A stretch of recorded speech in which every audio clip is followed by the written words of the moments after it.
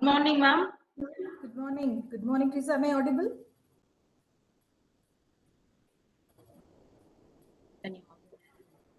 Teresa, can you hear me?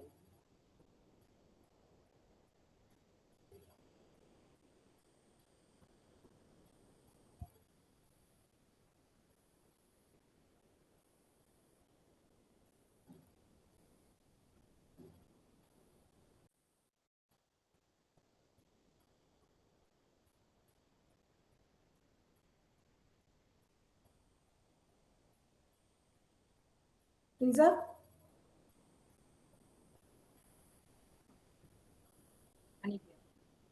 Teresa, can you hear me?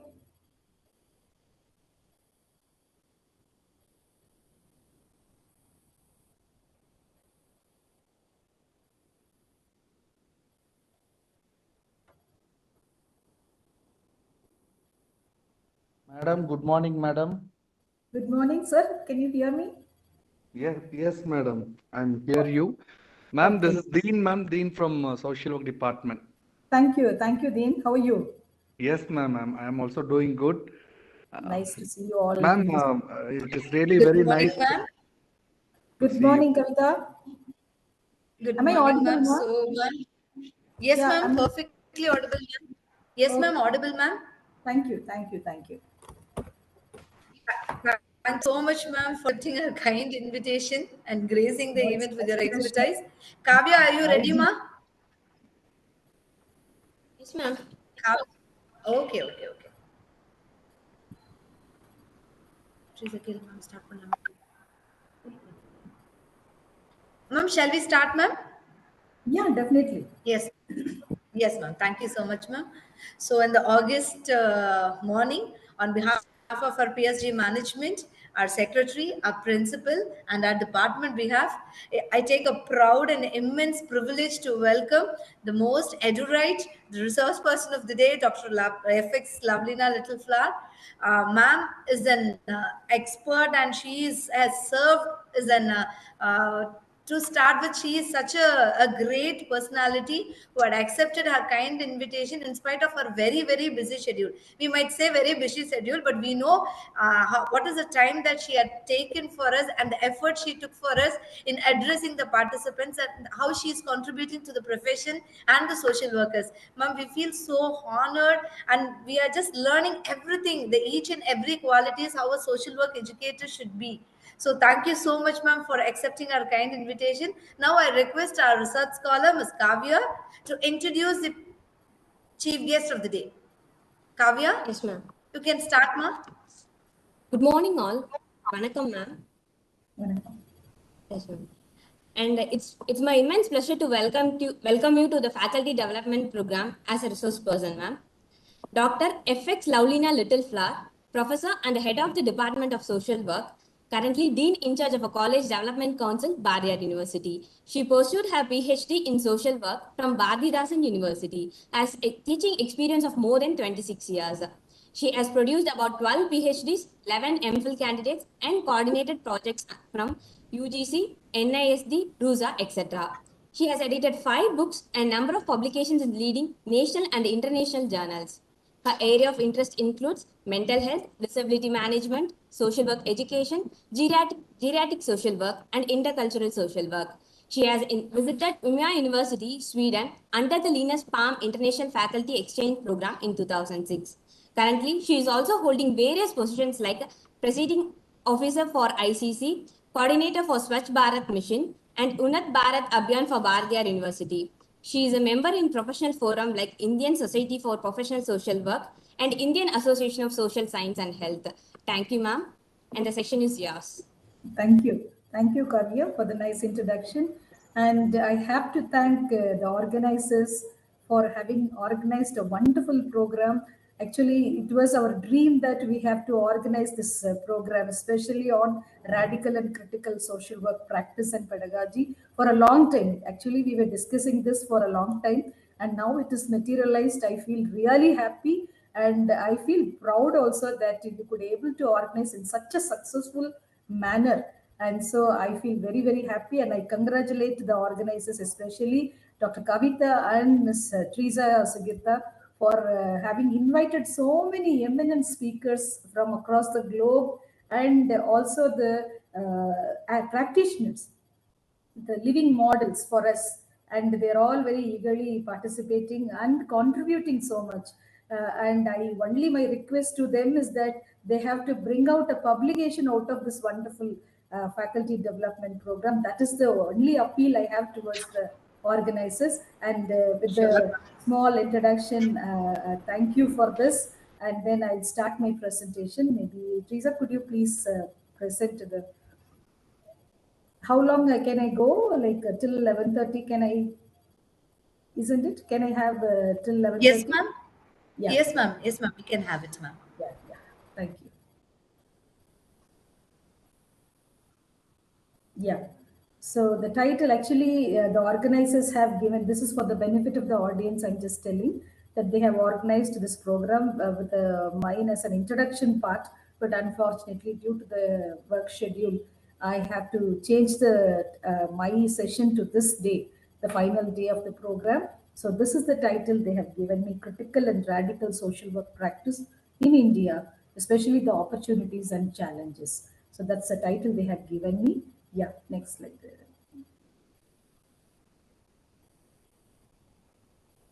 And I hope that the last 5 days of the inputs what you have received from various speakers, probably by this time you could be able to understand what is critical and radical social work practice, and how it is being practiced in various places, various countries, and how it is in India also the participants could be able to understand.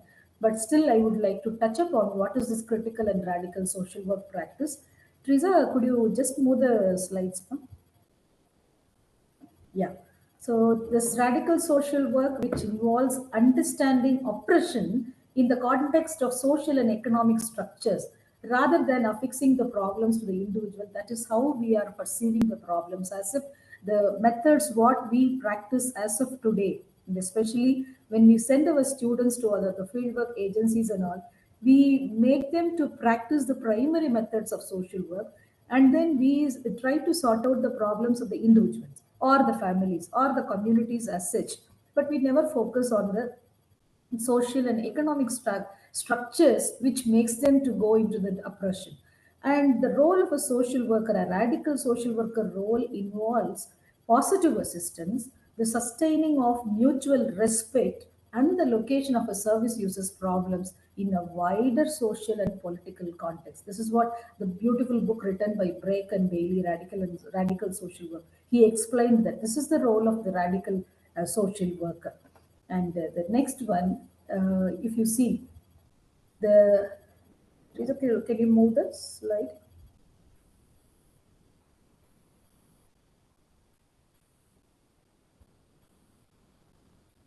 Yeah. So if you see the aim of the radical social work, you could see that these are all the aspects which it covers. It supports social work that strives to reduce poverty and inequality of income and wealth. That is the major problem, right from the independence or Republic of India till date. What the problem we face is that this poverty and inequality of income and wealth, and it is the same with all the countries also. It asserts the social work to improve people's lives not only by helping individuals and families, but also by striving for structural change. That is the major aim of the radical social work. And it challenges the culture of managerialism, that one person dictates and others follow it, and gives social workers confidence in tackling social problems. And it provides a forum for sharing experiences, discussing current events, clarifying views, and developing awareness of social issues.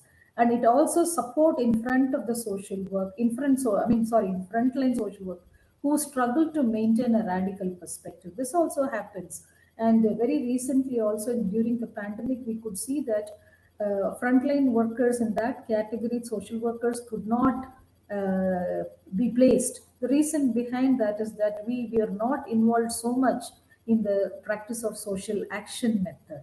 So these are all the aims we should think in our mind, or we should keep it in our mind, that at least from hereafter we have to have these ideas. With these ideas, we have to train our students and then we should make them as professional social worker with this background. And the next slide, it talks about the road. Now the where are we actually when we have these problems at the background? Now where are we? If you look at, we could say that, as mentioned by Michael Lavalette, he has said that radical social work today, it is at the crossroads. We have so many problems: social justice, meeting human needs, resistance, poverty, racism, managerialism, and welfare cuts. All these are there. And we also know the ways and means of achieving trying to solve the problems. But all that we know, but still we have all these problems. So now we are at the crossroads in which way to go or where to go. So that is the point here I'm making. And then the next slide, if you go, you could see that the the radical social work in equality and social justice, how it is being perceived. If you see social work profession, it worth defending and advocating for, not least in the form of critical radical practice, because whereby the practitioners, both individually and collectively, work to challenge and change the society, socially unjust and unequal neoliberal world we currently inhabit. So this is the base we should possess, or we should inculcate. But unfortunately, we do not have that. And it is undeniable to argue that radical social work, if applied in the ways outlined above, can make a significant contribution in alleviating the pressures of neoliberalism and capitalist measures in today's context of social work services for adults. If we can completely apply a radical social work approach to our practice as social workers, principles such as equality and social justice will become more prevalent. By this time, the problem would have been eradicated. Many problems would have been eradicated. But we always say that all these are unachievable aim. Poverty can never be eradicated. Unemployment will never go from this. So all this we feel that is because we don't understand the structural changes we have to make as social workers. That's where we fail. Instead, we try to find out the solution for the individual problems or the family problems or the community problems. We do many things, of course. Why we don't deny that we also do a lot of professional work, but not at the background of the structural changes what we are supposed to make. So that we fail in that. And next, if you see the next slide, is that it is talking about the examples, or before that we have the history of critical and radical social work. I could say that radical and critical social work has existed since the start of the profession in 1880s. You can see that from the settlement movement, even during the feminist and anti-racist social approaches of the 1970s, and more recent social action network also, there the radical social workers have contributed to the development of inclusive and genuinely anti-oppressive practices in social work. It is not that for the same namesake or for the sake of practicing different approaches or models. Instead of that, they have really contributed so much for the development of inclusiveness and also genuinely anti-oppressive practices. But these influences can be found not only in current curricula, projects, and ethical statement, but we could see that in the global definition of social work, which also suggests that social work promotes social change and the empowerment of liberation of people. So that is where we need to really internalize the concepts. Like social work promotes social change. Are we really doing that? That's a question. Are we really internalizing the meaning of that? And are we really disseminating this theoretical context, or this, are we really contextualizing this and giving this to our students, and are they going in turn to the society and practicing it? It's all a question mark. But we could see that it starts from the existence of our profession. That's what this history of critical and radical social work it says. And then if you see, is there any models, or are there any examples? Next slide, please. Is there any examples if we have? You can see that in the Latin America, where the social workers have been using service user empowerment through conscientization of for several years. So these techniques give primacy to the material circumstances affecting people's lives as well as the psychological effects of oppression. That means, so they were able to bring the conscientization among the people. So, and that has been happening for several years. And they were able to bring the changes. So that is the major thing that we have as an evidence-based example or evidence-based example it is available with us. And even the recent wave of austerity also helped give rise to a more radical reconceptualization of social work in southern Europe. In Greece also, social workers use their skills and experiences to speak truth to power. And they documented the catastrophic impact of austerity on the lives of service users, and through actions of civil disobedience, they refused to implement punitive policies. So they were able to do collective actions against these policies which the government has brought in. And these service providers, especially through the various actions of civil disobedience, and they refuse to implement the punitive policies.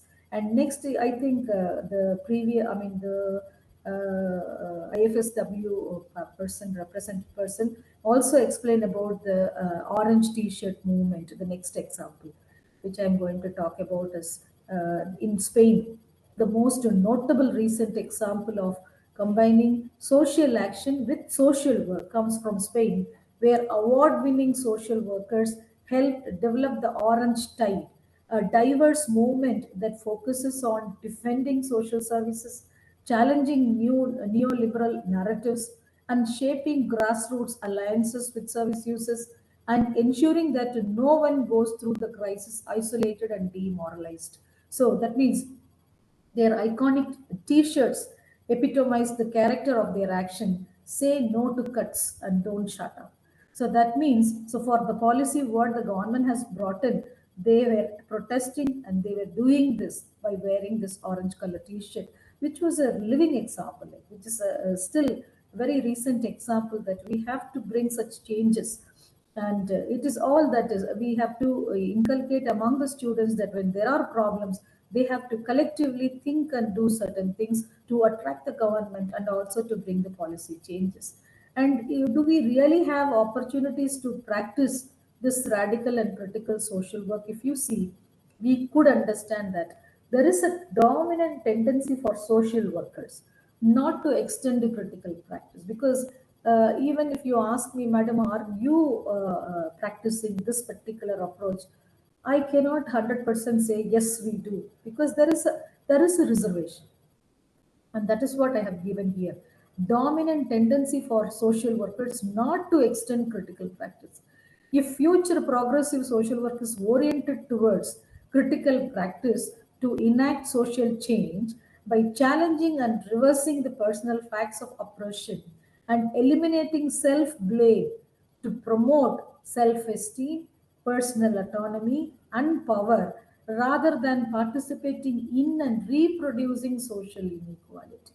So that is what we understand. So we always talk about two important, what do you call, the helping techniques in the social case for practice. We always talk about, one is environmental manipulation, the other one is environmental modification.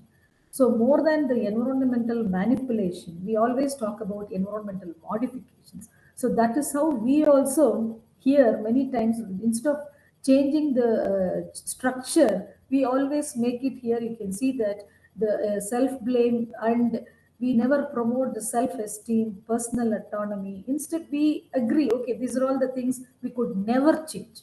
It will be there in the society because there are so many factors associated, and we cannot we cannot bring any change in the society. That is how we ourselves, I mean, making our own ideas, and we again and again reproducing this social inequality. It must be recognized that the facilitation of empowerment especially needs to be coupled with two things. One is that critical analysis of the issues. We have to tell our students, we have to tell our fellow faculty members, we need to discuss the critical analysis of the issues. We may have differences of opinion. Somebody will have a positive approach to certain things, We may have for the same problem, we may have a different opinion, but then we have to help the persons to think critically and analyze the issues. That's the first one. Additionally, this commitment needs to be parallel with creation of a climate for consciousness raising and critical reflection that questions oppressive and structures and beliefs in order to broaden interpretation of people's experiences to encompass the possibility of multiple realities. I can quote one example, maybe later when we discuss, we can also think about it. People walked during the pandemic, especially the migrant workers, they were walking from one place, they were migrating from the place where they were working to their native states in India. So, how do we perceive? And many dailies or many people, they have given their own perception towards this particular problem. People were saying that they should not have been allowed, they should not have been given such a short warning, or short, what do you call, like information that you have to, the lockout, the lockdown should be announced all of a sudden. So, all that, how do we perceive that? People have different kinds of opinions regarding that. But how to make the people to think critically and also understand with the background of the consciousness raising and the critical reflection of these issues. So that will question this oppressive social structures and beliefs, and in order to broaden interpretation of people's experiences to encompass the possibility of multiple realities. The foundation of building self esteem can be established by relabeling, recontextualizing, and normalizing experiences and responses. This is according to Krebs 1986 and Murray in the year 1993. This can be achieved by working within and validating a person's view of reality and valuing their experiences, as said by Postek in the year 1994 and Patrick et al. In the year 1994, rather than subverting these to a privilege to a medical label. Just because they have all these understanding and seeing things with multiple realities, people might not label them in a different way. So that we have to always remember. So making people think about the issues, number one. And I still remember my own teachers, they used to say that during those days, we do not have so much of this digital gadgets and all. So we had to depend only on the daily newspapers for understanding the social problems and the issues, or using the library, all that. So teachers used to insist to us that we have to read the newspapers every day from top to bottom. We need to analyze things. We have to discuss, debate, and then we have to come to a conclusion. And every one of us should have our own opinion towards an issue. But then there are many who do not have any idea or opinion about any issue. So that makes the problem. Like, people do not understand many issues from the core of it, and many times very false, superficial ideas and opinions they have without understanding the depth of the problem, and then they will criticize. So that should be avoided. And how it could be avoided is that educating them, or as I mentioned here, relabeling, recontextualize the meaning of it, that everybody has the right, everybody has the equality, all that has to be given at the background. And people with that background, they need to analyze the issue and they have to understand how to sort out these problems. So enormous opportunities for social workers now to work with this background in the society today, so that we have to bring it to the students. They have to understand, they have to be made clear about what is their role in bringing these changes in the society. Next slide, please. And if you see the Indian perspective, how it is, you can see social work, education, and practice in the country has been criticized for adoption of Western concepts and practice models, and their failure to devise indigenous strategies for social work. That is there. Many times we also feel that social work education in India needs indigenization, strengthening the understanding of local issues and devising local strategies for addressing them. We have to understand this. Definitely we need indigenous materials or indigenous practices, indigenous strategies, because In other countries, we could generalize certain things like the developed nations. If you take, for example, the social problems per se, they may have very minimum social problems. Say, for example, substance abuse or economic aspects. So very few problems, which would be the general problems for, I mean, across the country as a whole. But India, being we have multiple, otherwise so many multicultural context we have to understand here in India, and we have to understand the importance of indigenous strategies. And we have multicultural society. So in Tamil Nadu, we follow certain culture. In the other neighboring states, they may have different culture. So understanding the local issues with that background is very, very essential. Only then our mechanism would be more useful, and it would be really solving the issues. That's why I have given here. Uh, Many social workers feel social work education in India needs indigenization, strengthening the understanding of local issues, and devising local strategies for addressing them. And here, one more aspect also we have to discuss. Like many a times, the academicians, especially the people who are working in the colleges or the universities, we try to publish by doing our way of doing research in the curriculum, or our own researches, or the funded researches, through which we publish lot of materials as academicians. We or the curriculum requirements, we do a lot of publications. But what about the practitioners publication? Are they really publishing any articles? That will be more effective. According to me, it will be more effective, because day in and out they work with the communities, and at the grassroots level they interact with so many people. They come across a lot of strategies. In this place, this strategy will work out. So they understand that, and they are more successful.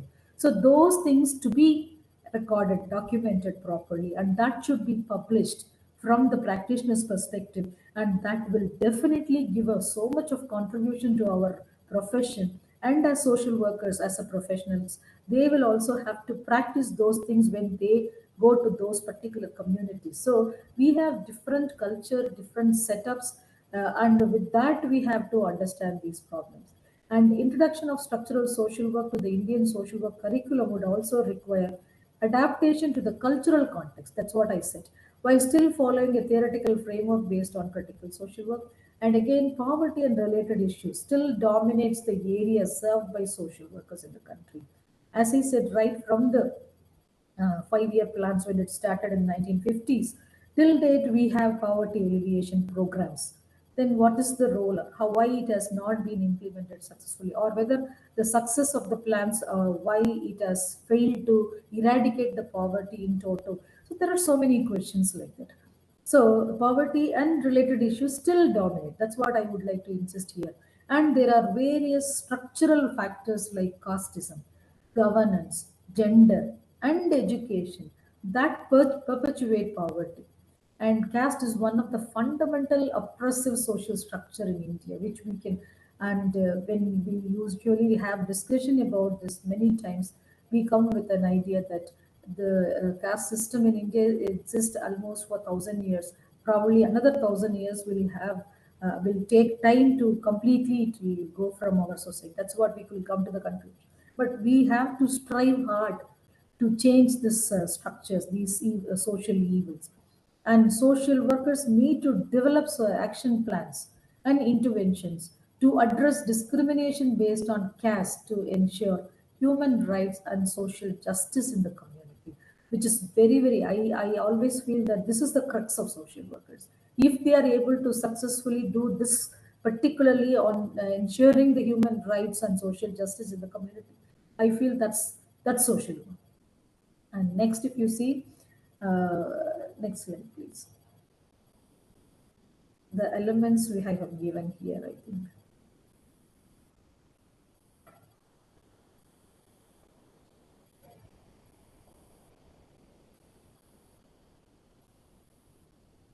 Teresa, could you change the next slide, please? Yeah, I have given the elements of structural social work. You can see here, as per Murray, the year 1979, he has given 5 practice elements. The first one is defense, maximizing access to rights and resources. So people should be given awareness consciously that they have lots of rights and they have a lot of resources. Yeah. So that is one thing, defense, first element. And then the second element is that collectivism. So it means that development of collective consciousness. And then the third one, if you see the element, it is grounding problem, materialization. It means grounding problems in access to resources. Then the fourth element is increasing client power and worker client relationship. And the final fifth element is enhancing client power through personal change. So that is these are the five important practice elements of social work. And in the next slide, I have given the pictures to make it more clear. The first one, if you see, defense of the client, the first element. Next slide, please, Teresa.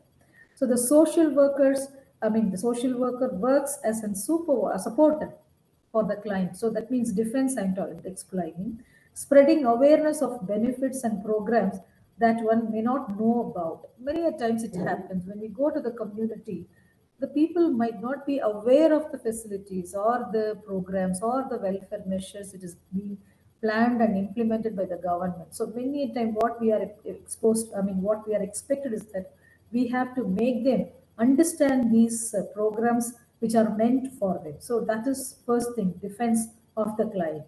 And second, collectivization. So if you see this collectivization, you can see that the next goal is to listen to to lessen the isolation of the clients by communicating the fact that other people also have the same trouble as they might. In other term for this collectivization, I could say that it is universalization. In the casework also we used to discuss about that. So it is universalization. You are not the only one having these kind of problems. There are many, at least almost all of them. We have one kind or other kind of problems. So all of us are having problems or troubles in the community. So that is collectivization. Materialization, the goal of materialization is to make sense of how people are living and how it influences their understanding of themselves and the troubles they may face. So materialization in the sense like, what is my life, what is my quality of life, how I am doing in the community. So that is the materialization. So third important element. And fourth one, if you see the next slide, so increasing client power in the worker client relationship. So the goal of the social worker here is to reduce their power and make the client feel more equal rather than looking down upon them. So how we can practice that? That means bringing out the talents or the potentials in the client. So for that, what we are supposed to do is that small tips like just calling them by their names, and then making them feel better that they also have a lot of potentials to sort out their own issues. And we just be submissive in certain ways. So that will definitely help them to have, to understand their own power. And the next one, if you see, enhancing the client's power through personal change. So that is again very important, that this structural social work practice works towards positivity of the client. So changing one's thoughts can help them to see their own potential. To help a client see their potential, one must identify the client's strong points. So here we always, I just reflect on the principles of social casework. Client self-determination. When we explain that, we always say that try to understand the potentials, or in other words, strength-based approach. Also, we talk about the skills what they really possess. So that we need to tap and identify, make them also to understand that they have expertise in certain things, like number one, number two, number three. We have to help them to understand, and we have to train them to see their problem, which is caused by their social context and not because it was their own fault. That is what here we discuss about this radical social work. So the difference between the ordinary way of teaching social casework and how here as radical social work we are supposed to teach. So there we always say that we identify the talents of the, or the skills or the expertise of the client, and we help them to understand that and then in the future they have to sort out those problems. But here this context is what we have to help them to understand, is that it was not their fault. It is the structural aspects which is making them in several domains, maybe political, maybe economical, maybe social. So these domains, these structures, or these casteism, what is the, which is the predominant problem we have. So all these become the problem or the underlying cause for their problems. That we need to make them understand and will help them to overcome these problems or personal changes. And if you take the next, if you go to the next slide, we can see that structural social work in the Indian context, you can see it requires special attention, as many of the struggles Indian society goes through are the direct result of, as I mentioned earlier, it is because of the social, economic, legal, religious, class, and caste structures. These are all the structures you have to always understand when you think about India, that we are, since independence, or more than 2 centuries or 3 centuries, we talk about all these issues, and even today we talk about the same issues. And the historical caste system still continues to discriminate against people based on the caste they are born into. And the economic and political changes since the 1990s, very recent 1990s, and this right-wing policies of subsequent governments in the country have contributed to social structures that challenge the livelihood, freedom of speech, and provisions of social justice, and even the minority rights of the citizens. So that is the problem we now face every day. Yeah, we face these problems in the, late 1990s. If you could assess, these are all the problems we are facing, and the social structure which we have to think in mind and keep it in mind. And for that we need to work. And next slide, if you see, there is also an increasing socio-economic strategy. Next one, please. So you can see that there is also an increasing socio-economic disparity influenced by global economic trends, as mentioned by Alphonse et al. In the year 2008. There is also an increasing socio-economic disparity. And this globalization, neoliberalization policies, all that they have brought in the socio-economic disparity. And it is increasing day by day. The gap between the poor and the rich, it is widening, and the poorer, we always say, the poor becomes poorer and the rich becomes richer, and the large sections of people have been marginalized due to the effects of globalization. And there is a mass usage by farmers in different parts of India, and in the decades and since the 1990s confirms this reality. Vidarbha suicides and all, if you remember, you could also refer in the websites that there are so many people, they kill themselves. This suicide happened because the farmers were not able to continue their profession as farmers, and so many problems they faced, troubles they faced. And to the extent that they have, even today, people used to give it in the newspapers and all, that people eat rats in the field, which is actually, there is no water, there is no production, and because of that they catch the rat in the fields and they take it as their food. And though there may be, they vary between states, within the states and across communities, the large political, economic, communal, and patriarchal structures remain the same around the country. And so structural social work proposes a progressive and radical social work practice method that would challenge these structural inequalities and oppression at micro, meso, and macro levels.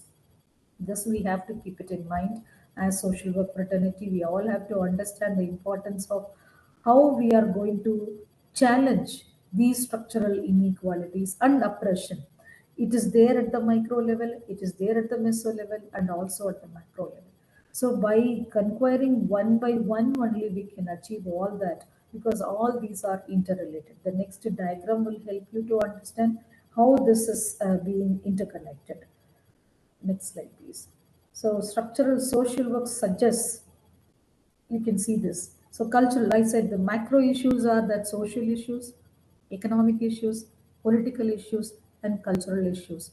And the structural problems in India is the center nucleus, you can see, and in the peripheral macro problems, you can see social four domains have given. And the micro level problems, if you could see that female infanticide, gender-based violence at the meso level, you can see there are so many issues, religion and patriarchal structure, globalization, unemployment, language differences, and climate change, caste, and cultural differences between the states. All these are existing. You can see that these are all the structural problems which we have, even at the micro level, macro level, and at the meso level also. The next slide, please.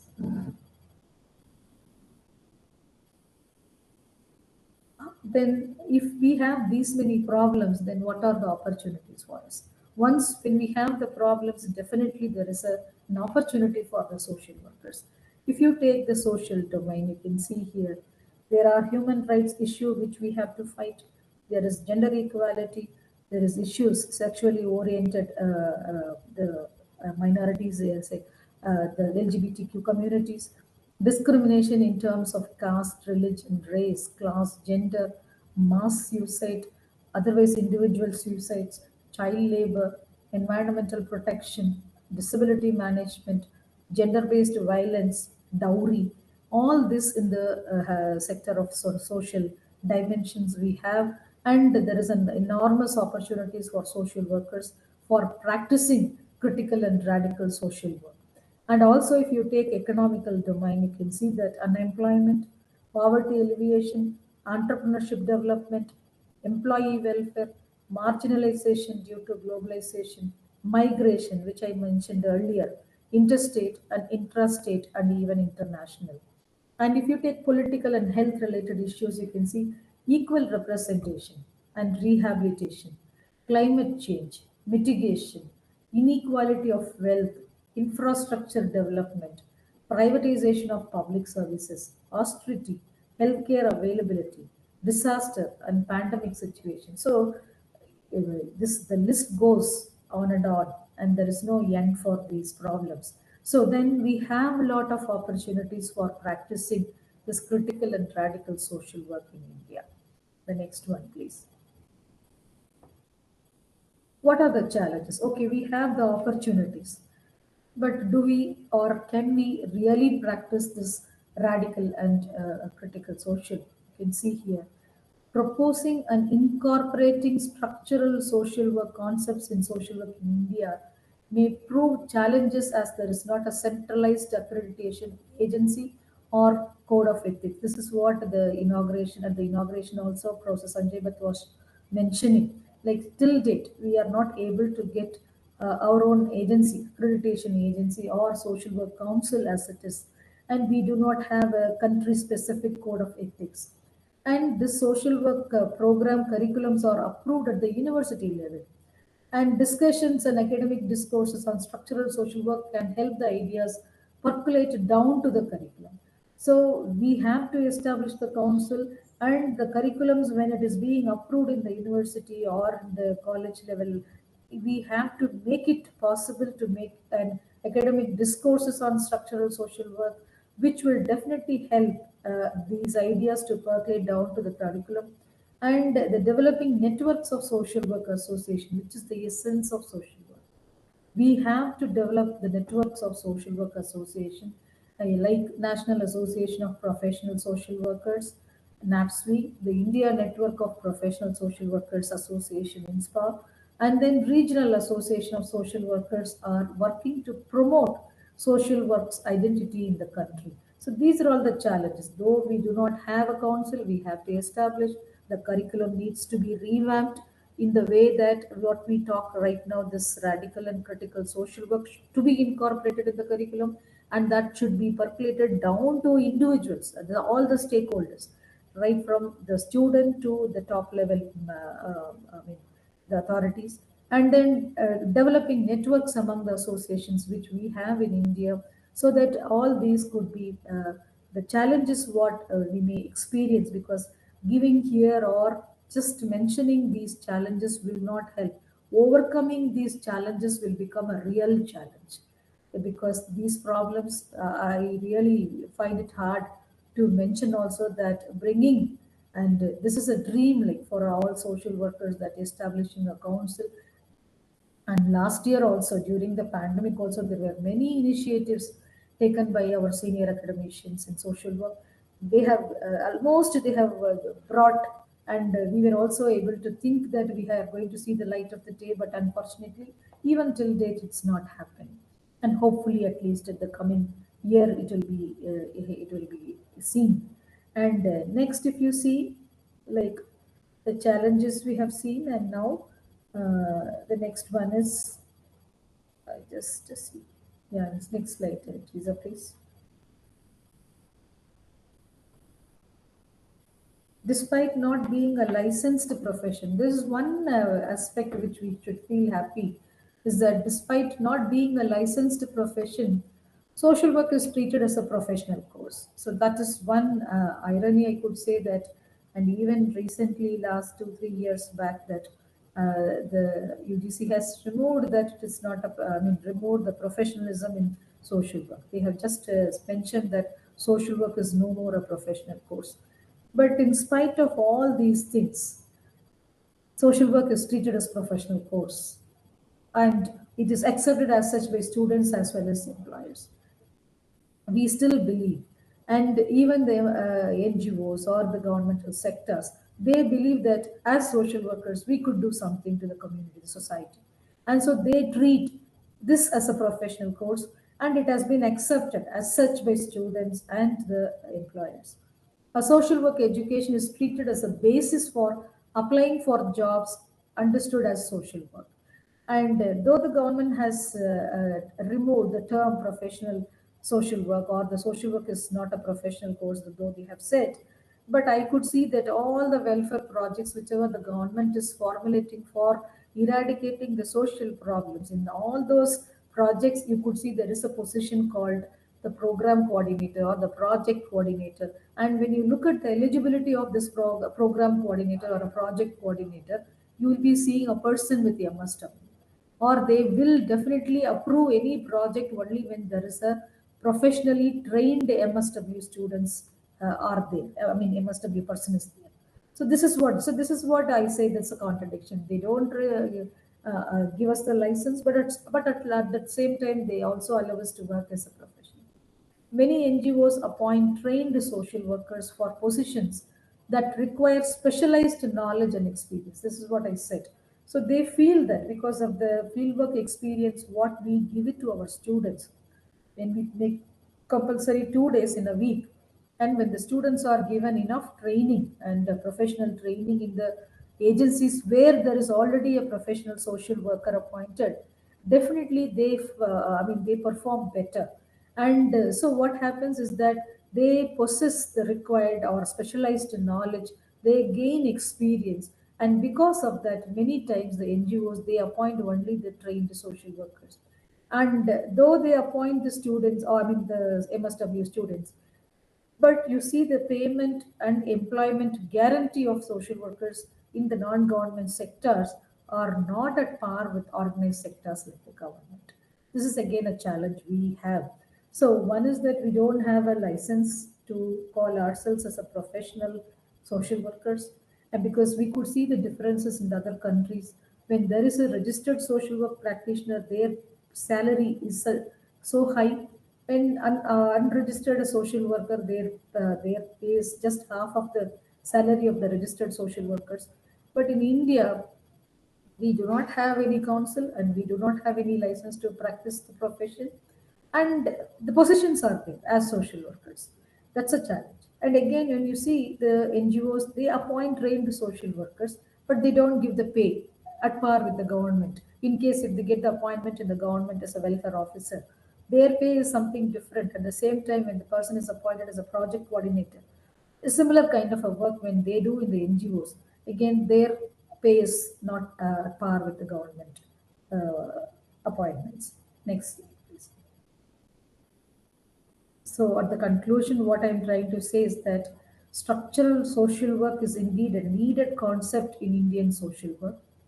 considering the oppression that occurs as a result of structural factors that we have to make clear to all our stakeholders, though they may vary between across states and communities.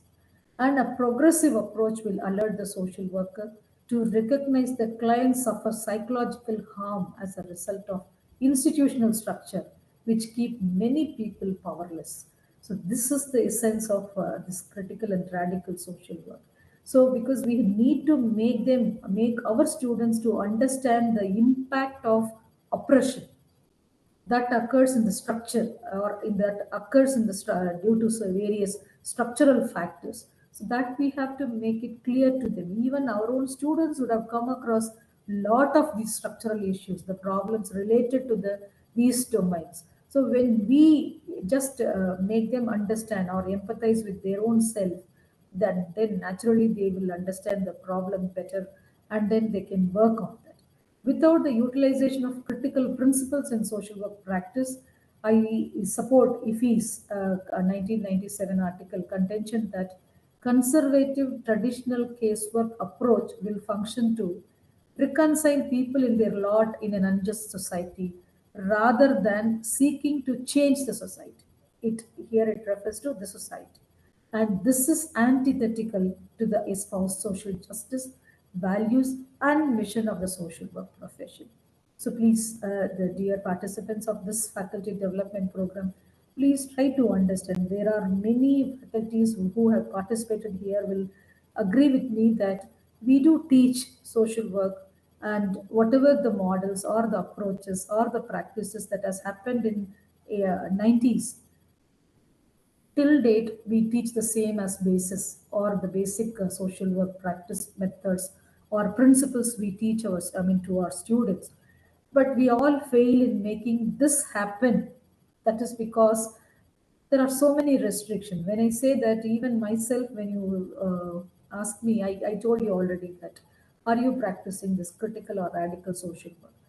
It's not possible for me. I have to agree here, but I have to overcome where I could do, how silently, how the civil disobedience I have mentioned in the examples when I said about what happened in southern Europe. The same way we could also do that. That we have to realize. We have to understand that where we fail, what makes us not to practice this social action. Even I could say that when we focus so much of this primary methods, we never give the same kind of a stress or importance to the social action method. And the two, the people who are working in the governmental sector, we do have a lot of other aspects like the authorities we always have to consider in our mind.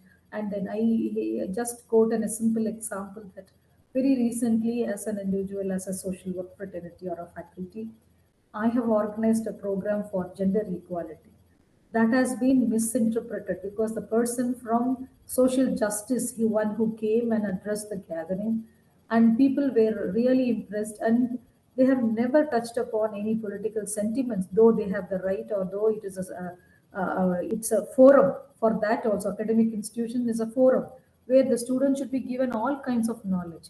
So that way, when I have invited a person from social justice, and he addressed about the gender equality and the problems the rural women are facing, that has been misinterpreted that as if I'm just talking something else, and that has created so much of unrest in the university.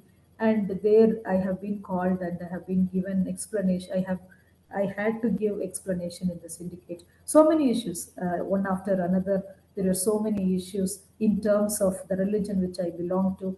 All that it happened. So I just give this as an example.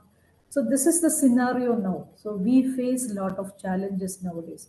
Though and it is a need of the hour that we have to practice this method. One thing what we need to understand to our own self and to our students or the stakeholders is that when we are going to make this happen, definitely there will be a lot of challenges in our day-to-day life we may face.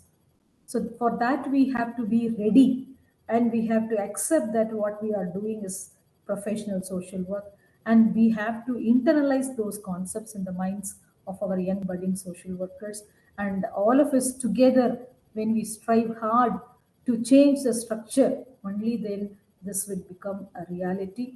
And what we really do is social work. So with this, I stop here. Thank you. And probably we can have discussions regarding the presentation, what we have, or you can also deliberate upon what you have in your mind. Thank you. And I once again thank the organizers for having given me these wonderful opportunities to share. Even I could say that when I have prepared for this, I myself could understand. So where we are or where I am and how far I have gone to this practice and what are the problems we are going to face in case if we are going to strongly recommend and implement the strategies to change the structural aspects in the society, what might be the problems we have to undergo, all that it was reflected by me.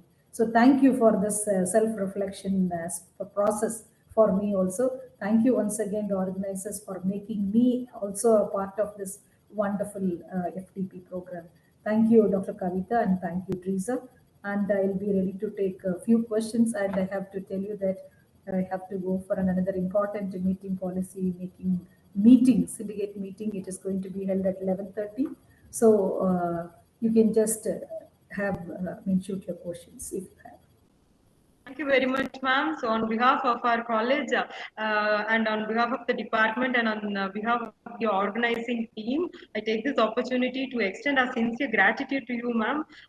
Though you were very busy, even during the inauguration, you were there in another program, and now you already have a meeting scheduled, and you were able to accommodate us into your schedule. So we are really extremely thankful to you for considering our invitation and for readily accepting. And throughout the program, we have contacted you several times for a lot of guidance, and you were always available for us to provide the guidance that we required at the most needed time. So we appreciate your contribution, and this is what as senior academicians, this is the support, maximum support that you could give to budding academicians like us. So you have been a guide, you are my guide, but throughout the program also, your support, your guidance, and the way you have helped us move, it has been really awesome. Thank you so much, ma'am. So once again, I take this opportunity to thank you. So over to the audience. If you have any questions, dear participants, you can either unmute your mics and you can ask your question to the resource person, or please do type your questions in the chat box. We'll take only a few minutes because ma'am has to join another meeting. So if you have any questions, kindly post your questions in the chat box.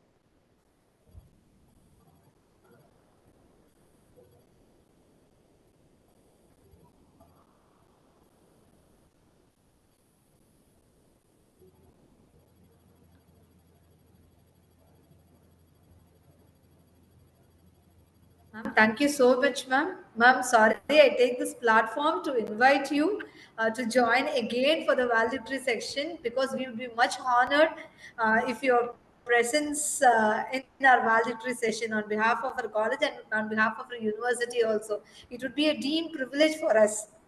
Do Definitely, join Dr. with us, Kavita. ma'am. Pleasure too. And Ready as for your I August said presence in the earlier, evening too. yeah, as I said earlier, I do really appreciate the efforts you have taken in organizing the program. It's quite amazing to see the speakers and also the today's speaker, Ms. Mata Padkar. So all that I really appreciate. Please, you young people, you have to go a long way. My appreciation, my wishes to you that you have to achieve many more successes like this. And I'm quite happy that I'm also a part of it. I'm a small part in this, but still you people recognize. Thank you so much, and let us all grow together. Thank you for the Thank you. opportunity. Thank you, ma'am. I don't think there are any questions, but there are a few comments from the participants. They have mentioned that it was a wonderful and very informative session. You have given a clear picture of the social injustices and inequalities that are caused by the structures, socio-economics and political structures in a country, and you have given a very vivid picture of the social problems and the scope for practicing critical and radical social work in India. And you've also highlighted the challenges that we do face because as like I had a question to Dr. Michael Lavlet. How do we respond to the radical the challenges that we face? There might be a lot of opposition. So he mentioned that it cannot be done individually, but as a collective movement. So you have rightly mentioned that all these are challenges where we don't have this collectivism because of the lack of association or this professional being members of, like most of us are not members of professional bodies. So this is a platform for us to understand the need for the social workers to join our hands together and form a collective movement and an association. And first of all, we need to voice out for our own rights to be recognized as a profession and to be given proper licensure in the country. And we need to take it further ahead. Thank you, ma'am, for the wonderful insights that you have provided. So once again, we are hoping forward to see you in the evening. Thank you. Yeah, thank you. Thank you. I like to join in the evening valediction also. Thank you once again for the opportunity. Thank you, ma'am. Thank you. Thank you all. Thank you. Thank you.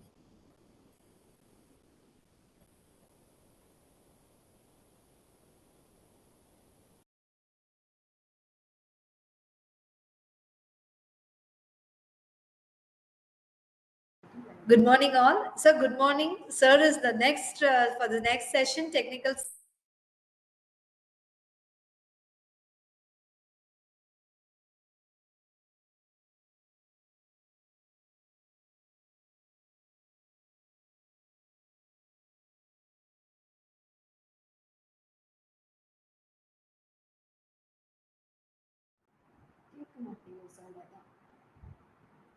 Sir,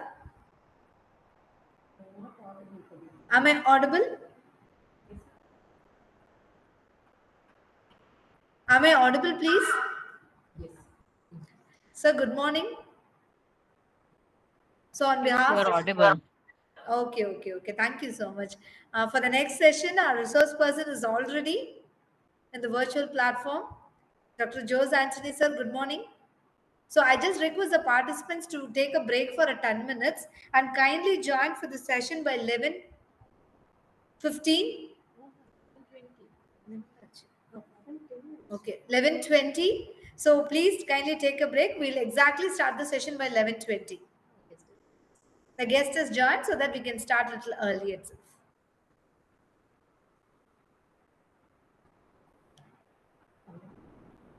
Sir, good morning, sir. Good afternoon, sir.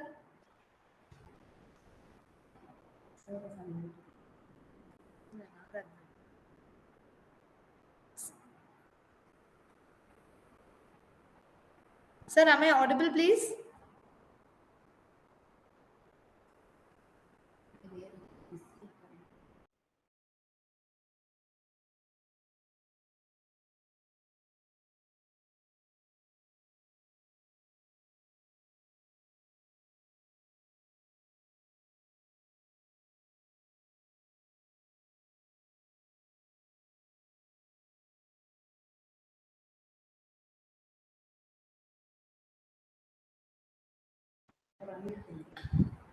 Sir, good morning. Sir, am I audible?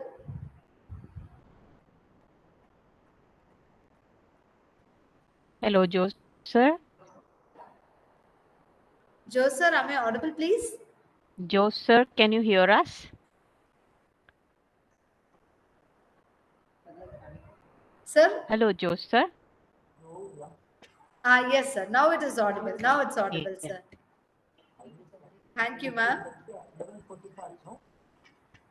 Yes, sir. But A little louder, sir. We can't hear you properly. Yeah.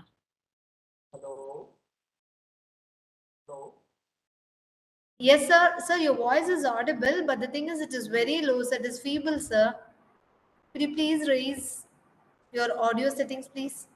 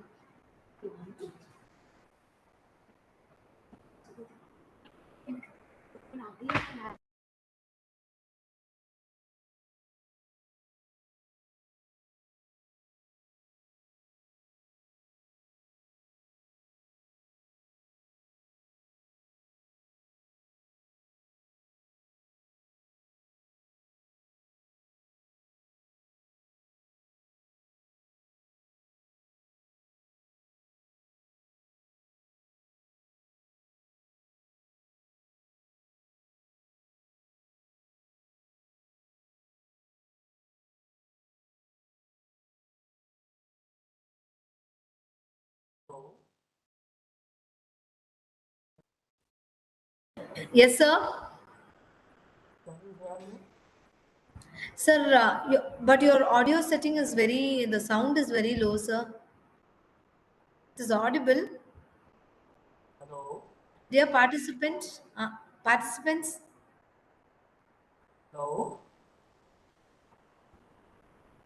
Yes, sir. Yes, sir. Now it is somewhat okay, sir.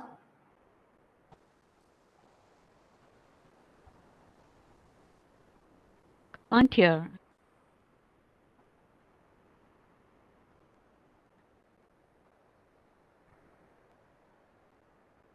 Good morning, sir. आपकी आवाज नहीं सुनाई दे रही sir. Can't hear you. It's too Sir, we soft and can't too hear low. you, sir. Yes, sir. Yeah. Sir, could you please rejoin again, sir, so that we can try it once?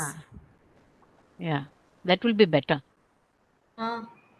Leave the meeting and join again.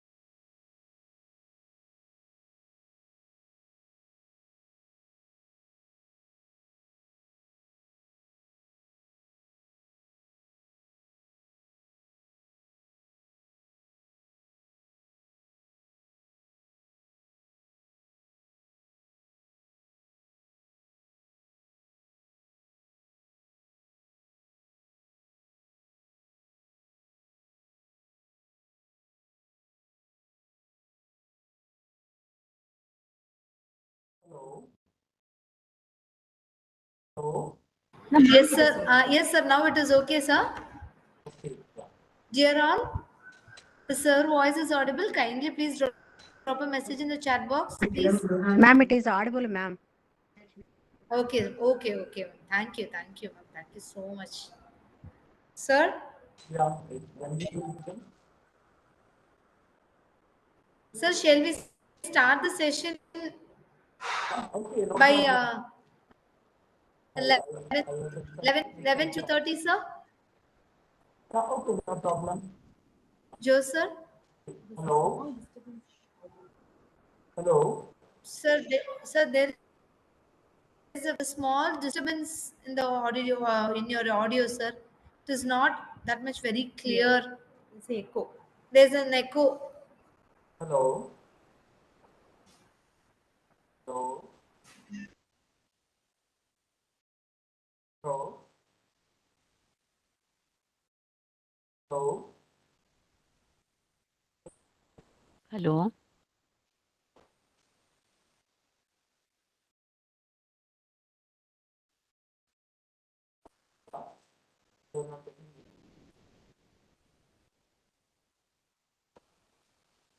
Yeah, tell me. Still can't hear you, sir. Hello. Uh, I will try.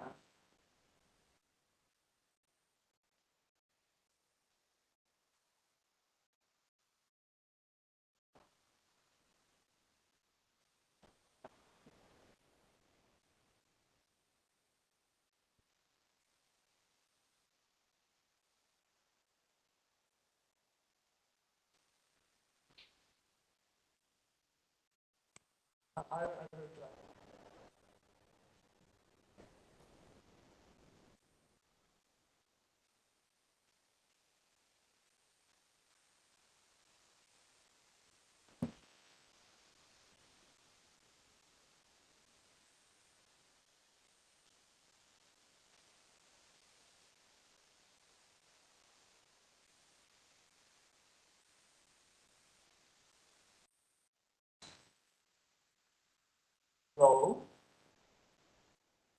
Hello. Hello. Hello. Yeah. Hello. Yes, we can hear you. Yeah. Can you hear me? Yes, sir. Yes, sir. Now we can hear you, sir. It is okay, sir. Yes. Sir? Yeah. Hello. Sir, good morning. Sir, thank you so much, sir, for joining with Yeah. us. Yeah. And you have joined in the morning itself. Thank you Yeah. so much for accepting our kind invitation. So, shall we start the session by 11:25 or 11:30, sir?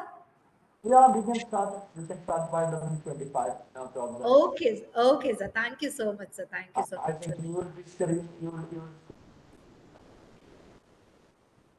That. Okay, sir. Okay.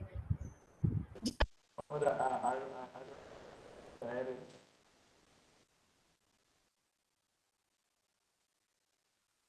Let me check whether I can say. Most respected participants, so a small request from our side. So, we request you, anyone, any few of the members can propose to share your views in the valedictory session. So please do revert back to us so that we would be so happy and be encouraged to do these kind of programs in future. So a humble request to you all.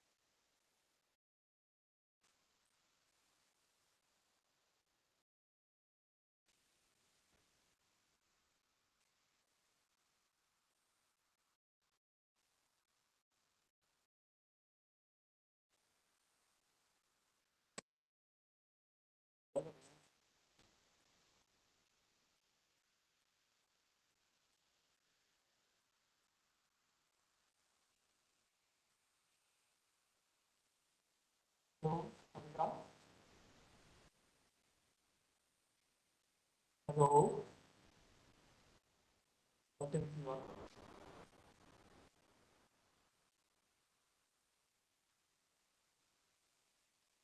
Yes, sir. Sir, your voice is audible for us, sir.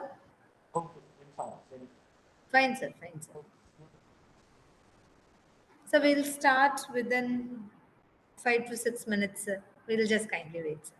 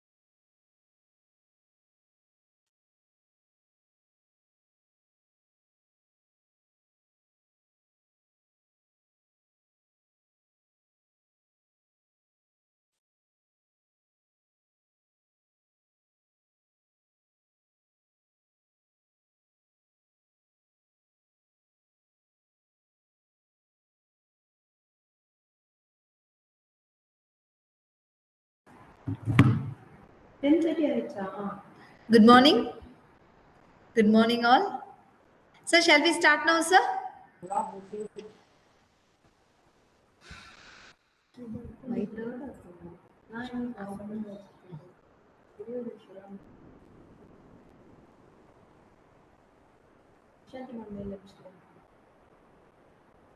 Good morning, all. So, on this August morning, I take it extreme privilege to welcome Professor Jose Anthony, sir, for our International Virtual Faculty Development Program on Critical Radical Social Work, Pedagogy and Practice Perspective. Sir, it's indeed a great honor to have you with us in this platform in commemorating our 75th Platinum Jubilee celebration of our institution. So we are supposed to celebrate on 11th August. So we are just marching towards the nation, and then we are celebrating the Azad Ki Amrit Mahotsav.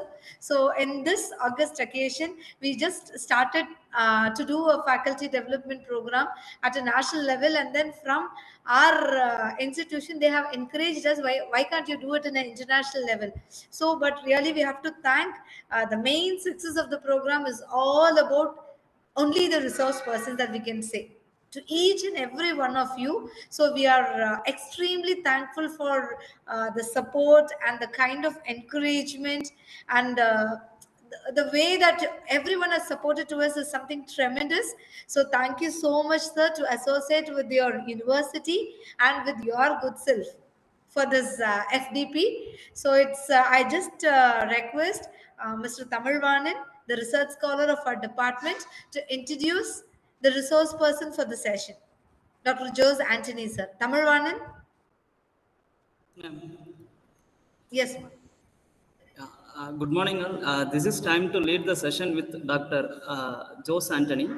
Dr. Jose Anthony is a postgraduate with the doctoral degree in social work. He is the professor and head of the Department of Social Work, Sri Sankaracharya University of Sanskrit, Kaladi, Kerala.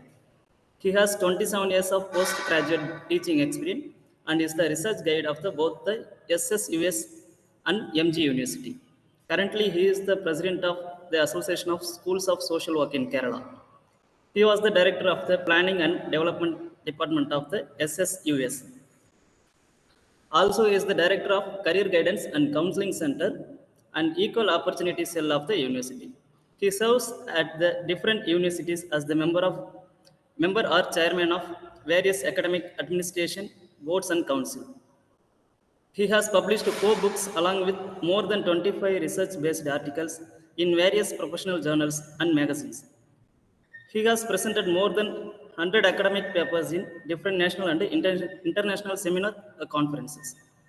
He is an acclaimed trainer on creativity, development, professional competencies, personality profiles, development projects and programs, and social cultural analysis. He is an active researcher on various issues related to human development and social process.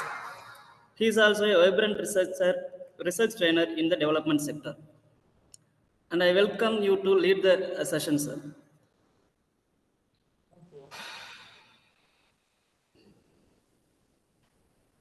Thank you, Tamilvanan. Sir? Thank you, ma'am. Yeah. Thank you, sir. The floor is yours, sir.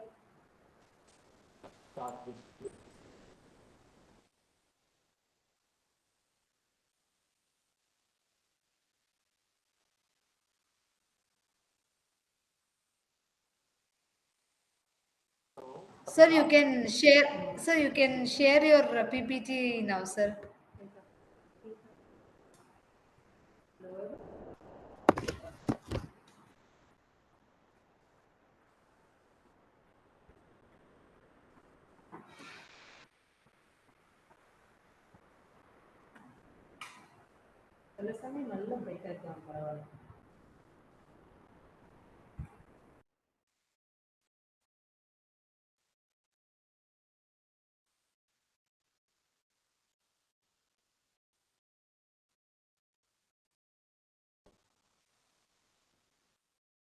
So, Samita, Yes, sir. It's visible, sir. You can go with slideshow, sir.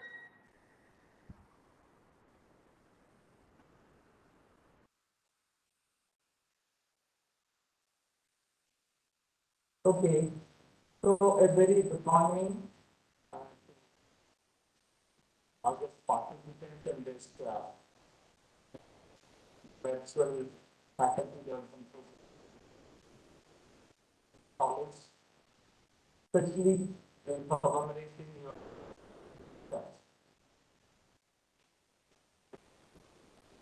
So it's a very good initiative to be taken, and you make everyone really happy and represent that PSC college is finishing this 35 years of its wonderful existence and so I think it is my privilege to be August gathering, sharing some of my thoughts, specifically with critical, radical pedagogy, and a specific theme which I was always fascinated with, the emancipatory Christianity. Because there was a time with me when I really was fascinated with the liberation theology, which needed to emancipate the people from the bondage of slavery. So I feel I'm very happy to be a bit philosophical in making my presentation. And thanks, Savita and her team and PSC College for giving me this opportunity to share some of my. I think I'm audible, Savita. Okay. Yes, sir, audible, sir, but the voice is Very disturbance, low. sir. Yes, sir. It's very I don't feeble. know really what happened in my system. Uh, I will make my voice a bit more higher so that you will get a bit more clarity. I think something is somewhere. I don't know really what happened. Can you? Am I audible? You're audible, but very, very feeble voice. It's I very don't know. low. Yes, sir. Some mechanical issues. And PPT also, sir, if you can make it full screen, it will be easy to read. Yeah, that will Sir, come. It's not yes, sir. for me. Kindly make it slideshow, sir. I have made it slideshow and slideshow. Sir, sorry, sir, if you don't mind, could you please rejoin it again, sir? I can, no problem. Yes, sir. Yes, sir. We'll try And it from once, a sir. different device if possible. Exactly, sir. Because in the same device, If same you problems will want keep coming. Yes, sir. If you Maybe want from PPT phone to or share, something else. Yeah. If you can use the PPT from there, that will be sir, fine. if PPT to be shared from our side, we can share no issues, Yeah, sir. Yeah. do that. You can join from mobile device also, sir, so that we can share from our end. Yeah, you just do one thing, you just uh, share the PPT from there. Yeah, so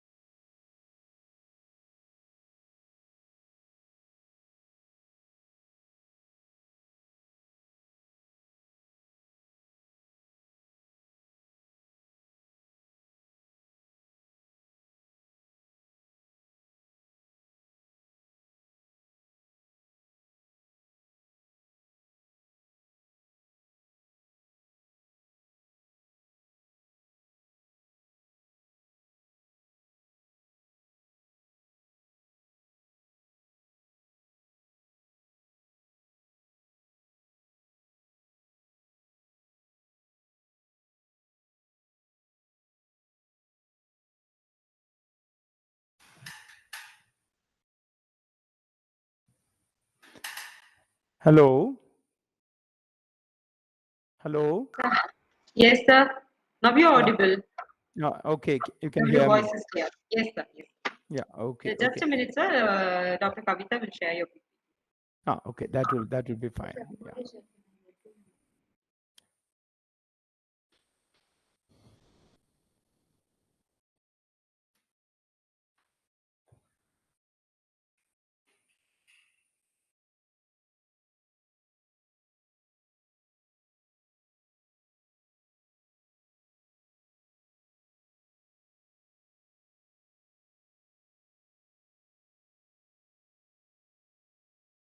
Yes, sir. Hello. Hello. Sir, we can hear you, sir. You can start. The PPT is ready. Yeah. I think the PPT is being shared, no, from Yes, that sir. side. Okay. So shall we begin? I'm sorry that there was some technical issue with my sound system.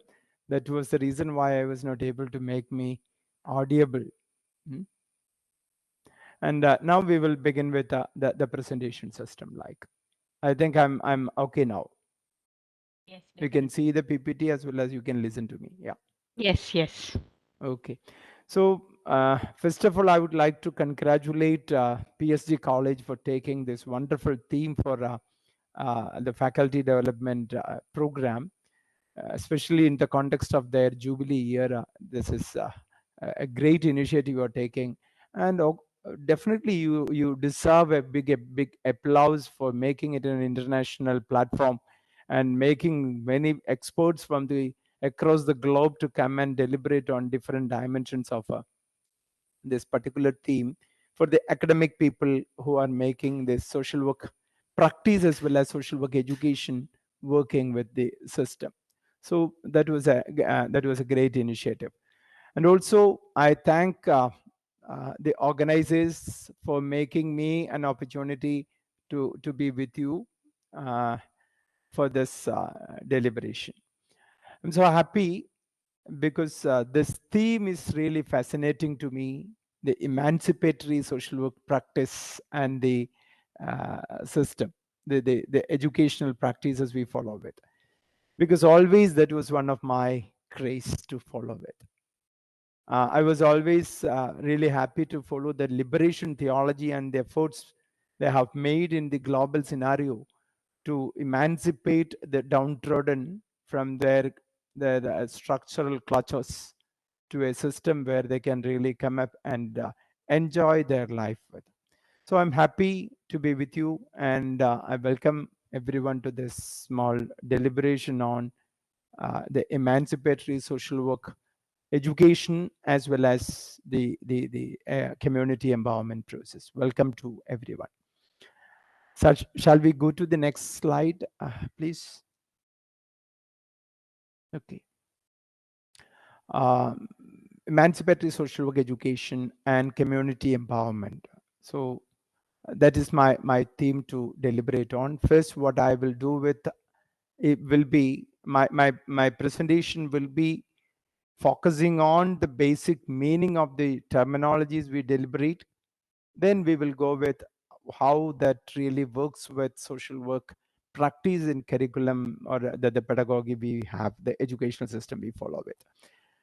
So we will quickly go through the presentation, and I will also do that deliberations. Then we will have, I think, time to make a discussion mode after the quick presentation process. With. Shall move to the next slide, please. Okay.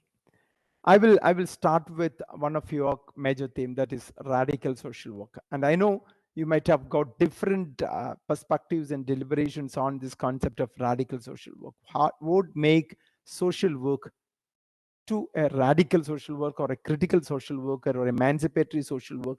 We call different words now. Green social work, international social work, radical social work, critical social work. Different perspectives are there. And radical social work deemed to be the foundation in the development of theories such as anti-discriminatory, anti-oppressive, critical social work theory and practice, like anti-discriminatory. Why we need to have an anti-discriminatory social work practice, why we need an anti-oppressive social work practice, why we have to think critically on what is existing in the social system. And it is said to have transformed the traditional social work value base of individual assistance given through the social case work or group work, supports given through the social group work, or welfare and developmental schemes and projects provided through the community organization process. Or sometimes we do researches on this through the conventional practices, or we do social welfare administration through the policies are being transformed into action and programs, and we administer that. And sometimes we talk about little bit of movement here and there, or some sort of social action initiatives here and there. And generally the social action movements are not initiated by the social workers per se, they are being taken up by the social activists. That's another coinage we talk about. And this particular perspective on radical social work has really challenged the traditional understanding of social work and has come out with this issue of how we work with the oppression process. Anti-oppressive values have come in the framework. It has really challenged the traditional social work concepts. And I think the social work fraternity with this type of perspectives and terminologies like radical social work has forced to think other than the traditional systems. And we will think accordingly with. Next slide, please. And along with the radical social work, we understand there is a concept, critical social work. And it is an application of critical theory. And we have to look what is critical theory also, perspective to social work. It addresses social injustice as opposed to focusing on individualized issues. Usually, social work in its historical perspective or in the traditional understanding, and what is being usually taught in almost every social work educational institution, is a process that the individualized issues of the person, psychosocial problem solving, psychosocial adjustment, group supports. And that was the concept going on with. From the context of industrialization, where the migrant people had a lot of troubles and adjustmental issues, where we started our professional practice, has basically being tied down with that type of understanding. And here, as a social work educator, as a social work practitioner, as a social work student, how we become critical on the social order, the social system, the structures, and how we are critical on our own strategies, techniques, theories, principles, and systems of addressing these two. So the theory and practice which assumes that the economic, cultural, and social structures are privilege of some and not others. And this economical theory of capitalism or the political ideology of the West, basically working with the free market economical system and the free political movement system, or the most liberalized rightist plus the political ideologies existed.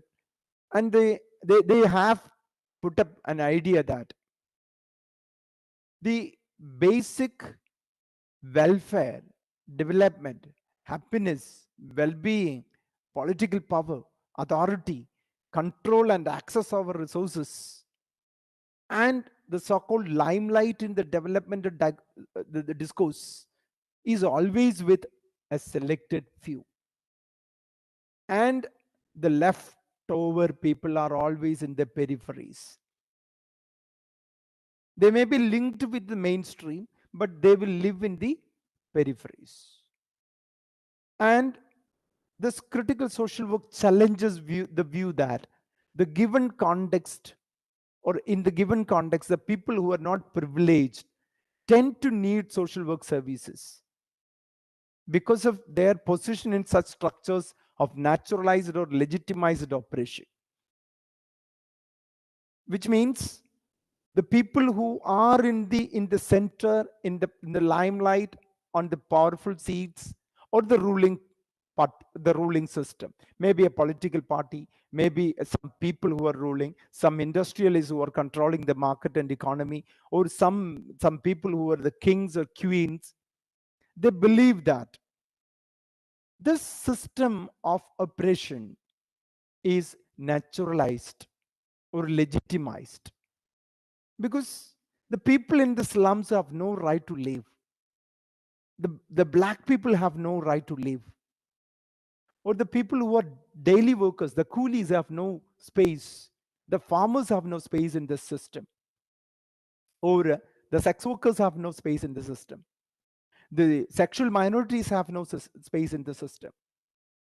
The children who are living in and they're making their life in the street have no space in the system. Women as such is missing in the system. Geriatric people are always to be in the peripheries. So who are they? The white young rich male who controls everything, who owns up and operates the resources. So they believe that this is a naturalized or legitimized system of oppression where we have the right to oppress the others. This is a philosophy. And critical social work really challenges that. Or it critically review the social work which is positioned by the state to do the status quo maintenance and provisions of welfare schemes, legal safeguards, assistances given to such people. This is what they really think.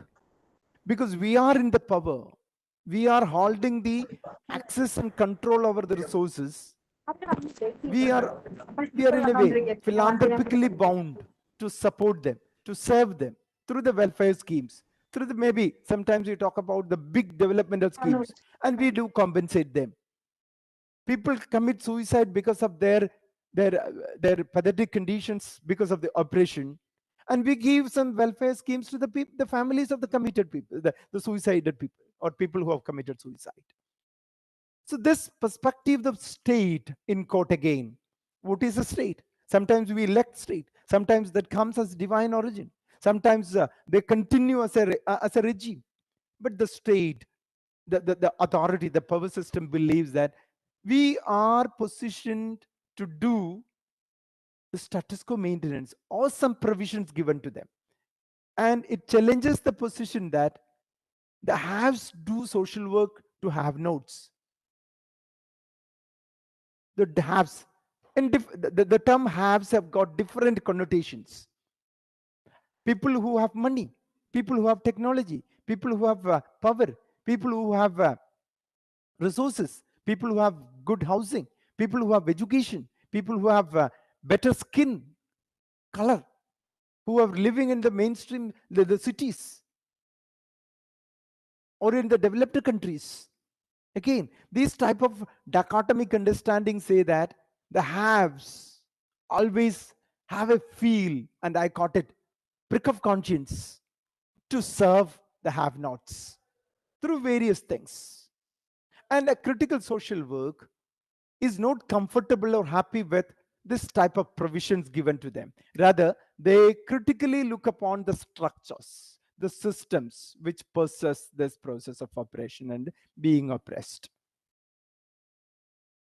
And next slide, please. We will go like. Next slide, please.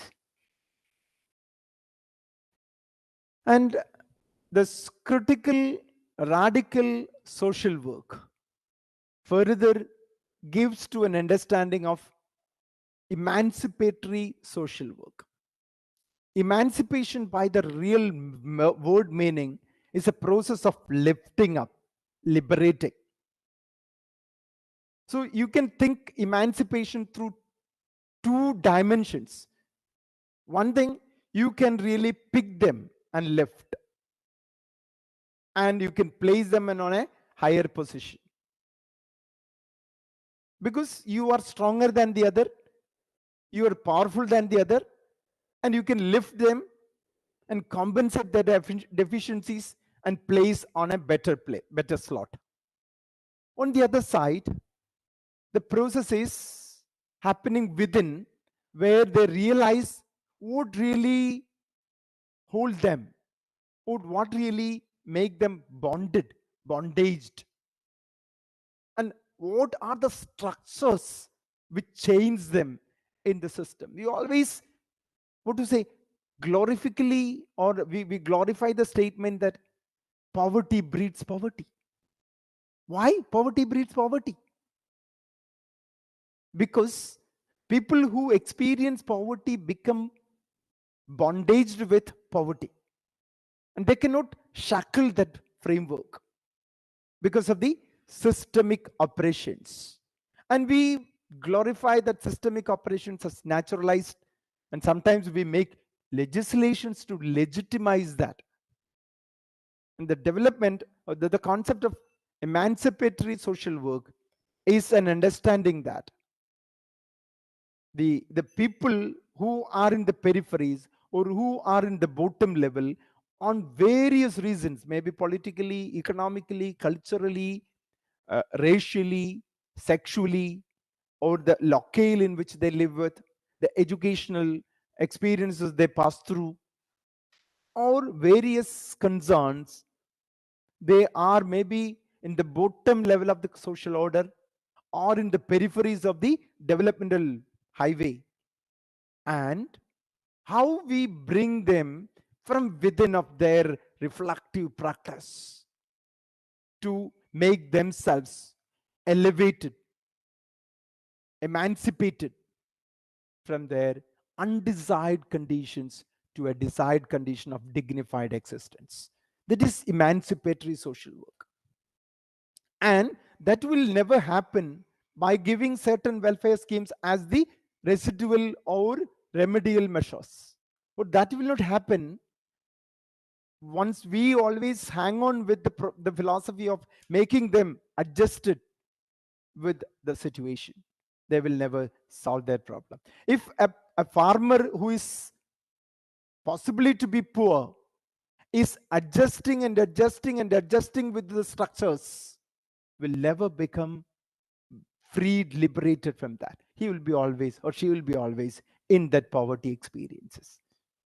So how we work with this type of fragmented, distorted, maybe excluded communities or existences to make themselves emancipated from their plights. So the development of critical consciousness has the potential to contribute to radical, critical, and empowering social work practices. And emancipatory processes are this: radical processes, critical processes, empowering processes, and all. And the practice is developed on the basis of the specific social work educational systems and pedagogy of the oppressed, and also known as pedagogy of the freedom. How we make this oppressed free, emancipated.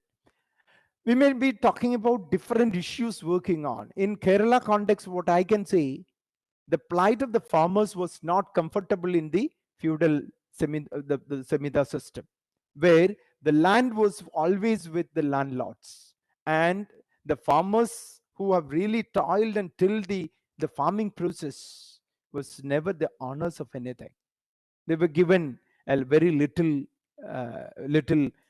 perks for their works. Like, even it was not a wage concept. Even they were given with perks, maybe the leftover things. And always the rich have really enjoyed, the landlords have really enjoyed. So how this system have to be changed?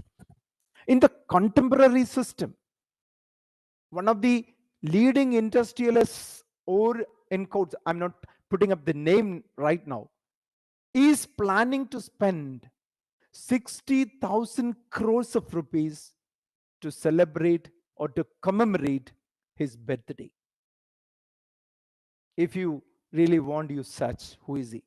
And I'm really shocked and thinking, like, where this much money is there, resource is there, with one individual system to celebrate a birthday with 60,000 crores of Indian rupees. And that's only just 8% of his total asset as it is calculated. How this much money is being amassed with a few people. On the other side, millions of Indians are begging for one-day meal. Kerala is again experiencing a process of flooding on one side. Repetitively, we are encountering floods now in Kerala. On the other side, we are extracting all natural systems of protections, like we are mining the mountains, we are mining the rocks, and we are mining the sand and making wonderful, great constructions, maybe in the name of the developmental processes like big highways, big bridges, big airports, big railway tracks like. And there are people who are really fighting for such big developments. Who benefits out of it? And on the other side, who is really getting oppressed? And this philosophical, practical, theoretical understanding on emancipatory social work may be underpinned by the Marxian, Freirean, Gramscian, or Althusserian philosophical and theoretical analysis. And the pedagogy is the pedagogy of the praxis. Pedagogy is the pedagogy of the praxis. We will come to that slowly with. And I will be just quickly running through these 4 important philosophical, theoretical discourses which have really contributed a lot to the radical, critical, emancipatory perspectives. And definitely, which is not that much being treated or incorporated with the social work literature or social work educational processes. And I believe this is very, very significant to bring out such combination, not with a single philosopher to go with. I think we have to work with a very comprehensive, eclectic perspective of understanding all these type of philosophical, theoretical discourses if we want to understand radical social work, critical social work, or emancipatory social work. We will have a very, very, what to say, a skeletonic, skin deep, quick tour with these 4 philosophers. Next slide, please.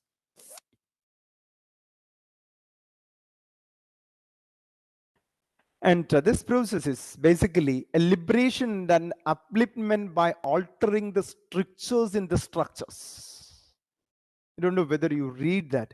The strictures are controls in the structures of the existing pseudo-normalities.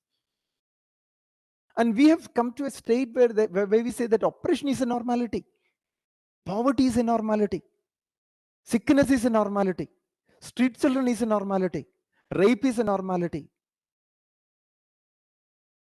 And this is what is being propagated through the media now. If all politicians are, are people who are exploiting people, that becomes a normality. Because the classical misunderstanding of normality as the majority in the cultural process. If majority is doing that, that becomes the normality to go on. And the right-based interventions than the duty-bound restitutional and remedial welfare compensations.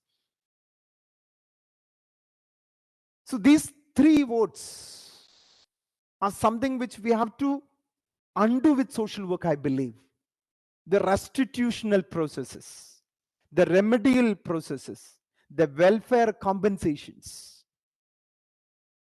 How we can justify these processes if you talk about emancipatory social work? Because restitutional, remedial, and welfare compensations are basically to make that particular system adjusted, and adjusted. It never rework with the strictures of the structures. And the emancipatory social work is a process of acting critically and radically in the given context to shackle the existing system of operations, to transform the existence from the undesired conditions to the desired conditions of existence, and further ensuring the dignified experiences of well-being and empowerment of the individuals, groups, communities, and the general environment in total. I'm just trying to give a comprehensive statement on, it's not a definition, a statement on what is emancipatory social work. And the process of acting critically and radically in the given context to shackle the existing system of oppressions. Thereby, we transform the existence from the undesired conditions to the desired conditions of existence. Sorry, that's repeated. And further, ensuring the dignified experiences of well-being, being happy, being well, contented, and empowerment of the individual groups and communities and the environment in total. So this is my explanation on emancipatory social work process as well. Next slide. I made this understanding from the philosophical discourses of Karl Marx, Althusser, then Gramsci, and definitely one of my fascinating philosophical educational thinker, Paulo Freire. We will have quick go through of this pillars in the system. Next slide, please.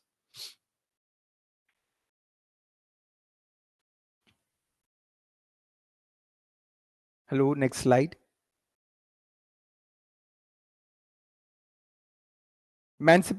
Sorry, okay. Previous slide. Okay.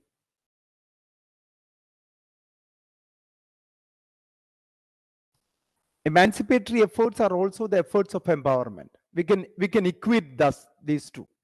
It's based on the perspectives of liberation and transformation of the systemic rebirths for the upliftment of the people and the nature in the peripheries. It's critical and radical actions against exclusion, exploitation, discrimination, hegemony, oppression, displacement, extortion, extinction, deprivations.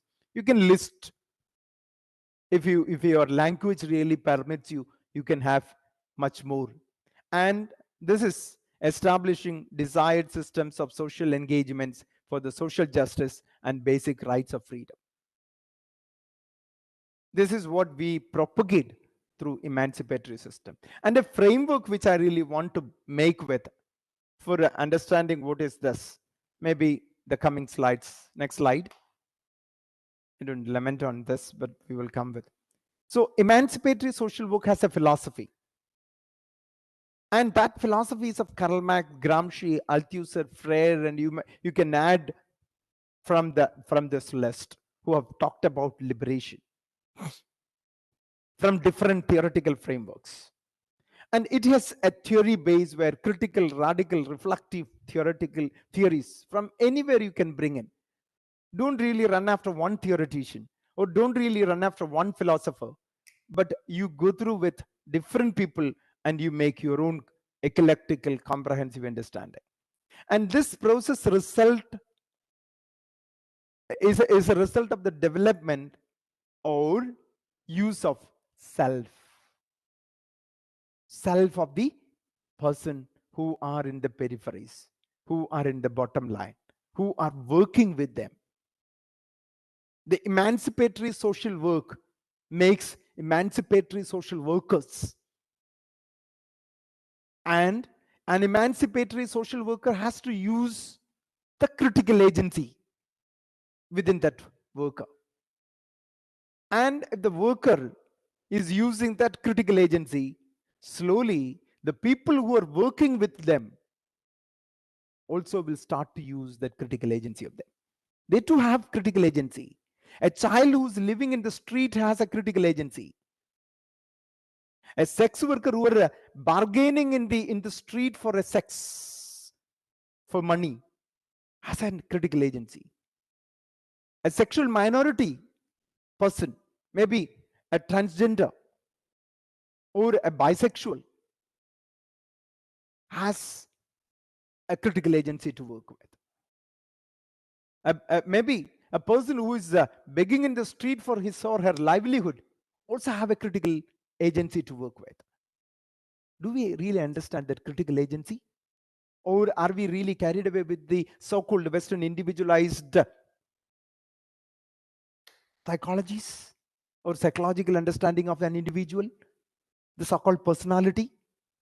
Or are we really running after the meritocratism, They are suffering because they don't have the merit.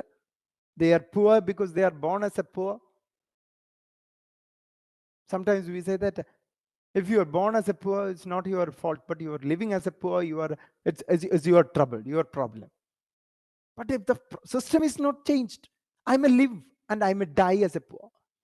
So when I realize the critical agency in me, and the emancipatory social worker should so develop unique skills to work with. It is not the conventional tailor-made skill set of doing counseling or doing psychosocial assessment or doing psychosocial adjustment processes or giving some therapeutic interventions or doing preparing and running some community development projects or organizing some groups and making them do with. All these methods and strategies can be used, but a bit different. How? Problem posing and thereby emancipation from themselves to solve that problem. How we pose the problem to them. And it should have its own principles and procedures. Because emancipatory social work is not a simple movement, is not simple an action system. Rather, we should definitely work with, because emancipation is a process that happens through the social work processes, through the social work methodologies, and it applies specialized strategies.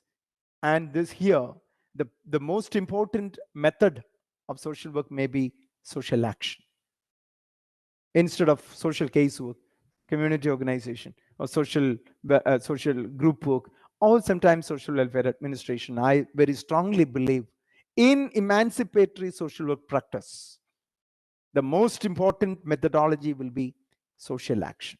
But I don't know, always social action is treated as a subsidiary stream of community organization in broader sense. And most important work of a emancipatory social worker is contextualization of that problem experienced by the people in the bottom level or in the peripheries with the multi-dimensional and comprehensive image. So this small framework which I'm thinking on the emancipatory social work, I believe has to come into the social work educational processes in the curriculum.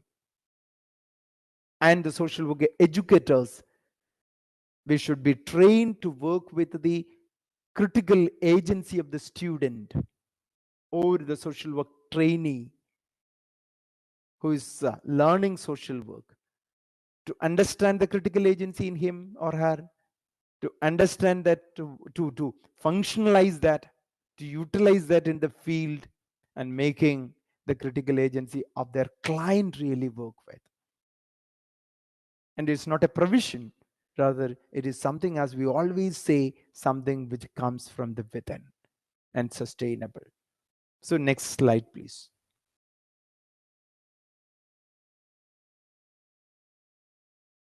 Hello.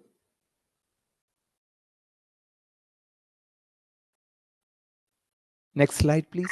Yes, sir. Yeah. And these authors, I think, as social work educators, are not unfamiliar, but we are also not that much familiar. We have heard these names and sometimes some textbooks, but we really don't know what is the process they are talking about. So Karl Marx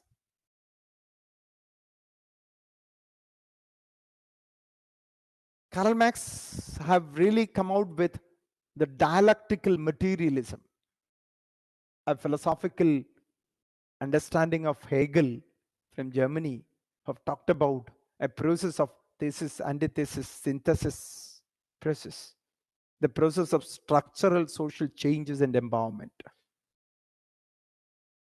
There is a thesis, which is the existing system, and the critical agency of the client becomes the antithesis towards that system. And this thesis and the antithesis will have a critical interaction, maybe a class war, maybe a conflicting understanding, maybe a bargain, maybe a negotiation, maybe a listening, maybe a lobbying. It happens. And as a result, there will be a synthesis emerging. And that synthesis will be something Marx always dreamed, or Hegel also always dreamed, that will be something good. Sometimes may not be. But they believed that the system will be slowly purified from a very class dependent order of the haves and have nots to a classless order where the haves and have nots will not be there. Everyone will have equal access to the resources and the products. And he is structured and sanctified. Sorry, his thinking came in a structured and sanctified system of feudalistic exploitation. Marx has brought Hegelian theory into a materialistic interpretation of the history, where this feudalistic exploitation was always existing. And class war, the haves and the have-nots, to a classless society. The cultural hegemony is the dominance of a culturally diverse society by the ruling class. That ruling class may be politically ruling class, economically ruling class, religiously ruling class, culturally ruling class. You will find the ruling class in multiple colors and in multiple, jars. And they manipulate the culture of the society, the beliefs and explanations, perceptions, values, and mores, so that the worldview of the ruling class becomes the accepted cultural norm. The worldview of the ruling class become the accepted cultural norm. Very recently, have you read this of curtailing the words as in parliamentary? Whose culture,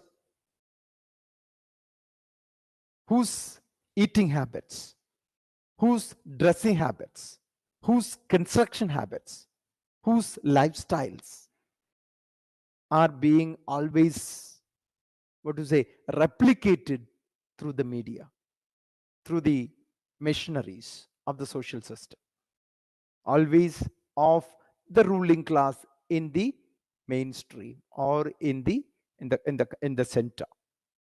As the universal dominant ideology, the ruling class worldview misrepresents the social, political, and economic status quo as natural, inevitable, and perpetual social conditions that benefit every social class, rather than as artificial social constructs that benefit only the ruling class. Marx was always questioning that existing system.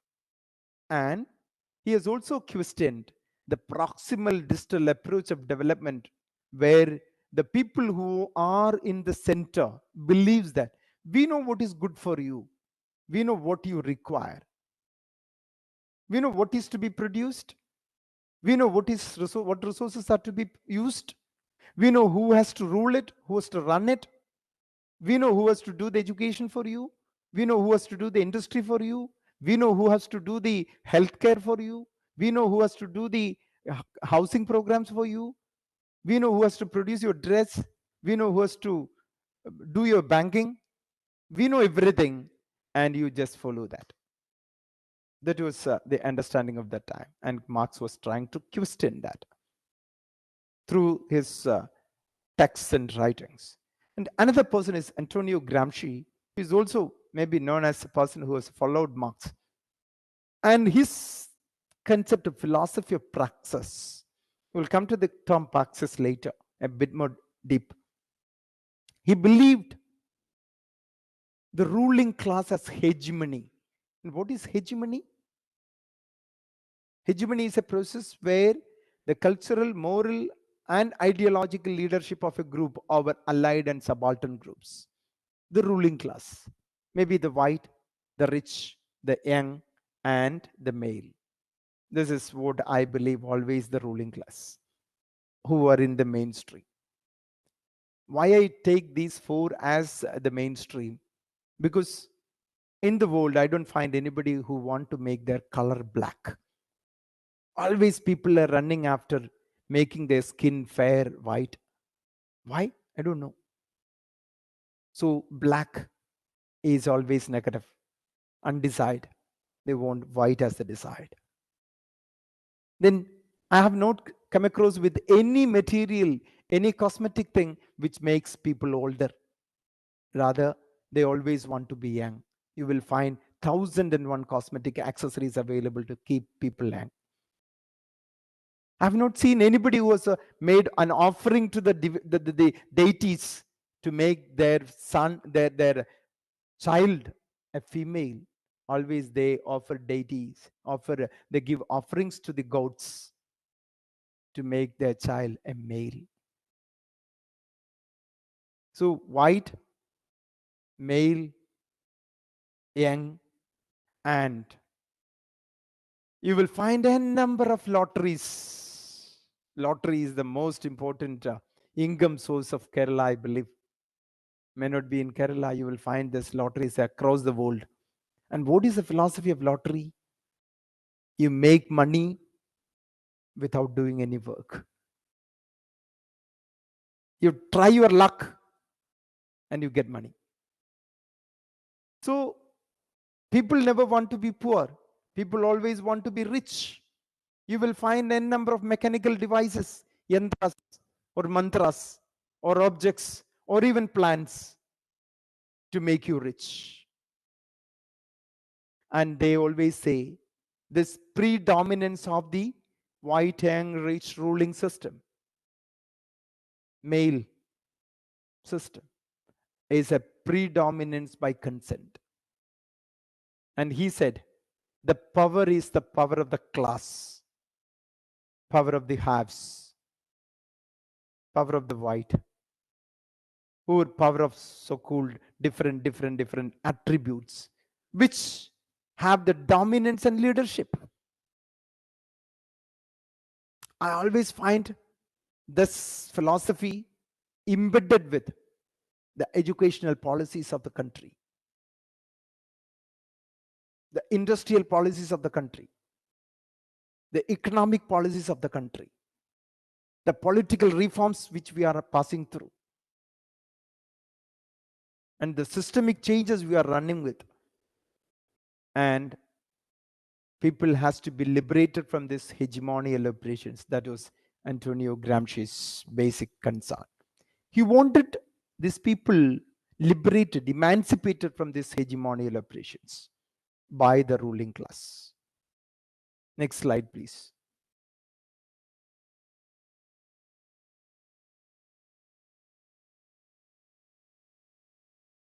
And Althusser, sorry.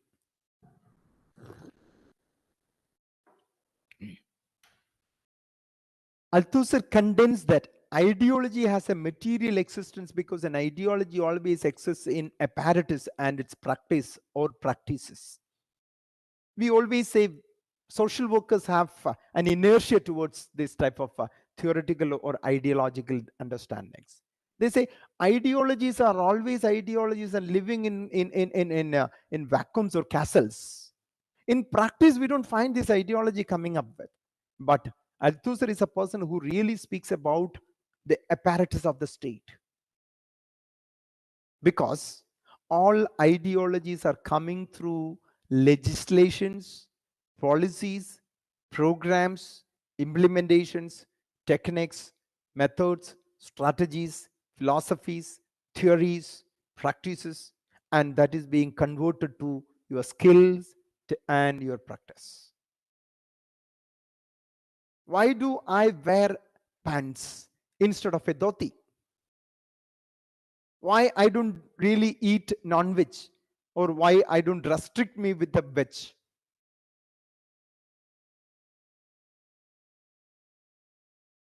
All these questions, you will find a number of questions.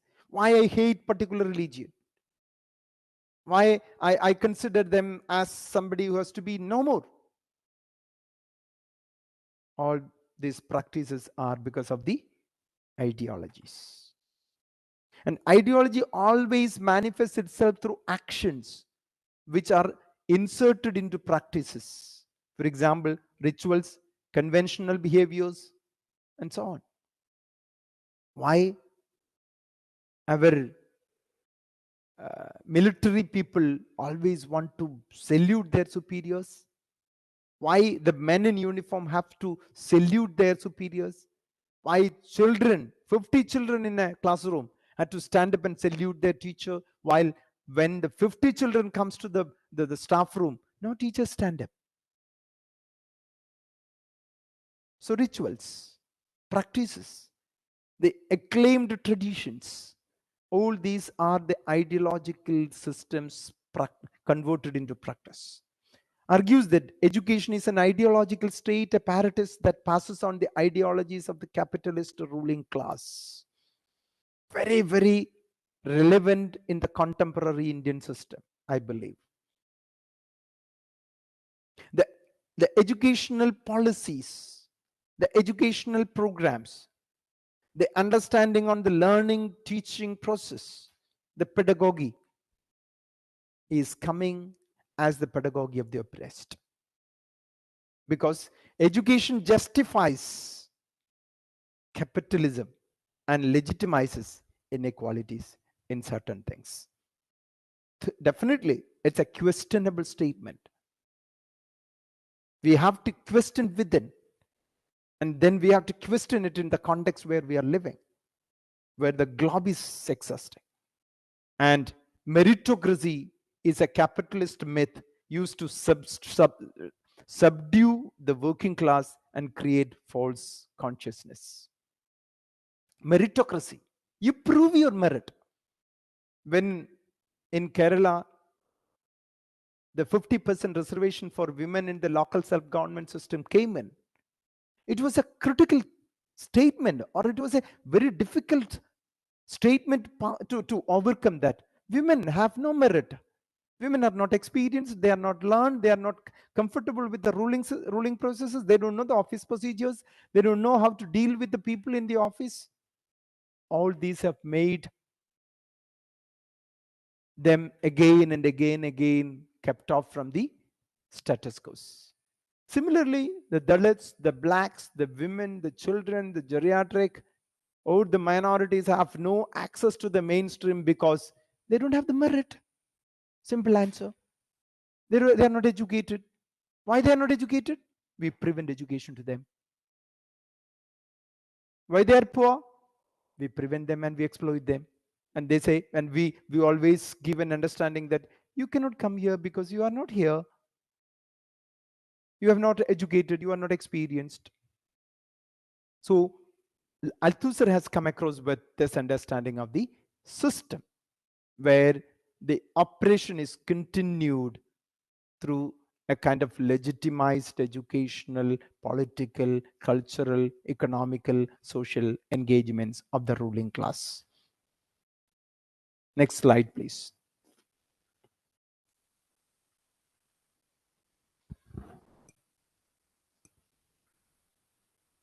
And finally, we come across with Paulo Freire. Paulo Freire is a Brazilian educational philosopher, basically. He's not a social worker, thinker, or not even, I think, he's a sociologist in that line. But he has brought out the pedagogy of the oppressed, how the oppression as a system is legitimized, is made as a natural thing, as a normal thing, and is being continued through the process of pedagogical operations of the freedom. And what he has proposed is the pedagogy of the freedom. And he always challenged the conventional banging approach of knowledge. We don't want a student critical agency to criticize or critically come across with what we are passing through. Rather, Freire identified 4 levels of conscience or consciousness through the experiential learning of the self or the critical agency. And he says about the magical consciousness is the existing consciousness, which we also may understand as the sleeping consciousness, where they say, oh, this is normal. This is natural. This is legitimate. This is according to the law of the land. So we follow that. We agree with that. We are supposed to do that. In a classical Malayalam system, there is a poem which is known as which is in Malayalam it is Vazhakula, where the poet is lamenting on a process where what to say, tenant has planted a plantain in front of his house, and they manured it, they nurtured it. Finally, it's that plantain has got its fruits ripe, and all on a sudden, the landlord comes in, and he says, "This is my land. So whatever is being there on my land is my property. So this fruit of the plantain is mine."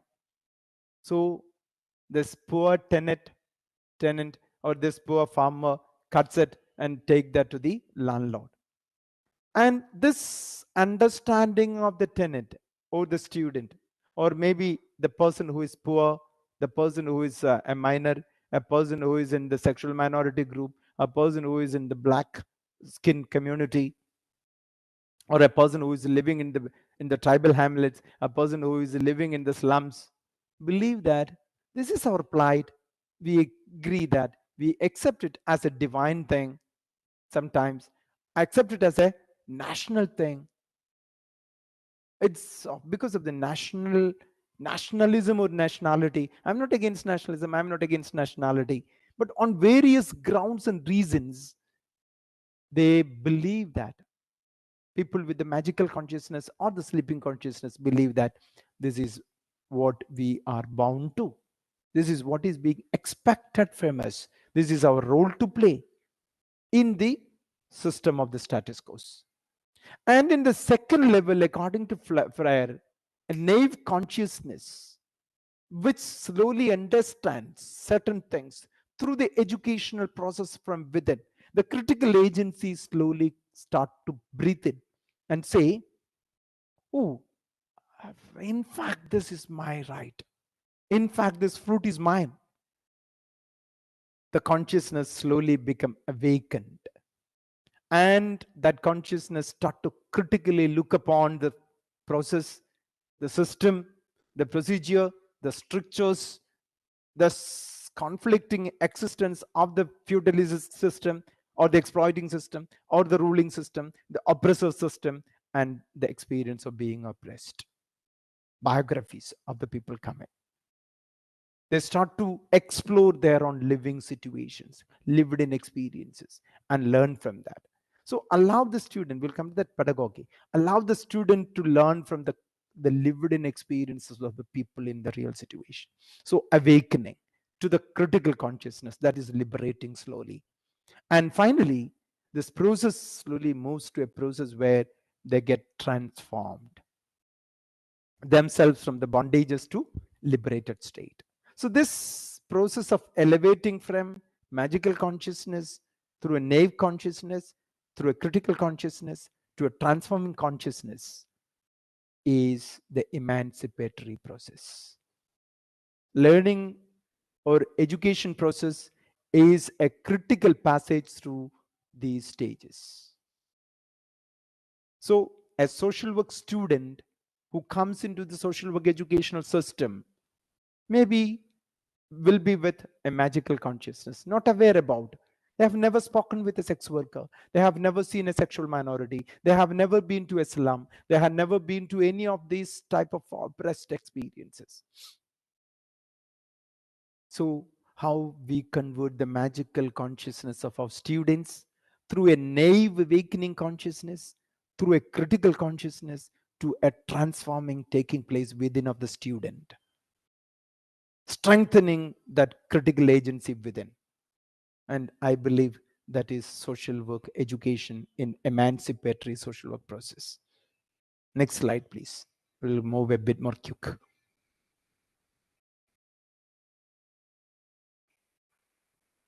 Next slide, please. And these levels of consciousness he's talking about takes life at face value without questioning or identifying systemic themes in the world. And critical consciousness has the ability to intervene in reality in order to change it. And naive consciousness is concept or partial empowerment which relates to the symptoms of oppression, engaging with single issues rather than the underlying roots of injustice. And finally, the transforming consciousness is a level where the entire problem is solved by the people through the problem posing approach and critical engagement of the people themselves, and the social situations get transformed from the undesired condition to the desired condition. So the process, the levels of consciousness, there is a flip in the order. First one is magical consciousness, second is naive consciousness, third is critical consciousness, and the fourth one is the transforming consciousness. And this is the pedagogy of oppressed, and this is the pedagogy of the freedom, and I believe this is the pedagogy of the emancipatory social work process too. Next slide, please.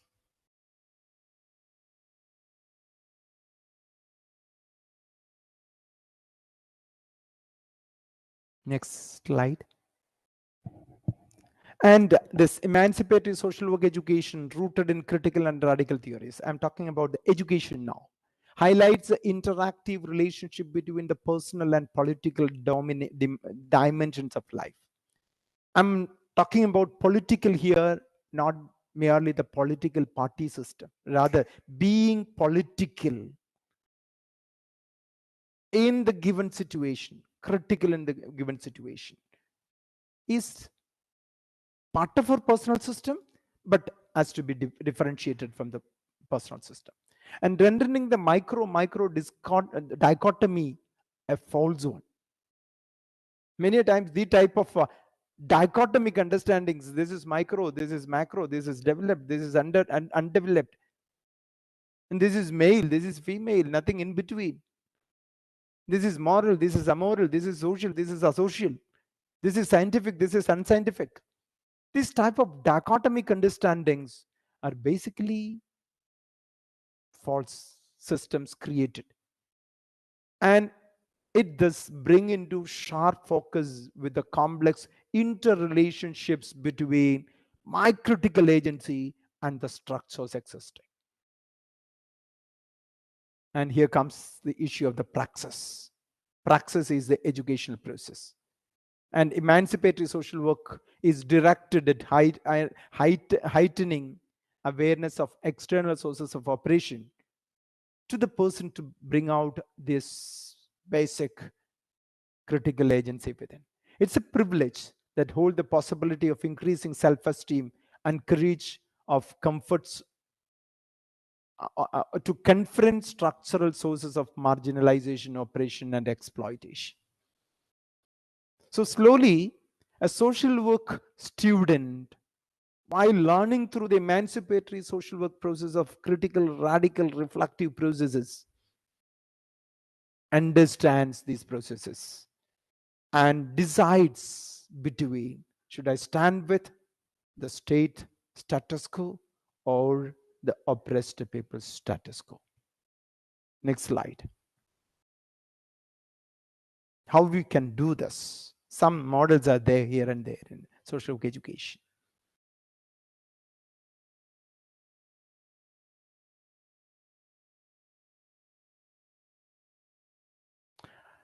Our objective is understanding and deconstructing the ideologies which are being transferred from the abstract existence to the practical situations. It requires a great deal of self-reflexivity, and the social work educators have an obligation to develop and use strategies to facilitate this self-reflectivity. Emancipatory social work is a result of the self-reflexivity of the worker, and definitely of the teacher, the educator, and the social work student. And one of the strategies used in small group supervision in achieving the objective of reflexivity is journaling. Journaling through everyday experiences. The quotidian research is the process. Quotidian research. Every day, what I pass through. Why I have to pay higher in my market for my onion? Why I have to pay more in the in the meat shop for my chicken? Why I have to pay this much fees for my child's education? Why a child is compelled to exit school because of from the educational learning processes? Why a person is being kept off from taking up a responsibility in the social order due to the sexual identity, color, caste, creed, education, occupation? You will find a number of reasons. So let them start self-reflectivity in the day-to-day experiences. Do I have a choice in selecting my firewood?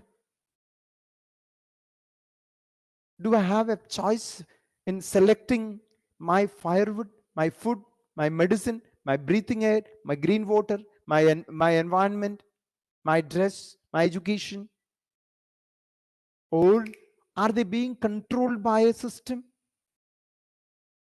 These are questions the critical agency of a student has to raise within, and slowly learn from that and work with the externalized systems in the practice of the community empowerment.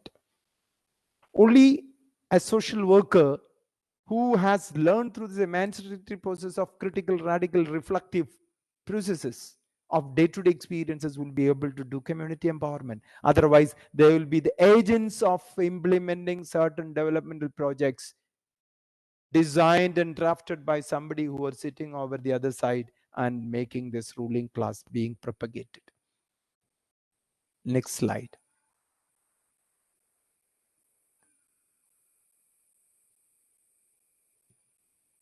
And the critical pedagogies. By writing and reflecting on their biographies, the students locate themselves historically and in relation to their contemporary socio-political, economic, and cultural worlds. Their own lived-in experiences or the lived-in experiences of their fraternity and fellow beings. They engage in debate and dialogue, examine the influence of social discourses and practices on their thinking. Why do I think that this particular religion is to be taken care of?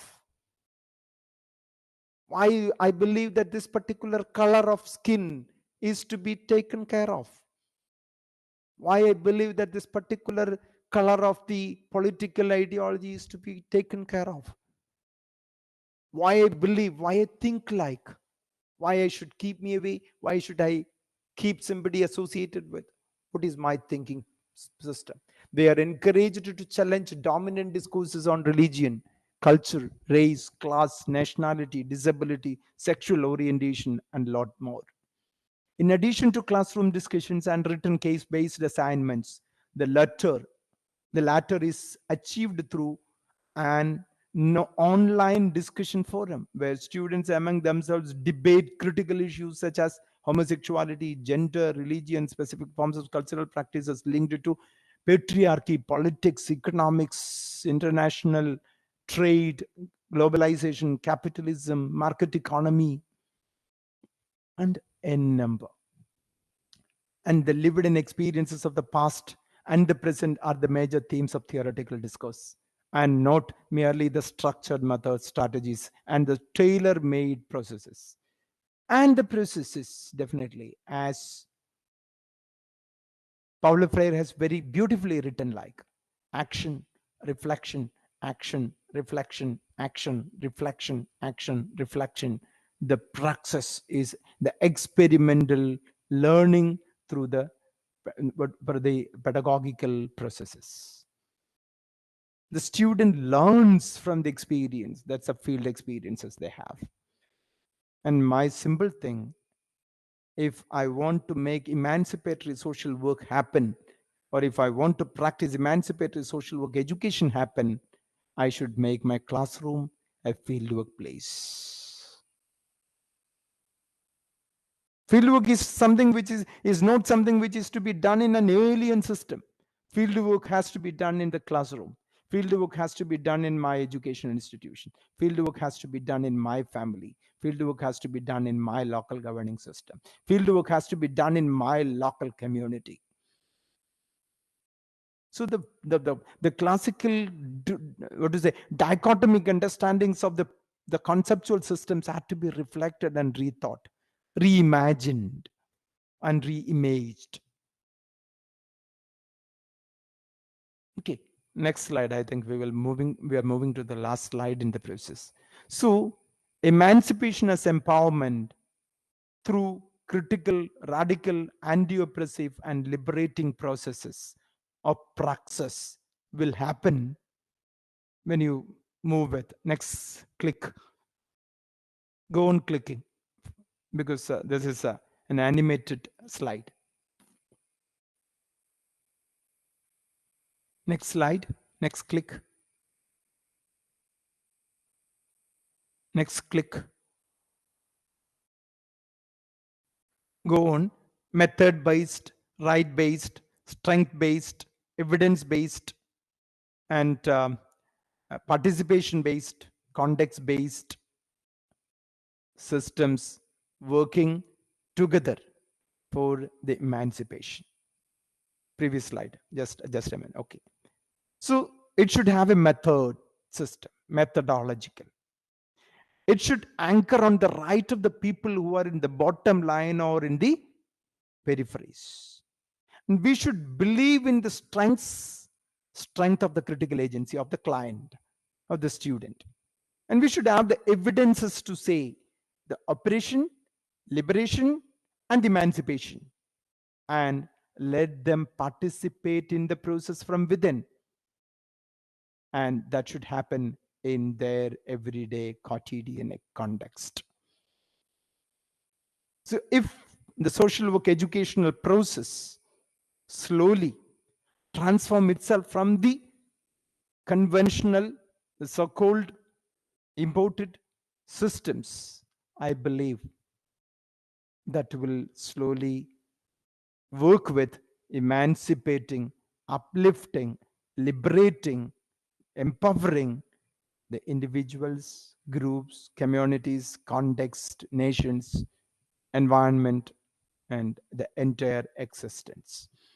So let us keep ourselves hand in hand, close, in tandem, to make our next generation social work teachers, practitioners with a very strong critical agency of reflexivity within. Let them be critical on what is being learned. Let them be radical on what is being done. And let them really understand how to take people from the undesired conditions to a desired conditions through this emancipation as the empowerment process as well. This is my reflexive process or reflexivity on this concept as well as the processes we are through right now. And I may just stop here to listen and to make our discussions or clarifications really work with.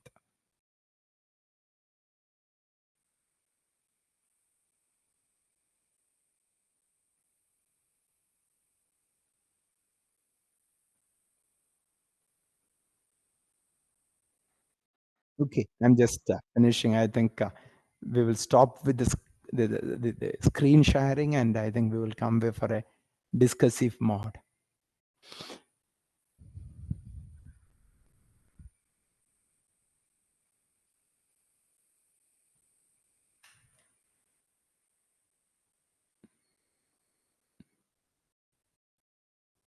Hello.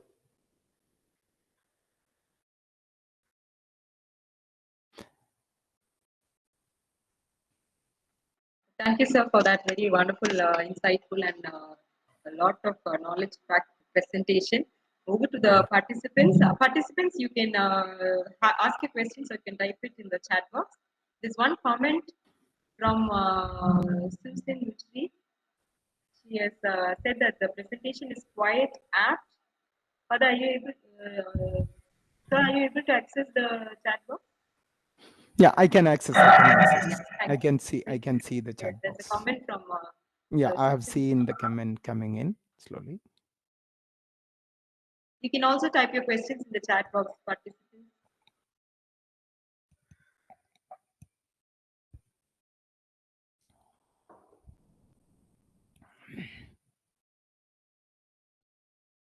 Hello. Hi.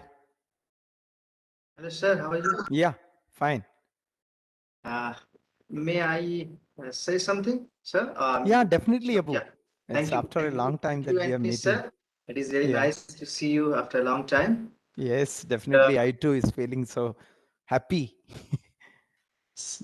it was a really nice presentation that you brought the social and political theories to broaden our understanding, to better understand our subject. In a nutshell, if you want to conclude it, sir.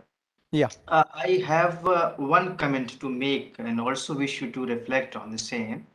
The comment is that when we see or say reflective pedagogy, as you rightly, Yeah. and very comprehensive, precisely comprehensive, it was your presentation was you throughout, So when we say reflective pedagogy, uh, while referring to text or reference other books or theories, new or old in our subject, I also have a strong feeling that there is a need to bring back those old classics of our Definitely, subject yes. to our Definitely, discussion. yes.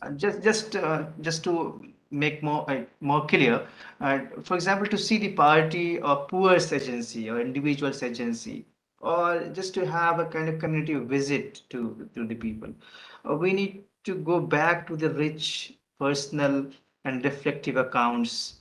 Uh, I mean, given by many of the early social work pioneers. For example, people like Octavia Hill in England in her book Letters to Fellow Workers, so kind of fellow Yeah. workers before the Yeah. term Yeah. social Yeah. work came, Yeah. or May Richmond's book Friendly Visiting Among the Poor. There is a friendly visitors Yeah. before the In term the in social the work in the came. context of industrialized Yes, yes, migrations. yes. Or for example, in India, by Clifford Manshard, in his Pioneer, this book is a wonderful book. It's a kind of memoir and it's a personal reflective account. Is pioneering on social frontiers in India. Yeah. I think they are still offering a lens, very wonderful lens to critically understand our socio-political processes, to Yeah. become more humane and sensitive professionals. I It's mean, very true. this is a time. I mean, this is a high time. I mean, before we move to some other critical debates like indigenization or Indianization, and other these larger macro debates, I Yeah. think we need to go back to move forward. Yeah. Thank you. Yes. Yeah. Yes, thank you. What you said is very true. Again, I have my critical reflexivity on the dichotomic understanding of the past and the present. The past is present with us, and the present will be present in the future also. So you cannot have a total what to say dichotomic understanding of this heredity. It is continuing, and every now and then that is being reworked, reframed, and reflected. And the new generation, what is happening, or a time where they have a lot of technological things available to them, but they lose their creative thing being incorporated, their intellectual capacities incorporated with the technology now. So they don't really go with the past, or they don't really look into the present. They just look into the techniques. They just look into the technological devices. And what is there in the technological devices? They are always something which is customized and supplied. Today I got a message from the electronic system. You seems to be interested to be a fan of Sanju Samson. Because being a Keralite, being a Malayali national cricket team player, sometimes I used to watch his play. So they have tracked my interest, and they can track my sexual interest, my economic interest, my political interest, my health concerns. And yesterday you might have come across with that EPF employment provident fund organization. Millions of personalized data bank is available on the net. So people have, that means the new generation have customized their thinking to be non-critical, to be non-radical, and to be non-reflexive. So reflexivity is something which you need to invest. So they don't want to invest. Everything is available on your fingertip. So this is something which you have to be very, very consciously aware. And a student who is doing masters in social work is not ready to read even a new journal. Then how we ask them to go and read Richard Hill, or how to read Manshadat or Mary Richmond or Perlman or Aptaker, somebody who's written something in the 1940s or 60s, or how we say that you go and read Karl Marx, Althusser, Gramsci, Paulo Freire. None of them are familiar to them. So this is a very serious debacle you are putting across, Abu. Sir, I'm reminded of one joke which was floating on WhatsApp, that in the age of artificial intelligence, the problem is that our real intelligence is actually decreasing. Yeah, true. With the increase of artificial intelligence, our real intelligence is decreasing. That is really, which means that's the situation. The real intelligence is sacrificing its creative potentials to the machine designed intelligence. We had different strategies of remembering numbers, remembering names, identifying people, locating our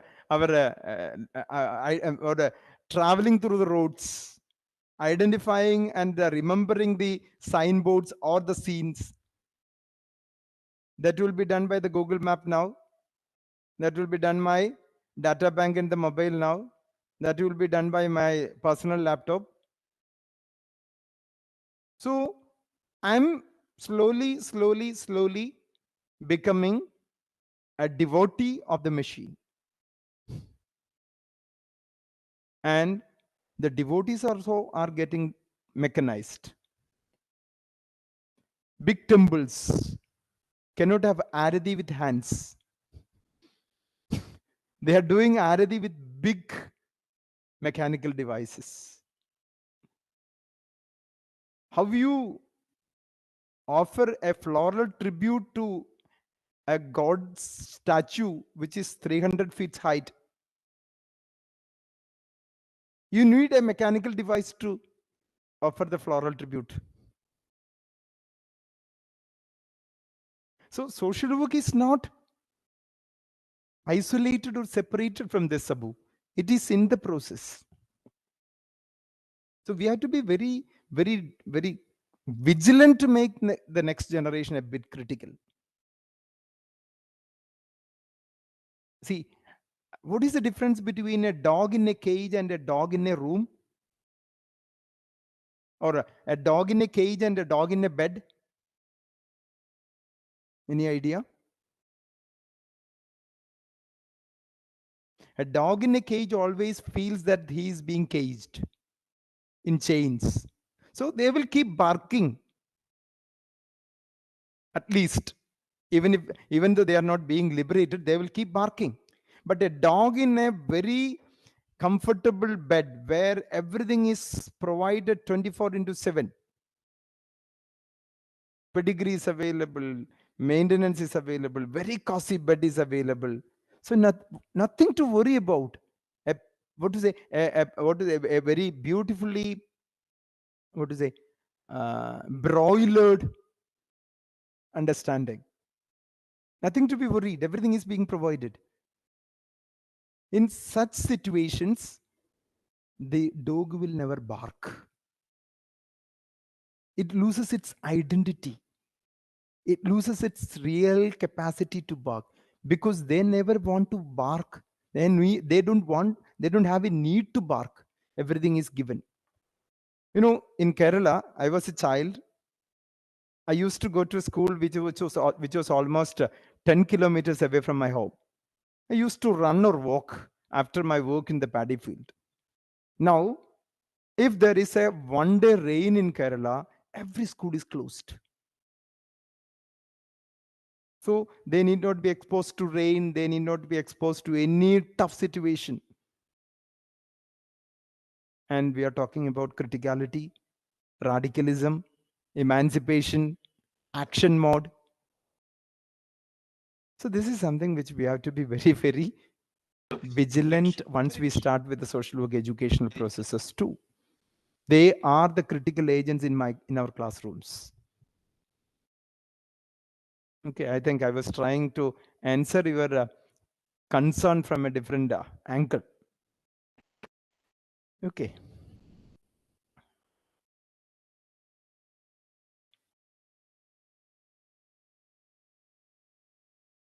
Hello. Any other? Any other questions from the participants?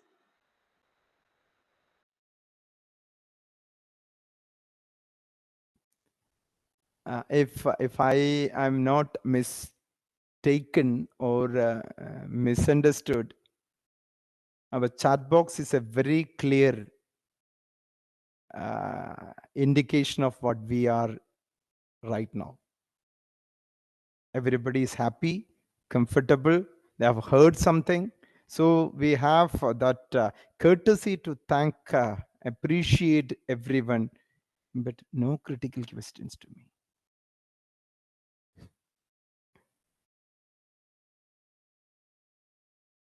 I was really reflecting and reading for last 4 or 5 days to make this presentation and this level of reflective practice. But unfortunately, I get a lot of appreciations other than I don't really get challenged.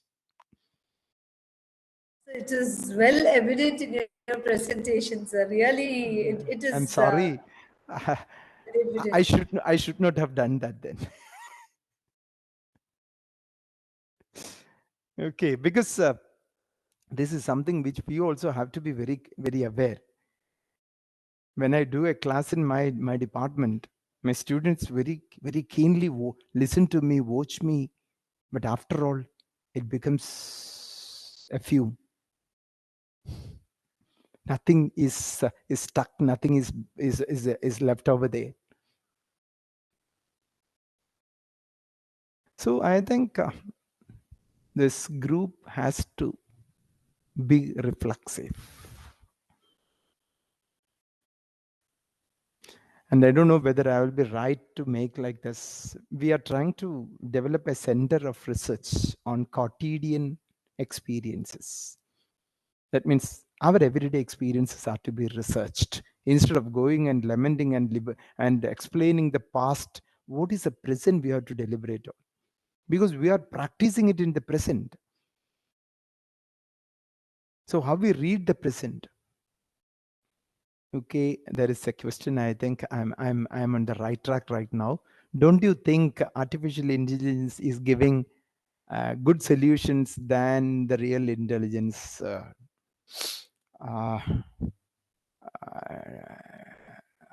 My simple concern is, what is the attribute of good solution? What make a solution a good solution? That's my simple and humble doubt against this doubt. If it is my convenience, my comfort, definitely yes. Because my car is automated. I don't want to have any hustle in shifting the gear. It will drive for me. So I'm comfortable. And if that is a good solution, I'm comfortable. I'm comfortable. True. Even if I try with all my potential voice capacity, I'm sure I will never reach Obama, who is sitting in Jammu Kashmir right now. That is possible because of this device, which is a solution. I know I will never see Kavita sitting here, but I can see you because this device is a good solution. And all these machines are of artificial intelligence examples, maybe. I don't deny, but my very simple question, who creates artificial intelligence? We say human beings. But there may be a time, I doubt, the artificial intelligence will start to create artificial intelligence, and the artificial intelligence will create artificial human beings. And I don't know whether there is somebody from Hyderabad in this group, because once you go to Hyderabad, you are there in Hyderabad right now. Sorry, okay. In Hyderabad, you have the Ramoji Film City, and once you enter into the best of that Ramoji Film City, they will tell you 75% is plaster of Paris and 25% is real. 75% is artificial and 25% is real. Similarly, we are slowly moving into a state where 75% is artificial and 25% is real. And that 25% slowly will get taken away by the other 75% very soon. And I don't think all solutions given to us by the artificial intelligences are good in courts again. You can use artificial intelligence, and artificial intelligence is not a new thing. It has been there from the time immemorial, I believe. Because whenever people started thinking and transferring that thinking into a machine, that machine start to work with an artificial intelligence. Because every machine has got a program. Whether it is a very small, very tiny thing, it has a program.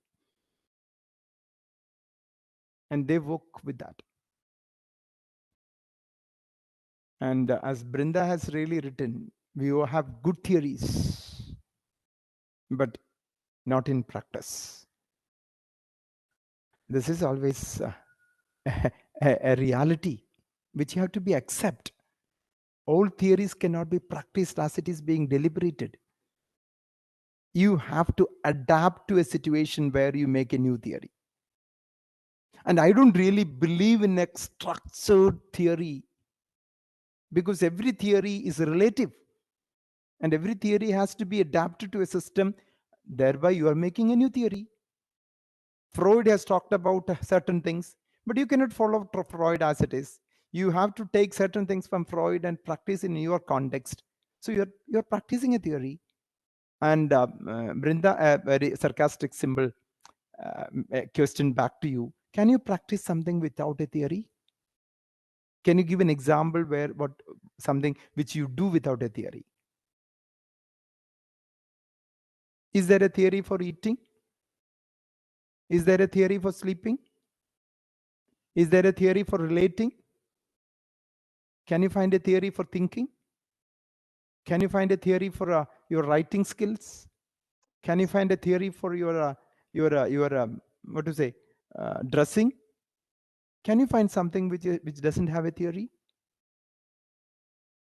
Can you do something which is not a practice of a theory? These are my reflective questions, Brinda.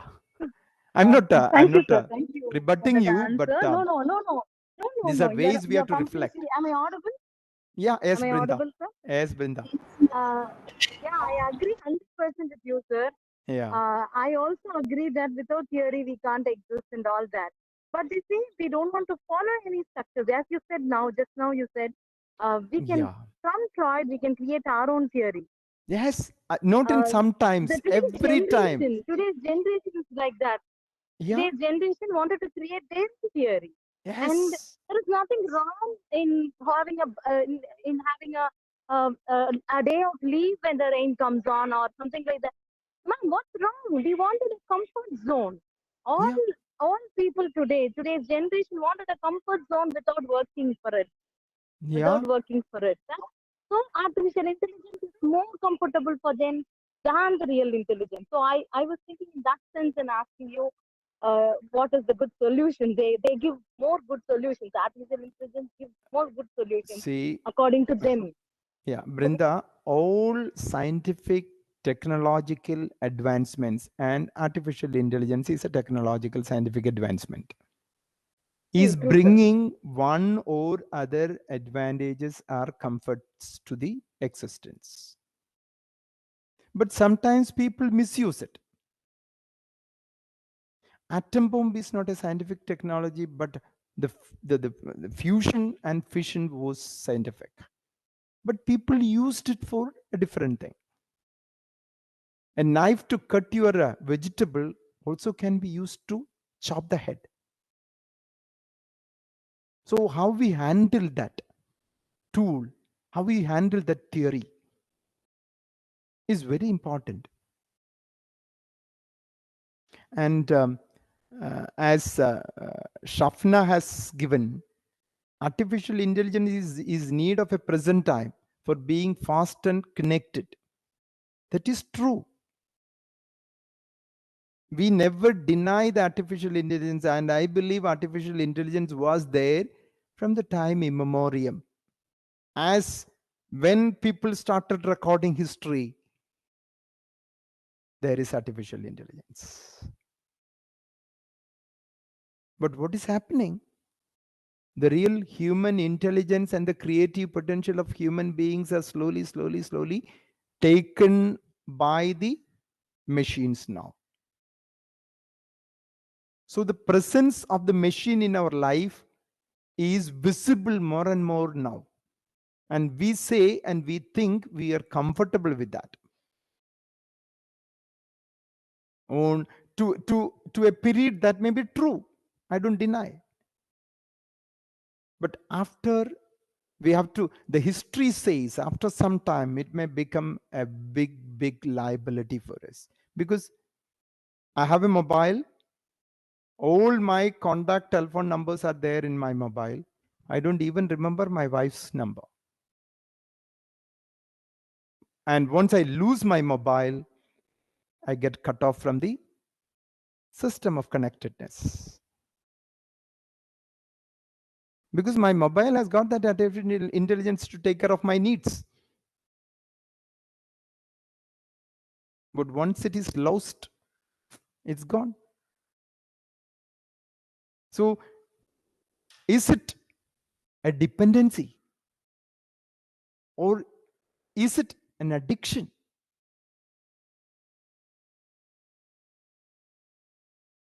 That is also something which you have to be deliberating on. Has its advantages and disadvantages, but we need to decide how far we can make use of artificial intelligence in our day-to-day life. Yes, that's a critical $1 million question. Can I use it in cooking? Can I use it in eating? I've seen an artificial intelligence designed in an English movie, which is a helmet. And if you press a button on a particular point, that will create images of beautiful ladies. And if you press another button,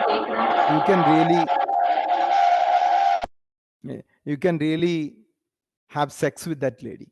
You will feel that you are having sex.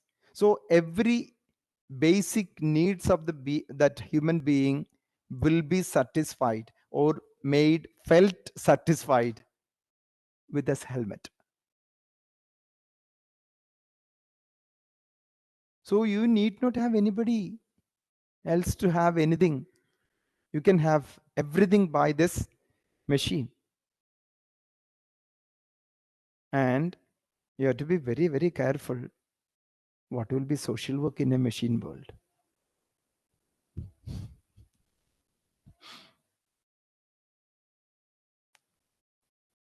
definitely you will have better servants in the machine world. You may have beautiful, very effectively functioning robots to take care of the geriatric people. So there's another question from a participant in the WhatsApp group. Shall I play it, sir? Is it audible? Okay. More than 2 decades, having been an academician as well as a practitioner, I find a dismal difference between the prowess of the academia and the students who come out of the universities. I have interviewed hundreds of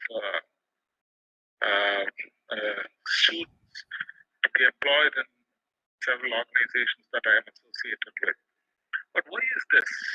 Why is there such a difference between what is being spoken about? Yeah. Sir, could you hear the question, sir? Yeah. There is a wide matter and the students who come out of the universities. Sometimes I feel why I should employ the qualified social workers. Why is this difference between the two? Yeah. So there's a question from Dr. Leslie Suresh. She is a director of an NGO. Unfortunately, he's not able to join us on the Cisco WebEx. He is connected through YouTube and he has sent the question through WhatsApp. Yeah. Okay. Wonderful. So these are good possibilities of technology and machine and the artificial intelligence system working. Definitely. Sir, basically what I would respond to that question in this way. If you check with history, always there is a generation gap. If there is no generation gap, there is no possibility for development. If a teacher is providing everything required for a student, absolutely there will be no critical agency with that student. No need for the student. And I don't think such a student will become a good practitioner or a good citizen. So they should find mismatches with what they learn and what they see. Only then they will, if they have a critical thinking, they will work on that. If you don't find a research gap, you will never do a research. If the answer for your problem is available in the literature, you will never need to have a research. So this gap between what they are supposed to do and what they learn from the system is a mandate. We cannot rule it off. And no father, if a father is giving everything required for the child will never have a desire, will never have a drive to go on. Always will be dependent on. So don't expect that a student who is undergoing 2 years or 5 years master's or graduate and master's program in social work learns everything and coming out as a perfect molded person. No, it should not happen. That's what I believe as an educator, because I have been a student 27 years back and being in the educational system for 26 years now, and I still understand load more to be learned if I want to survive. So we are in the process of getting groomed.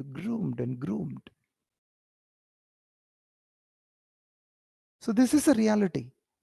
This will happen same in the medical profession. This is happening same in engineering profession.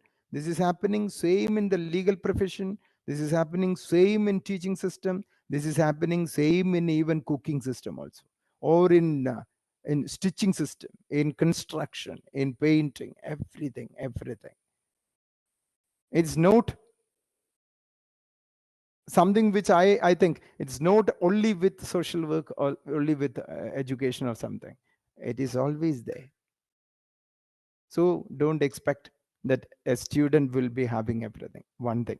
Second thing, don't expect that a teacher is supposed to give everything to the student.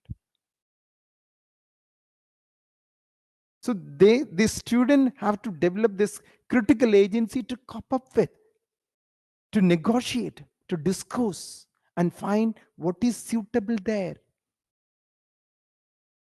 And that is the skill of the person. So what I always advocate and practice in my department is that don't be very rigid, rather be always in a fluidity. Because a skill you are talking as a skill may not be the skill for that student. That student may have a different skill. The way you are teaching may not be the way for that student. That student may have a different strategy, different way of doing things. So we have to be a bit more, what to say, flexible and reflective in our thinking also. That's what I believe. And we can never ever bring everything required to anybody. Don't do that also. That's what my appeal. Let them have the drive to go. So let them go with. That's why my response to that. There will be gap, no doubt in that. There will be a big void between what is being taught and what is being seen in the field. And it is their personal skill and ability to cope up with. Don't expect a machine from an educational institution. That's my answer to.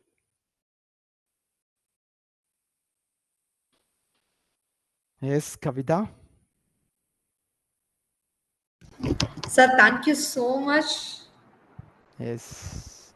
for a wonderful session. It was full of very much informative, and we both were discussing, myself and Dr. Teresa Madam were discussing. It will be a very important presentation for us also, to the best takeaways we can take we can take the same to the classes, and we can educate the students, and we can pass the same thing, because something, it shows that you're an extensive work in this title. Really, I feel so honored, sir, to have with you. uh, uh, Thank you. Even though we have just approached at the last minute, you were so kind enough, and you are accepting the same. So we thought that we need a resource person from Kerala state. That is the one thing that we had, because we had a good a number, but we thought that from this side we are just missing the resource person. We are just missing the expertise from that side. So really, our heartfelt thanks and gratitude for joining with us in this wonderful platform. Thank you so much, sir. Yeah, yes, really. I really enjoyed. Thank I you, sir. really Thank you. thoroughly enjoyed with. Yeah. Thank you so much, Because sir. one of my favorite thing, I did my degree in philosophy, and since then Oh, I'm trying to philosophize whatever I do. okay, sir. Okay, okay, okay. Nice And to. social work also need a philosophy, not as we teach in the classroom. It should have a Exactly. philosophy. And I'm Exactly, trying sir. to deliberate on a bit in the philosophical system. Yeah. Exactly, sir. Exactly. Thank you so Yes. much, sir, for sharing your expertise with us. And I Yeah. thank Thank the you. participants also. Really, it is great for us. We don't know how this fifth day had came.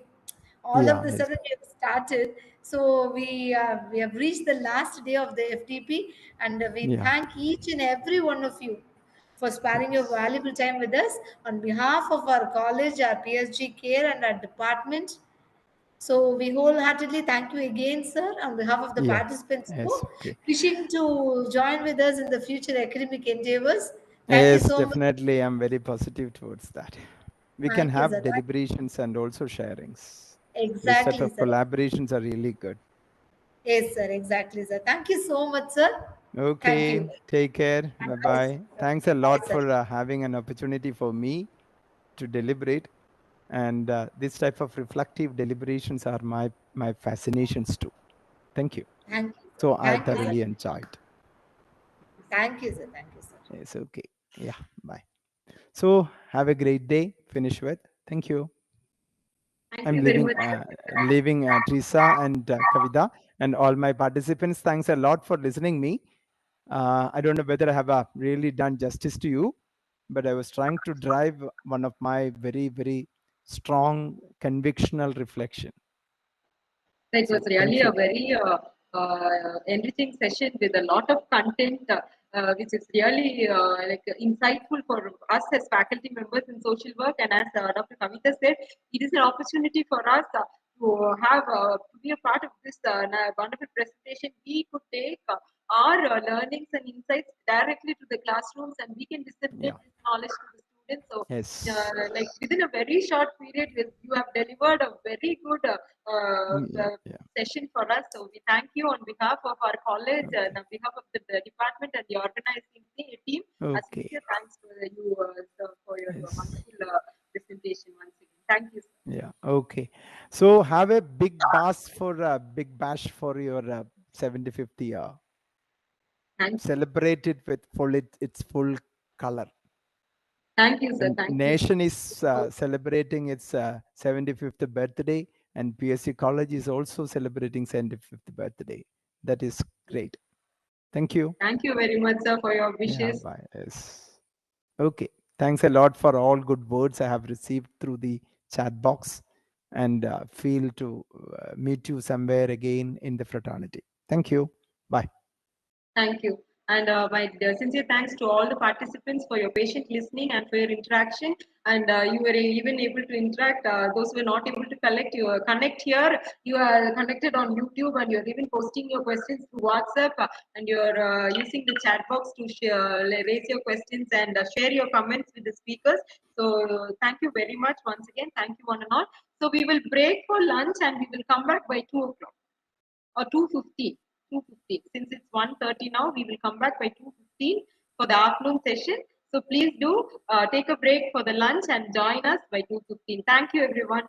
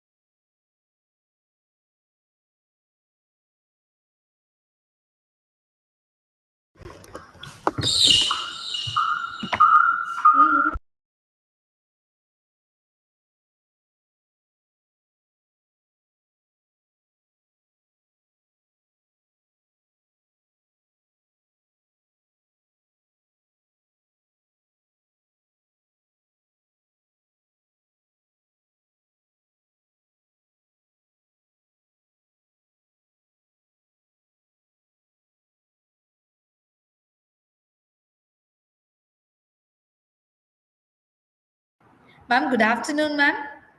Good afternoon. I'm so Good afternoon. happy to have you. Thank you. Thank you so much, ma'am, for your kind acceptance. I'm honored. Ma'am, we'll start in a few minutes, ma'am. Sure. Just a few minutes, ma'am. Thank you.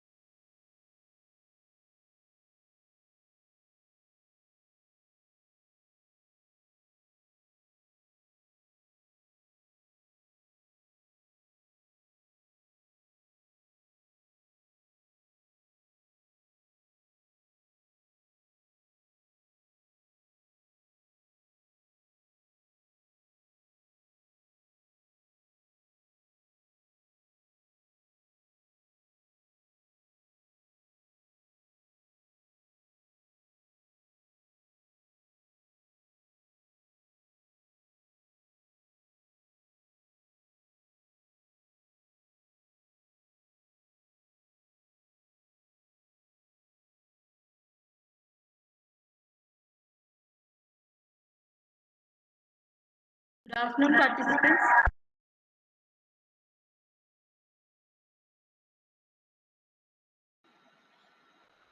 Good afternoon, participants. I welcome you all to the afternoon session of the final day of our international virtual faculty development program on critical radical pedagogy and practice perspectives in social work. So I hope you would have enjoyed all the sessions through all these 4 days.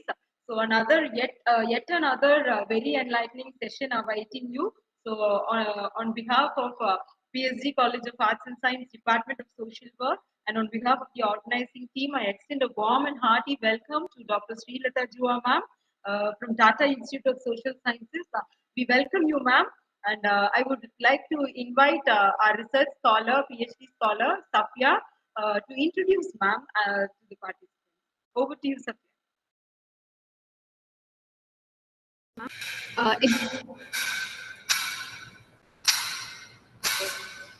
Am I audible, ma'am?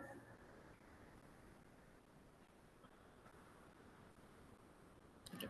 It gives me immense pleasure to introduce a resource person for the last Safia, you're session not of our... audible, ma'am. Can you check your mic?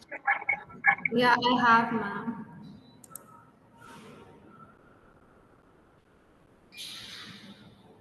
Am I audible now, ma'am? Yes, you are. Yes, ma'am.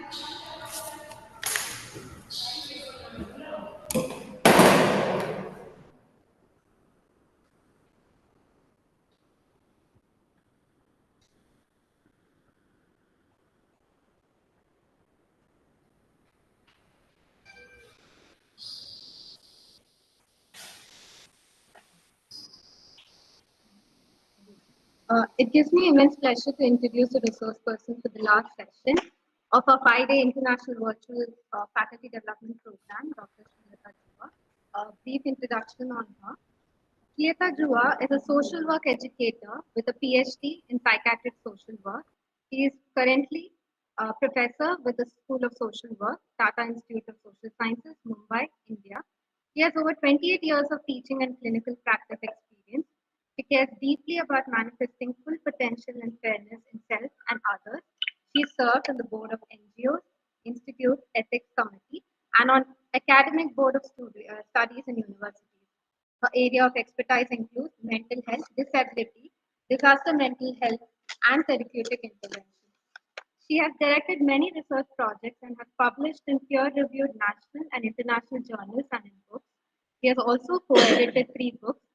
The first being Spirituality, Culture and Development, Implication for Social Work. Second field, Introduction in Social Work Education, The Indian Experience. And the third being The Contemporary Indian Family, Transition and Diversity. She has awarded the Fulbright Senior Research Fellow in 2006 and 7. She has been an enthusiastic volunteer in disaster situations with expertise in rendering services and building capacity in psychosocial care. She's trained practitioner coach in radical transformational leadership and uses these transformative templates and tools in her everyday practice, both in her personal and professional life, including in her teaching and fieldwork practice with students in NGOs that she works with. It's a pleasure to have you with us, ma'am. The virtual platform is all yours. Thank you, Safia. May I begin? Yeah, may I begin? Ma'am, over to you, ma'am. Yeah, okay. Thank you. Am I audible? Yes, ma'am. Audible, ma'am. All right. Perfect. Thank you so much. This seems to be the first greeting that we use in any online mode. So we'll be in tune with that as well. So I have been asked to let me share my slides. Good afternoon. Can you make me a presenter, please? May I request you to make me a presenter, please? So good afternoon, everybody. The post-lunch session, and that too on the last day, is usually a challenging task, and I hope that I'm successful in keeping you awake and interested and inspired as well. So I am going to be talking about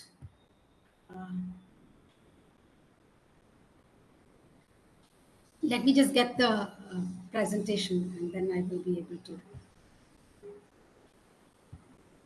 Just give me a minute, please. I'll get the presentation going.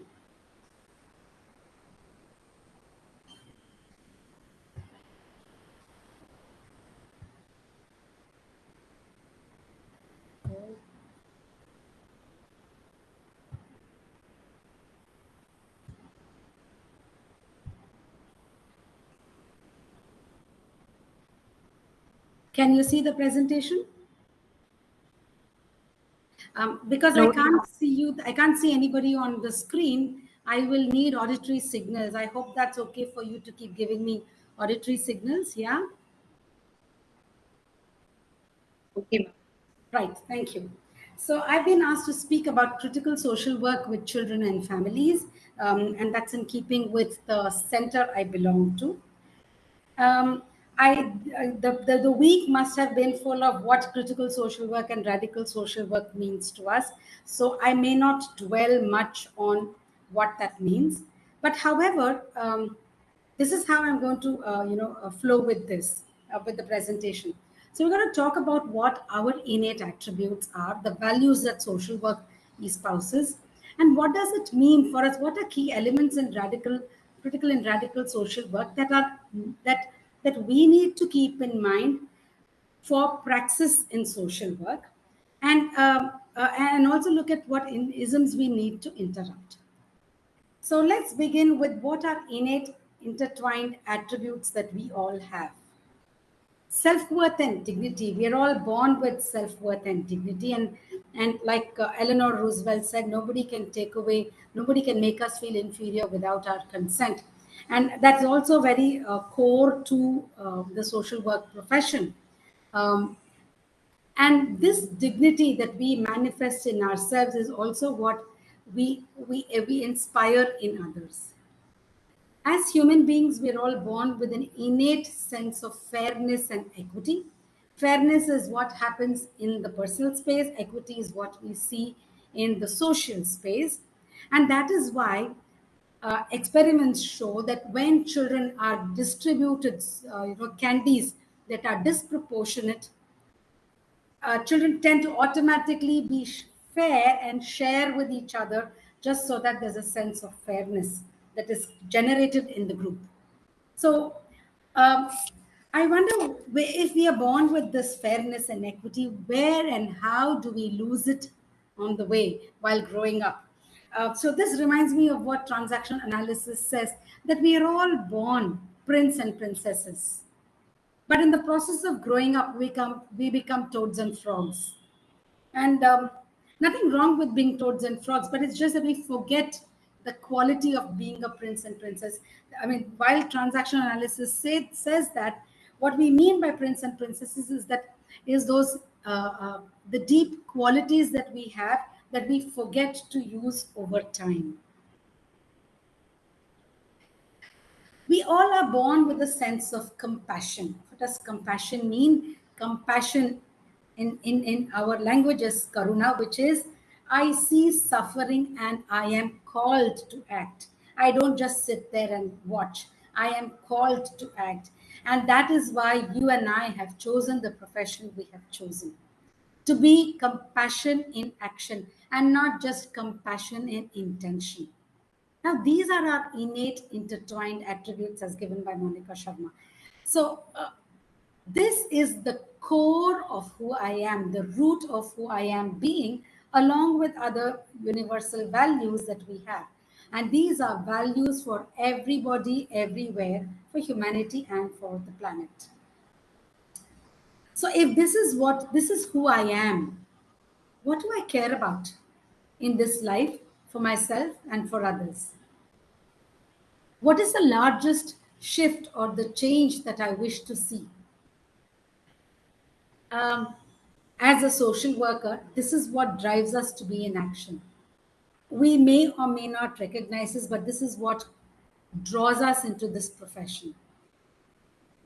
Can we take a minute and identify what it is that I care about? What is the shift that I want to see in this world for myself and for others? Because what I care for myself is also what I care for others. Can we take a minute to write this down?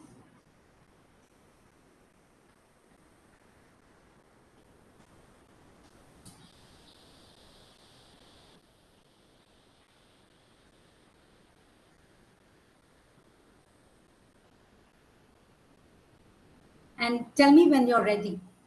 Because I can't see you, I'll need auditory signals, please.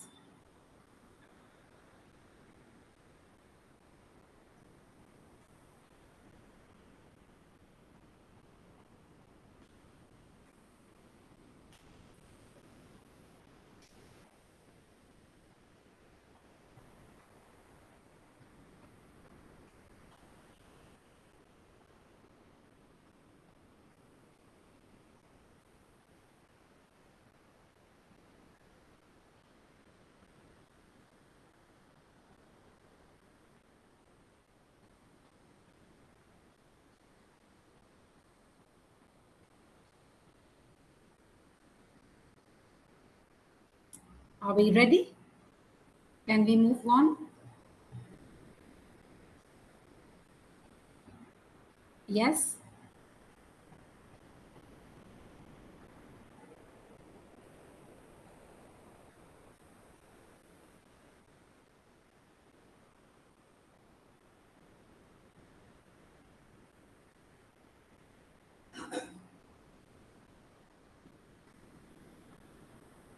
Can I have someone give me a response, please? Yes, ma'am. There is a response in the chat box. I can't see the chat box when I'm presenting, so I don't know how to do this. Okay, ma'am. Okay. Ma'am, one of the Let me stop sharing and I'll come back to that.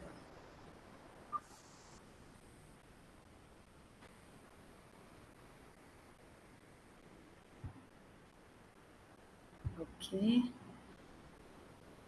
Okay, so equity is what you care about, Pooja, for yourself and for the environment. Because you can't care for the environment without without caring for equity for yourself and others, and that's how it is, right? So, yeah, I care about equity for myself and others. I'll just go back to the.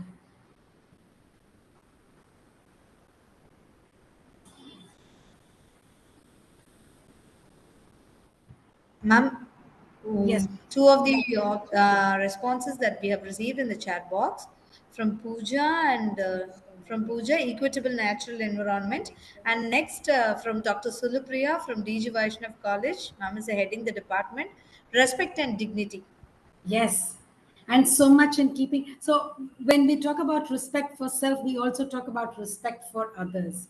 And that is what is key when we talk about respect, because so when I care for others, I am for some reason not able to share my screen. I don't know what it is, but that's okay. We will go ahead without share. I don't know how to. Got it.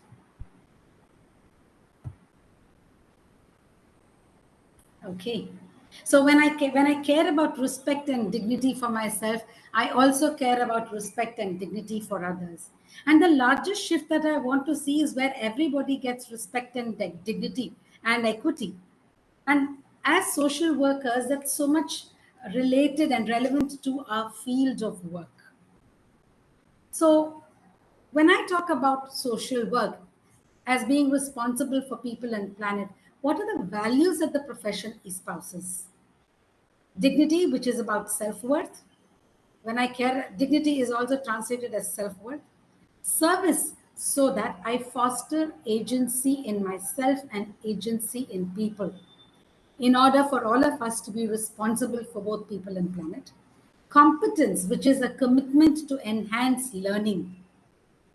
Justice for people and for planet. So we are not only about social justice, but we are also about ecological justice. We talk about connection, which is a relationship between people and people and planet, thus manifesting respect for diversity. And integrity, where as a person and professional, I walk my talk. And I'm as authentic as possible, so that I create a field. And when I use the word I create a field, I'm talking about an energetic field around me, so that I inspire people to act. I work on systems and culture that doesn't foster dignity, and I shift that so that there is dignity for all. So, what does critical and radical social work tell us? I like this definition that is given by Morley Blicken. He says that what is social work? Social work is seeing people from a total perspective, which is both internal and external. And when what he talks about internal is what's going on within me and what's going on outside of me. And he talks about problems, social problems as an issue within society, not just within the individual. Within society that makes it difficult for people to achieve their full potential. Now, how would that translate in reality? Now, let's take how does that translate in children and families? How does issues within society make it difficult for people to achieve full potential? Now, let's take practices that happen in our schools. For example, what happens in schools, in certain schools, there's a separate line for people from a Dalit community caste and a separate line for people from a non-Dalit caste. Isn't that not a problem which makes it difficult for children to achieve their full potential simply because I do not eat food cooked by an Anganwadi worker who is Dalit or non-Dalit, whatever the case may be? Now that's a problem, no? And that problem is not in the child or in the family. That's there in the society. I'm not saying that the child or the family does not have a relationship here, does not have a connection here. Of course, we are connected. And that's why the total perspective. Where do these attitudes come from? From our families, from our social environments where we are socialized to hold on to these norms, hold on to these beliefs as if they are sacrosanct, and as if they are natural formations for us to discriminate between Dalit and non-Dalit groups. That is what we mean by internal and external. And that is what is an issue that makes it difficult for children and families to achieve their full potential, to realize self-worth, to realize justice. And that's when it becomes a problem. So you see, social work is not just helping the individual, it's also altering the environment, the external issues, so that the problems are dealt with. The problems are, the inequities, like one of the participants said, are dealt with in order for people to achieve their full potential. Similarly, the radical humanist, as Howie says, also recognizes inequities, inherent inequities in the system, in our society. And they advocate that it is we as individuals who need to co-create, who create the world change or to bring about change in the way we function so that there is equity in the world. Right? It all is seemingly easy. Now, what is it that perpetuates this inequity? It is you and me also, as much as we have societal and cultural norms. For example, in our community, you have to give gifts as dowry. No, we don't call it dowry, but we say we want to gift, our daughter something so that she has respect when she gets married and stays with the husband. Why the husband can't respect the woman because she's a human being? But look at the way we justify and explain. Howard Gardner says, our mind rationalizes and justifies such practices so that it becomes the norm, and we don't challenge that. We are part of this problem. And that's why it's important for us to recognize that you and I are part of the problem. We are also, but the good news is that we are part of the change. And we can change when we choose to.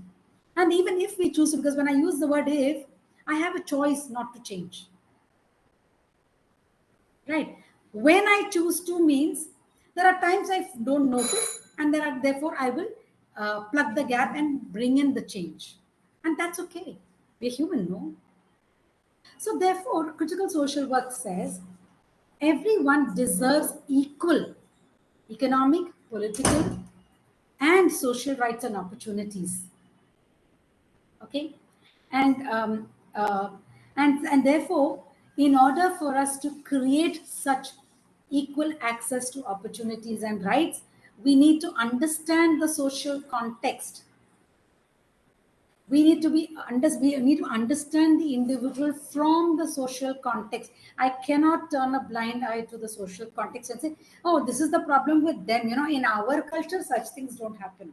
No, as social workers, it is your job and my job to be aware of the social context and understand the individual in that context, so that this awareness and understanding informs the practice that we undertake. And what is that practice? To deal with the structural aspects of the social problem. That aspect that makes it difficult for people to achieve their full potential, so that we can unfold human potential. And how beautiful is that if we can unfold human potential? Let me give you an example here. Now, if we had you take certain rules of the game. Now, let's take some banking rules. Okay. Now, whether I'm transferring 10,000 rupees or whether I'm transferring 10 lakh or 10 crore rupees, there's a fee. The fee doesn't change if I am a poor person transferring 10,000 rupees or if I am a rich person transferring 10,000 rupees. Okay. So it is not equitable, So therefore, how do we then say there is equity? You see how much, so rules by themselves, financial rules do not consider context. So can we humanize these rules so that we put the person in the center of context? I'm not saying it's good, bad. I'm only pointing out the discrepancies that are there in the current ways of functioning. So therefore, what is social work practices we need to look at, because we observe something that bothers us, and how do we reflect on that in order to bring about change? Okay. So Paulo Freire, as given by Desai says, by Kaivalya Desai says, talk about dialogical relationships where the principle of equality between the professional and the service user is so important. So what does that mean? Do I, as a professional, go with, I know better than you, which we all do, which is also there in any profession that we go to. So you don't argue with me, you listen to what I say. Where is human agency here? Where is the principle of self-determination here? Simply because I have a degree that the other person doesn't have. So principle of equality gone in the way we function.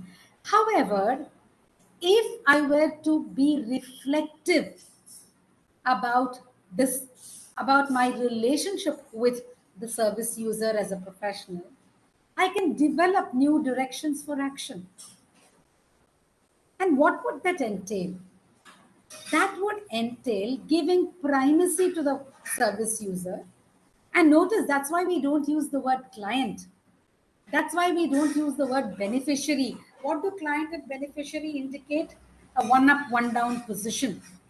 As if I am the giver and the client is the beneficiary. Right? Client is only a user of service. I mean, and again, there is inherent hierarchy that is used in professional client relationship. I'm not saying it's terribly wrong to use the word client. I'm only asking us to be aware of what my stand is when I use the word client. Okay? Can I employ reflexivity? What does reflexivity mean? To be able to hold multiple perspectives, to be able to hold my perspective without being attached to it, but also think through another person's point of view, another group of stakeholders' point of view, and be able to clarify different understandings that I gather and not just my own reflection. So that means we are all in it together. And when I look at we're all in it together, what I also mean is that we hold hands and walk together. But remember, I have to do my walking. Nobody else can walk for me. I walk on my own.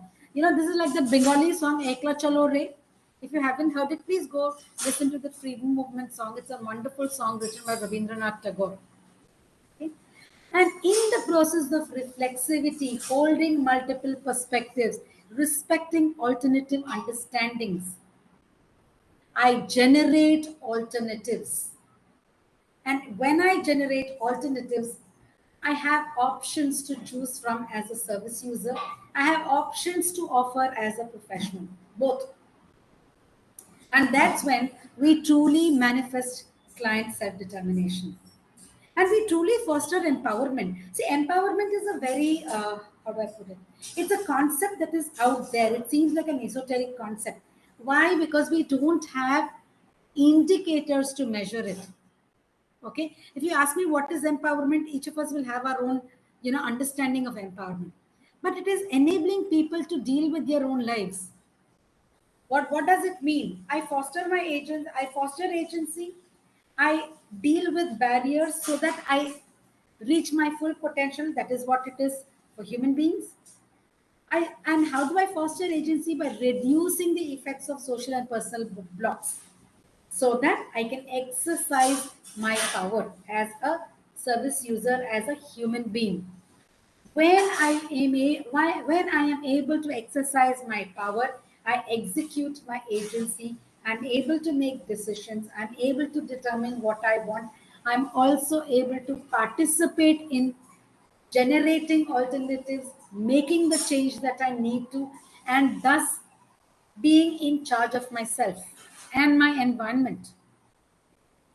I don't need an Adani to tell me what I need to do. Okay, that's what it means. But reality doesn't happen that way. So I've taken this concept of critical social work with families from Wiesgal et al. And they say what they've done is they've analyzed records, and they've said that these are key concepts that we need to keep in mind while using critical social work practice with families. So they say we need to use a holistic approach. A holistic approach means not just one perspective, but remember multiple perspectives. To understand people's problems, to see what is it that causes what is it that keeps the inability of manifesting full potential of people going, and to ameliorate the problems, that is to help people solve these problems and unfold their potential. Okay? They also say that critical social work is a contiguous practice where you're locating change in the individual. So I change, and in the process of my change, social or societal narratives around oppression and injustice also change. So it is both together. It's not either or. And that is what is so beautiful. And that also tells us that social work is not about the supremacy of one method over the other. Social work is not about individual versus community, but it's about all across the continuum, of change, where change in the individual also brings about change in societal narratives, where we not just deal with patriarchy, oppression, and injustice as a problem, but we change the way people function so that we actually eliminate oppression and injustice. How we do it, we'll look at that in a bit. It also talks about heightened sensitivity to power imbalances between social workers and service users, so that we narrow the power gap between social workers and service users. And when we narrow the power gap, like we saw in the earlier slide, we also foster agency in people. For me to be able to foster agency, I need to have a relationship of mutuality and respect. That is, the relationship between the social worker and the service user is one of mutuality and respect, like we had as a value that was shared. That calls for partnership and dialogue. I cannot do this without walking with you. Even though you need to do your own work, I need to do my own walking. And therefore, it is in the everyday function and language that I use. And that's why critical social work talks about the power of language, where I do not reinforce an oppressive discourse. using the word victim, for example, or disabled child. Of course, disabled is still accepted. We don't say a lame child, but we create an alternative where language is more respectful and gives dignity to that person. There's respect and there's that fosters agency.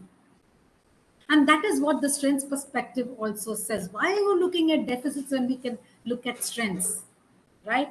And that's how we create an alternative, so that we change our perspective to situations, to people, with regard to people, situations, and problems. And this change, this creating an alternative is so important. What do we do typically? We criticize, but can we criticize by creating an alternative? That's what critical social work is all about. I want to quickly show you this. There's a very okay. I want to show. Can you see this video? Can you see my screen? Yes, ma'am. Can you see my screen? Yes, ma'am. Okay, fine. So I would like for you to watch this. I hope the English subtitles come up. And we're going to discuss this in the way we are looking at children and families and how we can change the narrative. So this is a campaign by Tata, the Ratan Tata Switch campaign, the Garima mission.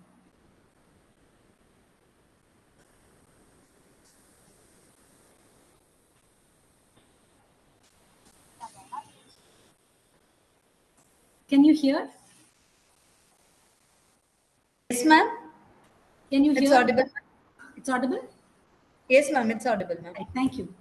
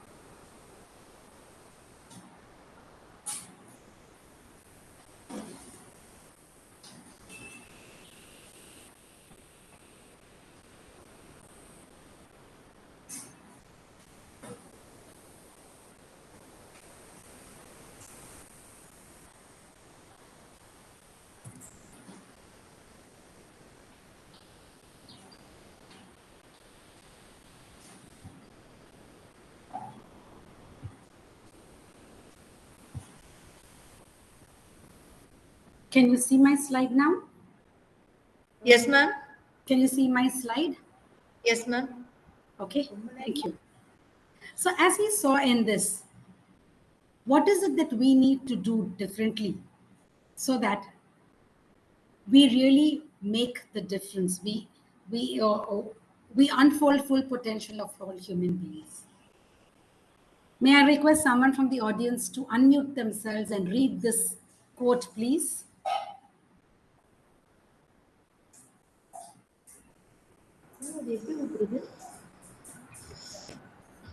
Ma'am, sorry, ma'am. Ma'am, can you make your slide as a slideshow, ma'am? Oh, it's not that way? Oh, okay. Yes. One second, I need to see what it is.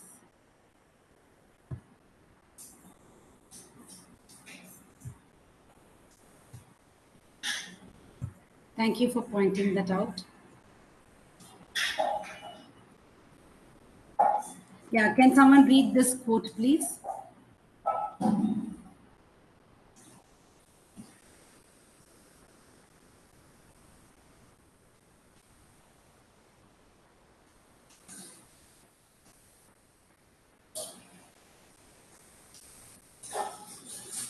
Am I audible?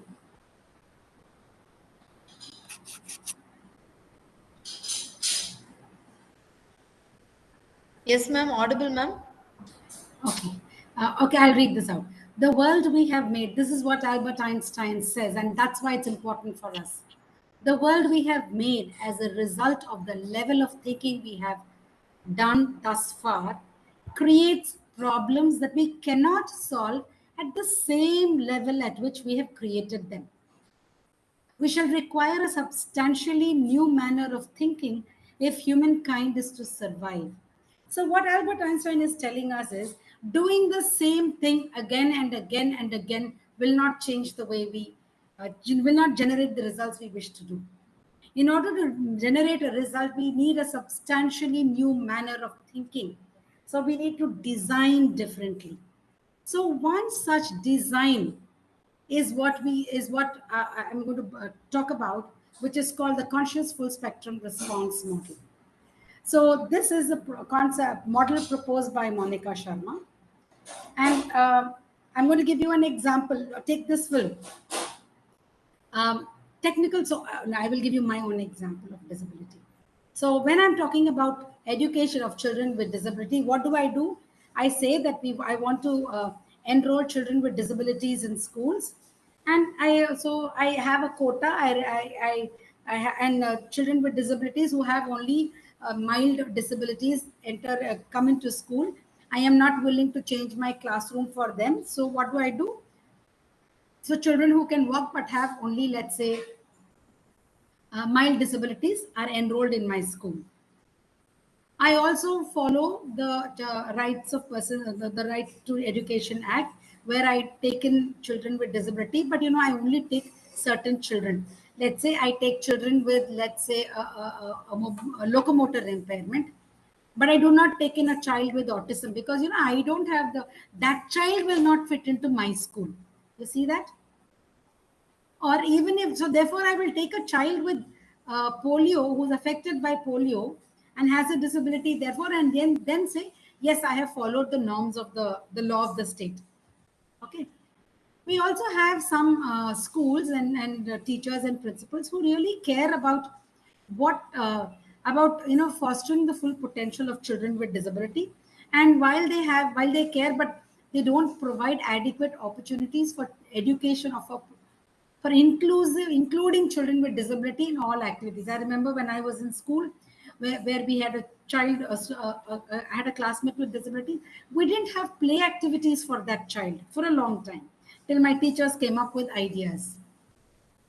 However, if I'm going to look at unleashing full potential for well-being, dignity, and equity, I use the conscious full spectrum response model where I source my inner capacities of dignity, equity, and I foster agency. I shift unworkable systems and cultural norms. So, for example, I care about the full potential of the child. I care about ensuring that my child has equal access to classroom and to play in school. So I modify the environment and I ensure that the child with disability has not only education but also right to recreation. So what do I do? These are the underlying factors, the core of who I am, my innate attributes. I work towards shifting cultural norms, whether it is inaccessible buildings, inaccessible infrastructure, attitudinal barriers such as in stigma, and ensuring that I provide technical interventions of school admission and a holistic education to the child. So how does it translate in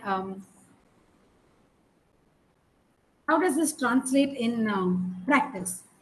So I source my universal values or innate qualities of fairness, dignity, compassion, respect, full potential. Sorry. I shift cultural norms and systems from only schooling to fostering a sense of coherence and inclusion in children and families. From everyday diminishing practices and biases, whether it's bullying, whether it's othering, whether it is discrimination, based on gender, which we do often. Girls say you can't do this caste, that caste, religion, disability, etc., to fostering dignity, care, and equity and inclusion at home, because home is also where these diminishing practices occur, at workplace or in school, and in society for whole systems transformation. Remember, that's what they said. Critical social work is about holistic understanding. From shame, stigma, and inclusion of children with disability to inclusion of children with disability in family and community and schools too. How do I do that? Sorry. I ensure that I get funds so that I support my work. I offer medical help, whether it is corrective surgeries, whether it is aids and appliances, like like whether it's calipers, whether it's hearing aid, whether it's visual aids, etc. I also provide support for studies, and that's how providing special education support, children with disabilities are able to pass and graduate. Okay, that's what we do. Or whether it is going to colleges and enrolling the support of the principal and talking about, listen, there is a law that says you cannot discriminate.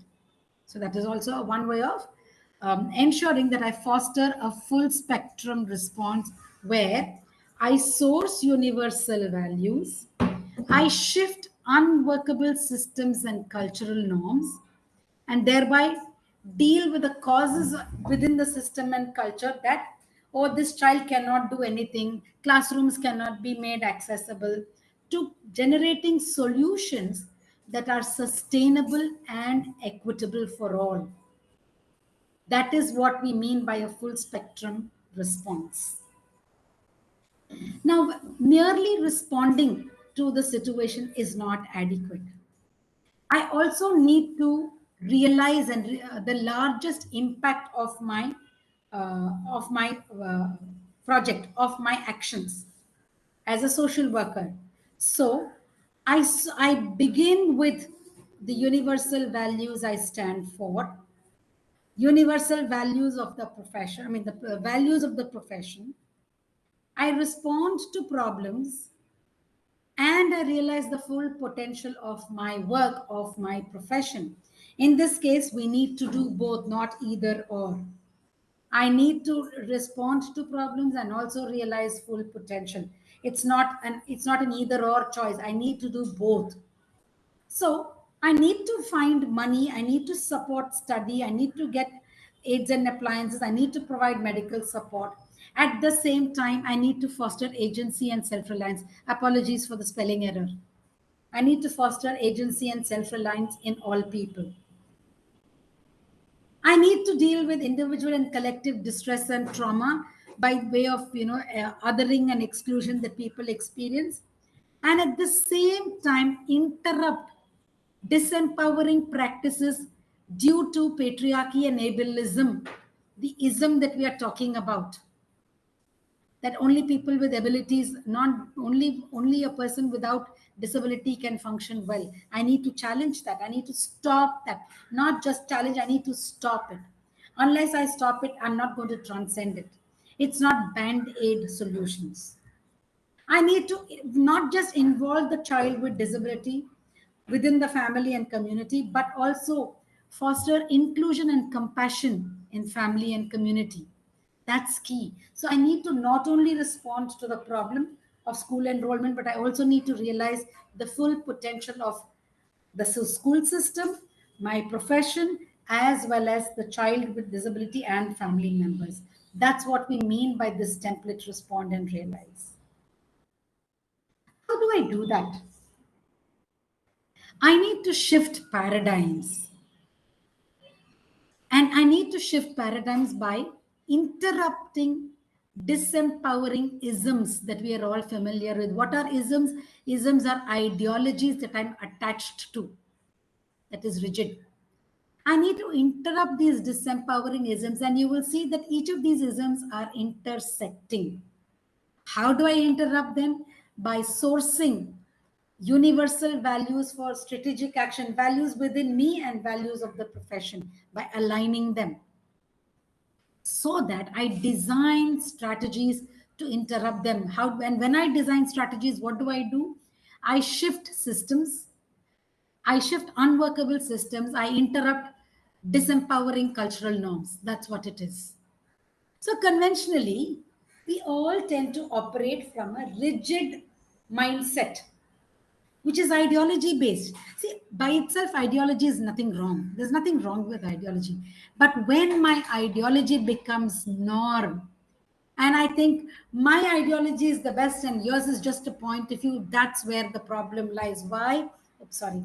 Why? Because I want to dominate. I think I know better. And that's the downside of,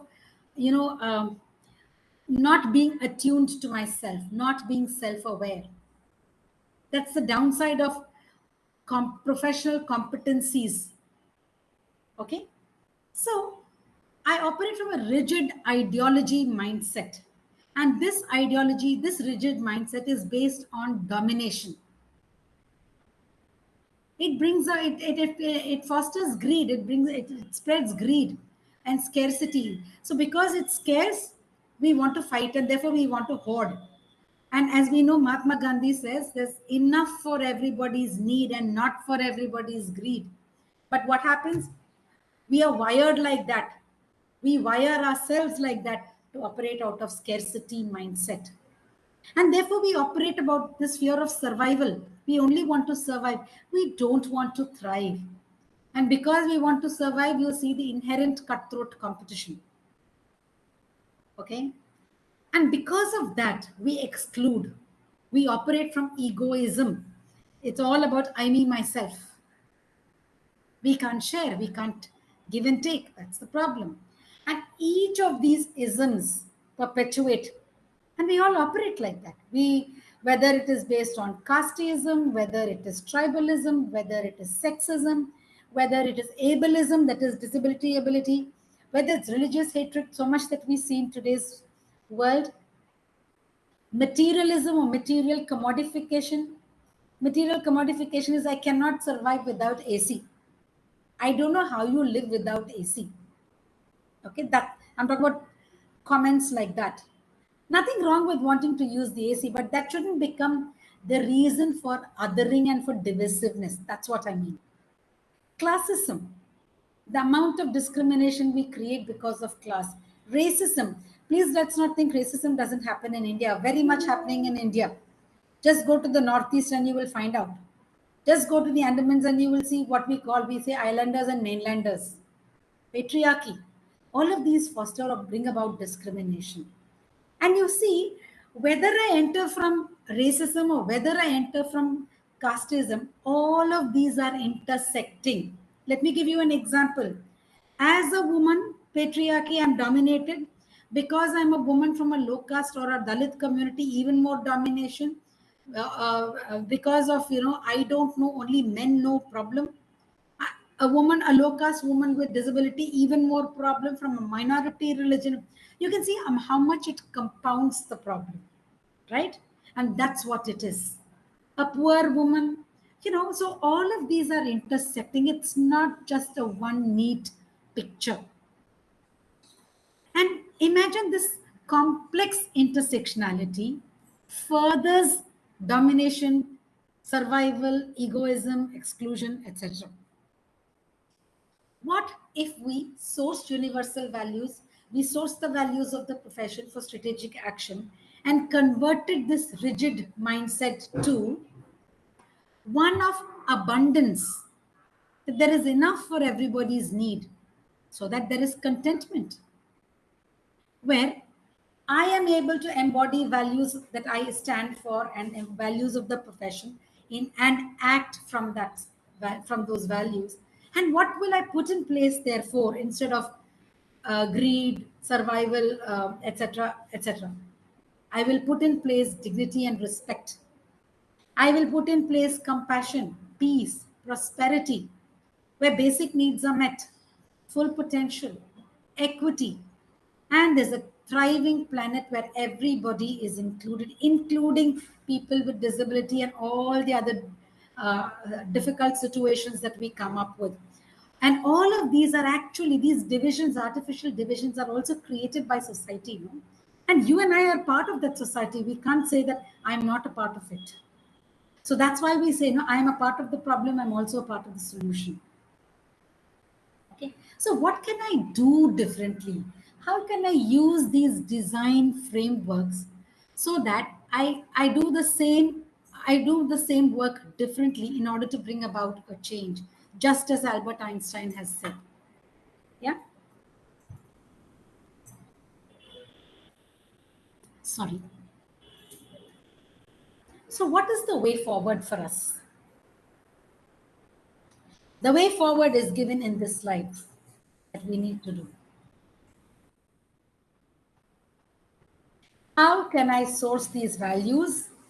The underlying factors, the root of who I am, the core of my being, the core of my profession. Okay. How can I shift unworkable systems and cultural norms? And how can I generate results that are sustainable and equitable for all? Okay. So that's what I need to do. Source values of myself, the others, the people I work with, including service users and other stakeholders, and the profession. How can I identify and interrupt unworkable systems and norms and remember, these cultural norms are not natural formations. They don't exist like gravity. They were designed by us. And the very fact that we follow them unmindfully is equally not okay. So can I be respectful of multiple perspectives so that I hold these perspectives to create a new alternative, so that I generate actions in the now. And these actions are sustainable and equitable. And when I generate action in the now, what happens is I create new futures for people and planet. Okay? And that's what social work practice is, no? Says that when I source the values of the profession and myself to change unworkable systems and norms, the outcomes are not only impactful, but they are sustainable. They stay on long after you and I have passed on and have left this world. And that is what we leave behind for our generations to come. Sorry, I missed the zero part of the 2020. Okay, so with that, I come to any questions for clarity. But before we go into questions for clarity, I just want to read this quote. When I give myself permission to source my universal values and oneness for action and results, I will manifest my greatness, both as a person and as a professional, and contribute in unpredictable ways. And I am the unfolding new reality and emergence in this world. So these are the references that I have used. Okay, any questions for clarity?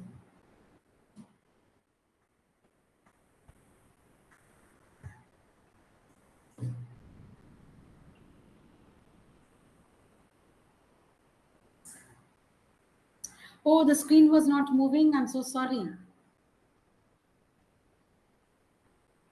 I just saw this message from Pooja.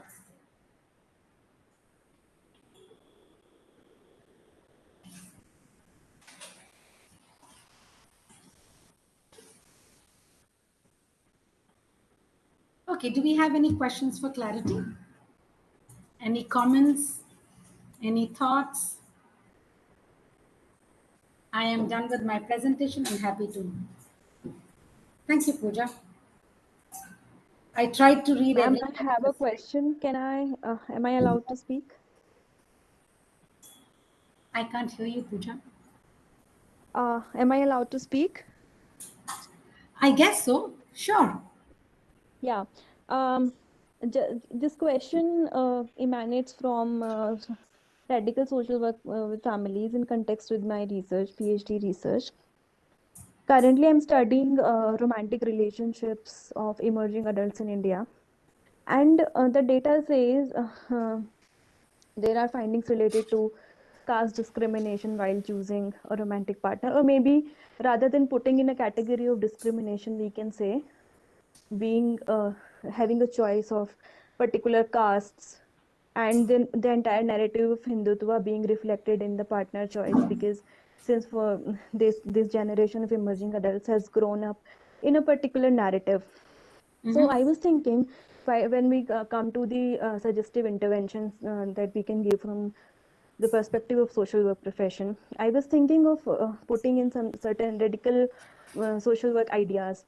So could you help me find some readings, or maybe you can give me your mail or tell me here only how can I proceed with it? Yeah, there are some interesting readings. I mean, I thought this article by Weisgal et al. Are very useful to look at how we can use the critical social work. Remember, because critical social work talks about how I need to deal with structural aspects of human problems. How do I need to be aware of the context of the individual, so that of the individual, I mean, context, understand the context, be aware of the context, understand the context, and understand the individual before I intervene.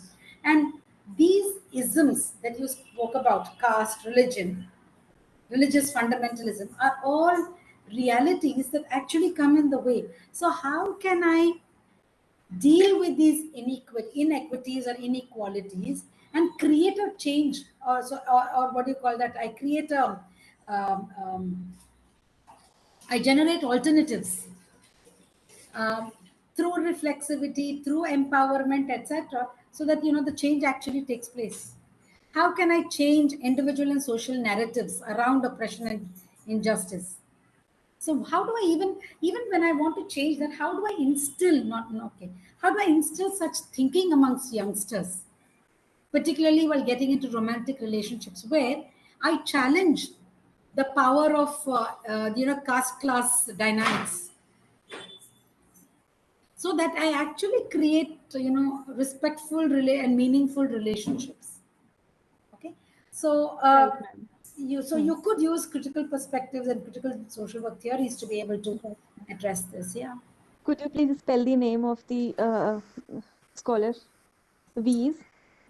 So why don't you? I can put that on chat for you. Yeah, thank you, ma'am, so Yeah, much. I put up that reference for you on chat. Would that be okay with you? I mean, you can refer to any critical social work. Malcolm Payne talks about it. You can read Fook for that. So you can read all of that. Yeah. You can also look at EPG Patshala references in social work, history, philosophy of social work for that. Yeah. Sure, ma'am, I'll do that. Just put that name once if that is possible as of now. And thank you so much. It was really insightful.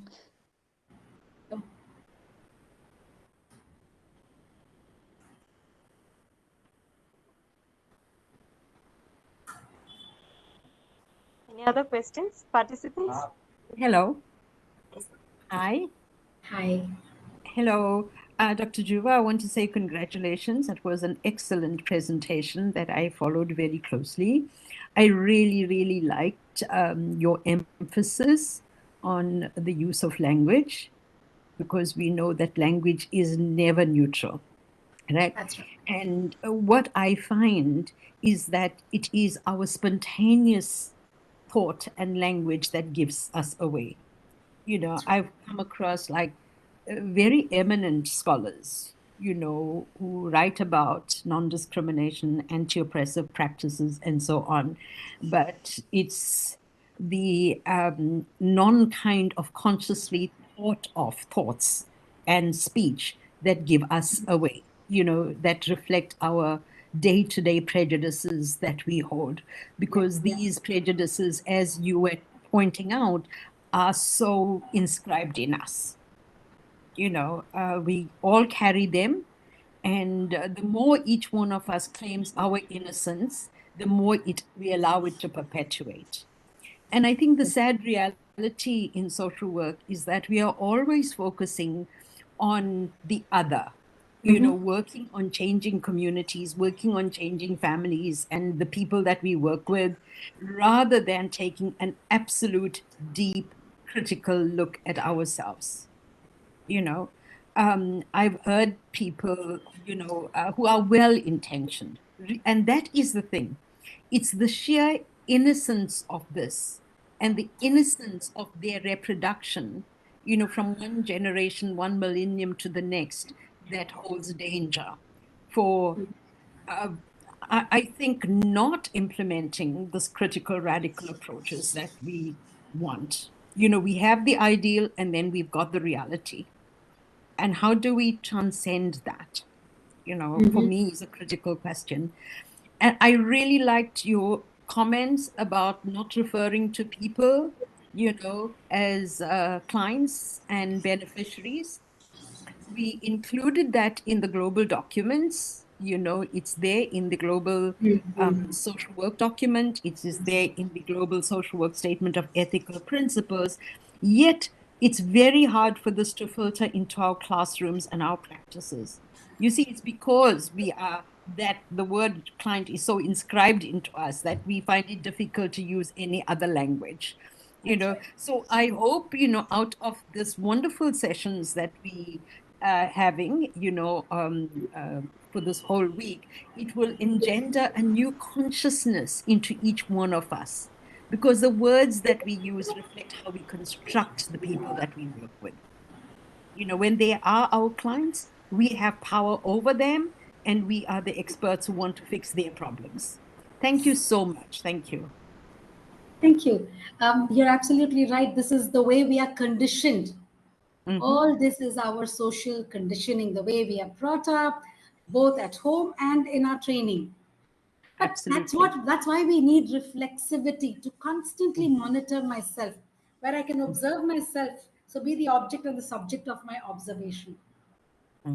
Being self-aware, so important. And that's what emotional intelligence is also all about. Yes. Thank you.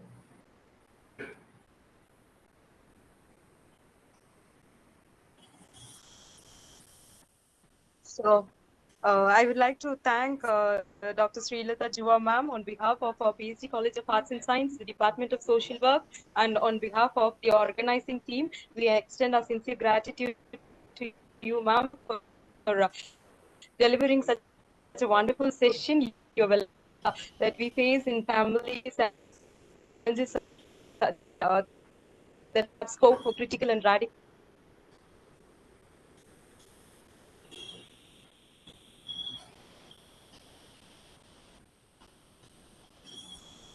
Where we go, what book do we refer, what are the literature that are available, everything. And within the short period,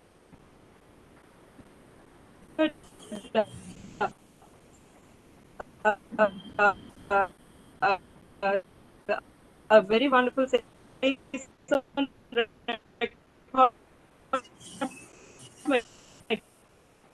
gratitude to the problem, but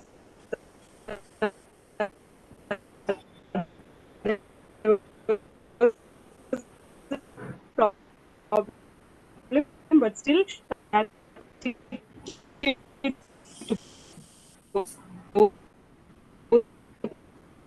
and all the session lively and great job, ma'am. So we sincerely thank you. Ma'am, thank you so much for your Over to you, Dr. insightful Kavita. and very interactive session. We had a very good end of this FDP, this international FDP, with your eminent expertise. Thank you so much, ma'am. Thank you so much for spending your great time with us in spite of in your teaching hours. So we wish to collaborate with you in future and kindly guide us as the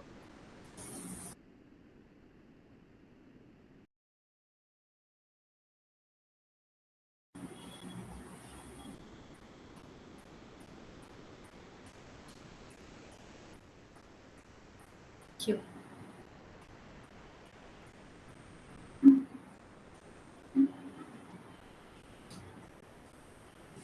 Social work and Mehtab and the renowned social activist Mehtab Patkar is about to join with us. So I take this platform to invite you one and all for the valedictory. Thank you so much, ma'am. Thank you all. I request the participants to take 10 minutes break and then kindly join the session at the earliest. Thank you all.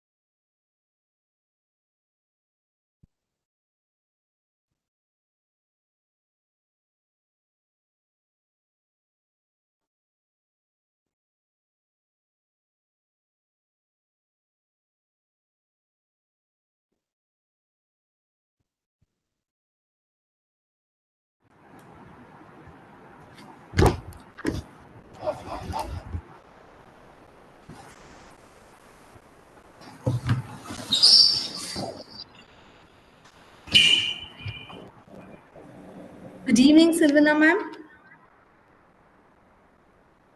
Hello, good evening. Hello, good evening.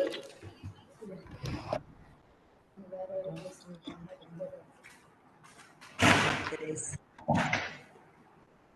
Good evening, sister. Hola. Hello, Hola, sister. Silvana. Hola. Can you hear me? Yes, sister. Yes, You sister, hear your me? voice is perfect. Yes, sister, your voice is perfectly audible for us right now.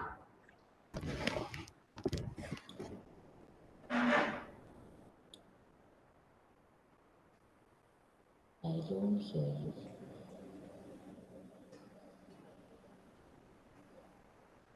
What is the problem?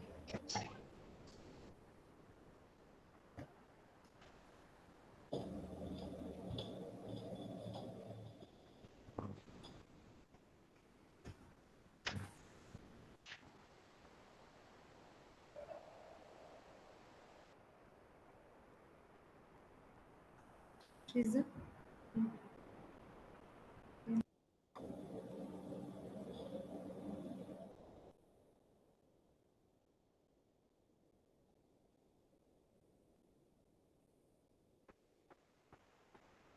Professor Silvana ma'am, we'll start the program within 5 minutes. Okay. Okay. Good. Thank you. Thank you. Hello, Silvana ma'am. Hello. How are you?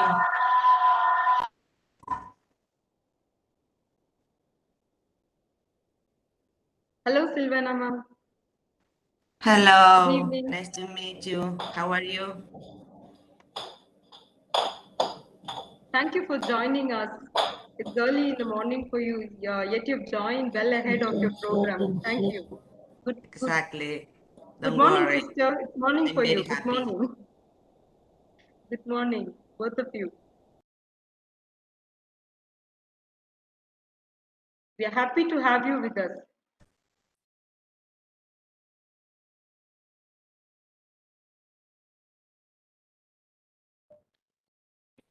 Am I audible, ma'am? Yes, sir. Yes, sir. You are audible. Thank you. Risa and Kavita, congratulations. Thank you very much, sister. Thank you so much, and thank you for your support. Like without your support, we would not have been able to make this session possible. Thank you very much. And so well. Congratulations. Thank you, sister. Sister, good evening, sister. Thank you so much. Very Without your nice. support, Well this organized. validation wouldn't be possible. Our humble gratitude to you. Well organized.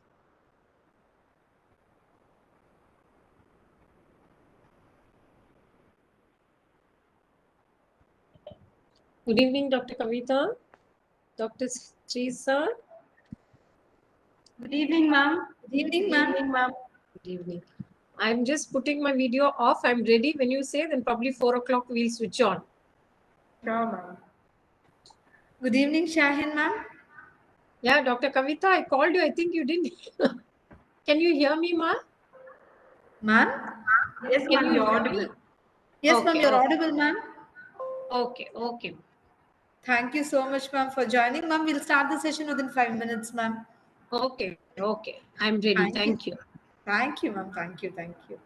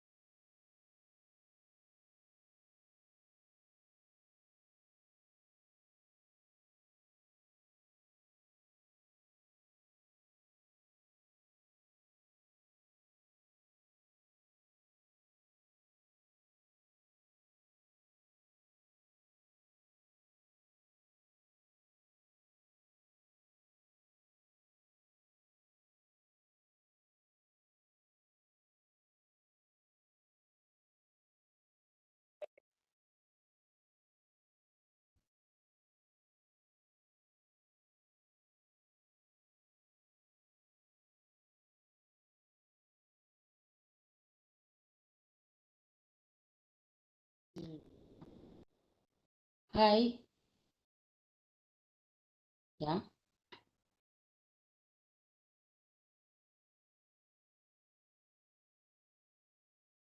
Morning, Teres. Hi, Hilaria. Good morning. Hilaria? Yeah.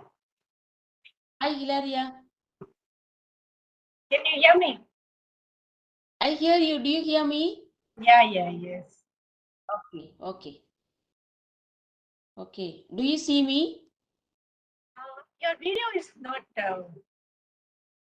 That's what I don't know what's happening. Previously, it was on. Okay. Now it is okay? Now it is. I think it's opening. Not Okay. yet. Yeah. How are you, Hilaria? Good one. Yeah.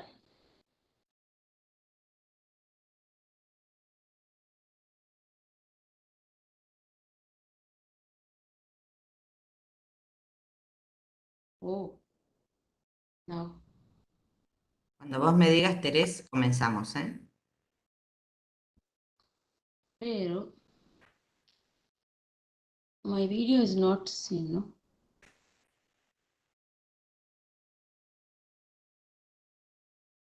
Terence, you speak to Silvana. Yeah, Silvana, ¿todo bien, Silvana? Todo bien, estoy Buen día. acá atenta cuando me digan el inicio, comenzamos. Un placer, muy contenta. Ok, muy bien. ¿Qué es esto? General. Silvana is from which country? Argentina. Okay, okay. So you are on the same timeline. No, she is 2 hours ahead.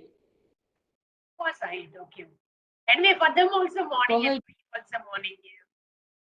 see, for me 5:30, for her it is 7:30 in the morning. Exactly. Muy tempranito por acá. Exact. Así es.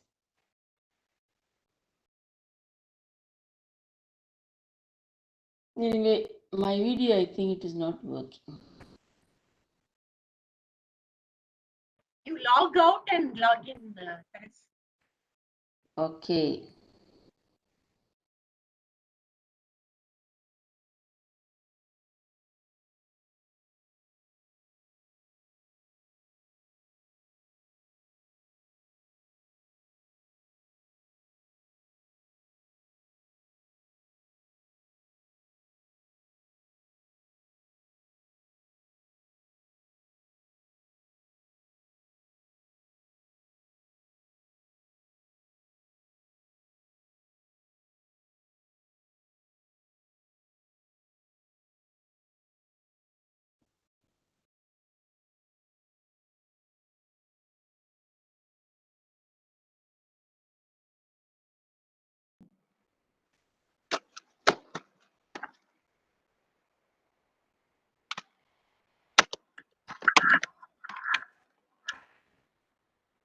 Most distinguished guests of the valedictory program,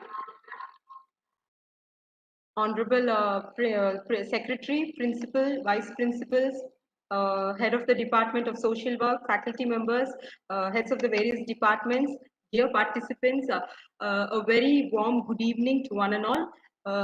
So we have come to the final stage, the end of the 5-day faculty development program on critical radical pedagogy and practice perspectives in social work. So I welcome you all to the valedictory session. I now invite Dr. Kavita to welcome the gathering. Over to you, Dr.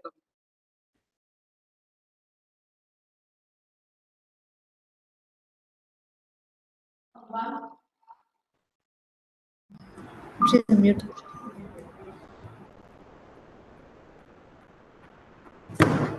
A warm good evening to one all present here. It's indeed a great privilege and honor for me to welcome one and all present here. At the outset, let me begin.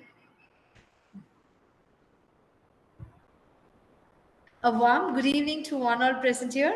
At the outset, let me begin by expressing my warm welcome on behalf of our management, secretary, principal, vice principals, and PSG CARE, which is the Center for Academic and Research Excellence, and from the Department of Social Work for our International Faculty Development Program on Critical and Radical Pedagogy and Practice Perspectives in Social Work. So I take much honor in welcoming our eminent resource persons, erudite heads of the departments, faculty members, and participants from the various universities and from different parts of the globe, and my dear students. So, in our commemoration to our 75th Platinum Jubilee celebration of our a renowned and an most prestigious in PSG institutions, especially our college, PSG College of Arts and Science. So it is a deemed privilege for us on 11th August 1947. So we are just completing, coming 11th, we are just completing our 75th year of for establishment of the college, wherein we are just marching towards our Indian independence. That is, we are just following the Azad Ke Amrit Mahotsav. So I welcome our most respected principal ma'am. She'll be joining very quickly, and distinguished chief guest, Professor and Dr. Silvana Martinez, the former Global President of International Federation of Social Work. Ma'am, we feel so honored to have you on this virtual platform. We welcome you, ma'am. And Srimati Mehta Patkar, Madam is about to join, the renowned social worker and social activist in India. We are just about to welcome her. And Dr. FX Lovelina Littleflower, the Dean in charge of College Development Council, Bharatiya University. We welcome you, ma'am. And I take immense and proud privilege in welcoming our own proud alumnus of our college and of our own department, Dr. A. Shahan Sultana, Professor, the former Dean of Student Affairs, Department of Social Work from Pondicherry Central University. Ma'am, it is an honor for us to welcome you in this virtual platform for a valedictory address. Welcome you, ma'am. Muchas gracias. Me toca a mí, Teresa. Yes, ma'am. Welcome you, ma'am. And then I take immense pleasure in welcoming Dr. B.T. Lavani, the Director, JF Research Center, which is affiliated to Pune University. Pune, sir, thank you so much for being with us. We welcome you. And Dr. Thirumalai Sami, sir, the Head Department of Social Work, Sri Ramakrishna Mission Vidyalaya Coimbatore, which is also a renowned and a prestigious aided institution which offers social work in Coimbatore. And I also take a time to present the program report over here. Okay, Dr. Lovelina Littleflower ma'am is about to join since she is in syndicate meeting right now. Ma'am, we welcome you, ma'am. Dr. Lovelina ma'am.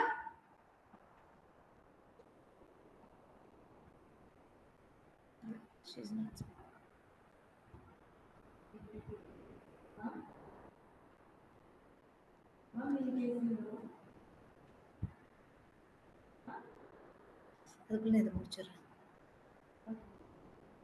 Okay, since to start with about an outline of our FDP.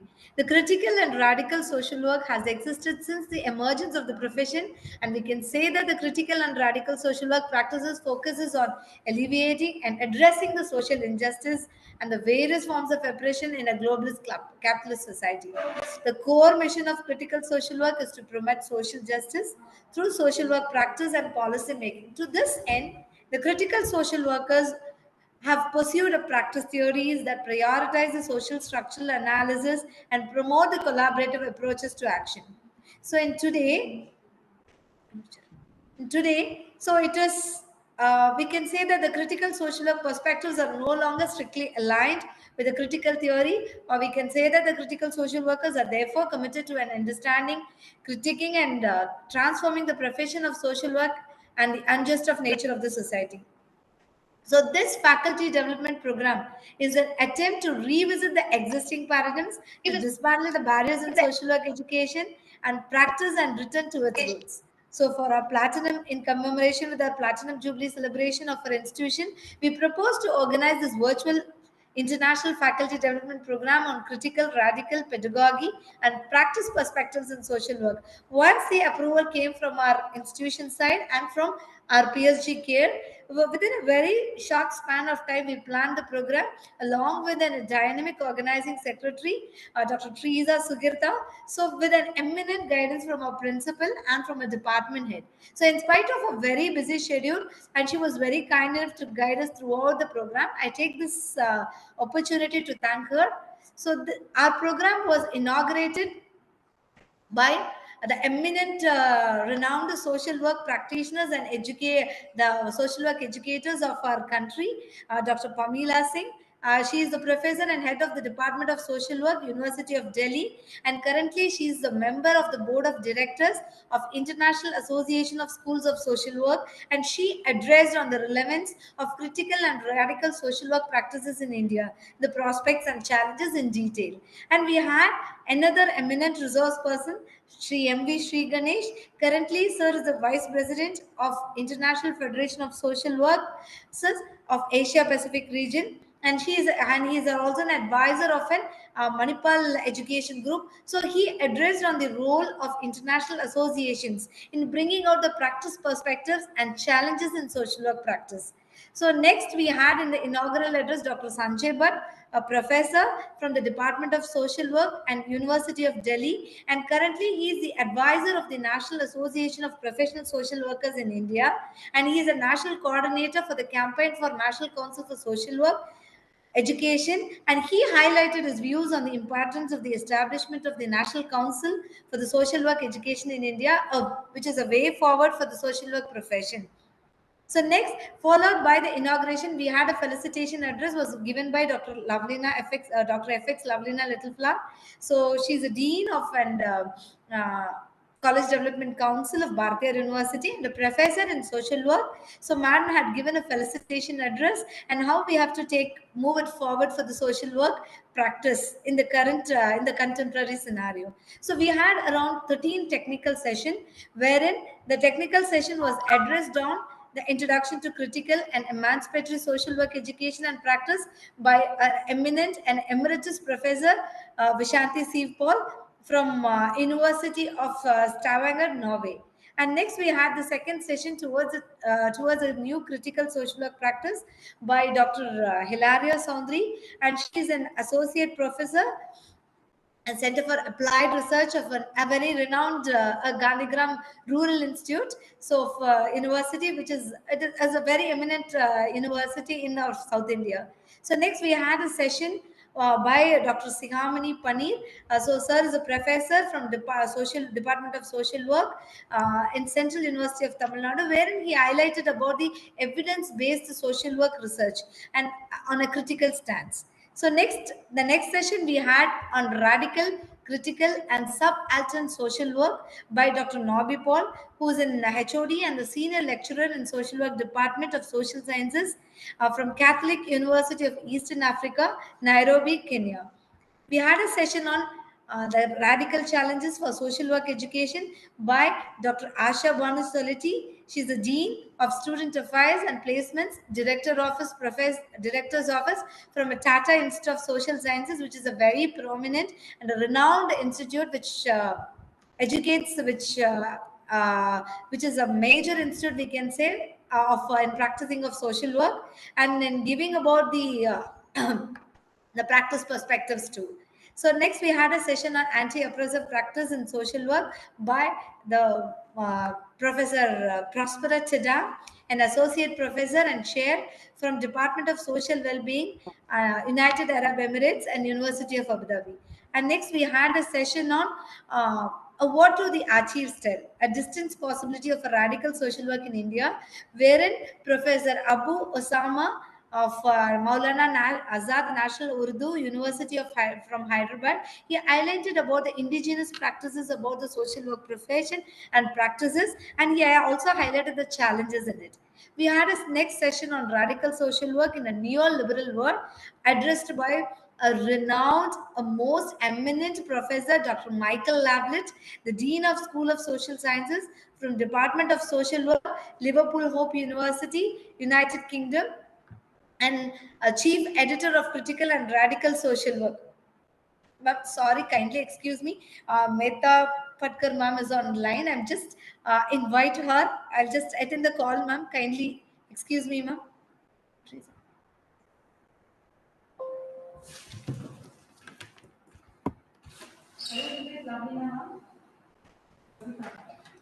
I guess you three invited.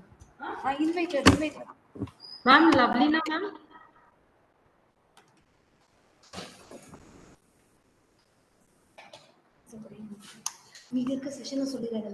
Yes, Pizza.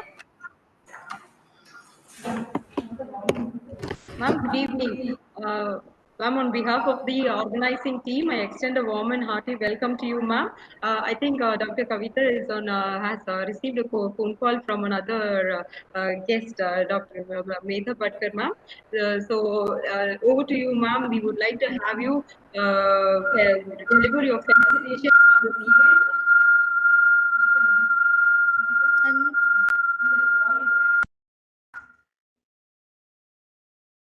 Dr. Lavlina Littleflower is the professor and head of the Department of Social Work, Bharatiyar University, Coimbatore. She is also Dean of the College Development Council in Bharatiyar University, and she holds various positions. And we have introduced ma'am. She is a part of the inauguration, and she has also delivered a session this morning. So now I invite ma'am to felicitate the event. Thank you, ma'am. Over to you, ma'am. Yeah, thank you, Ms. Prinza. Very good evening to all the learned and seasoned academicians of social work. It is my pleasure to be a part of this program because it's August forum that all the eminent personalities of social work who are working and struggling to get this particular radical and critical social work practice and pedagogy in all the societies across the globe.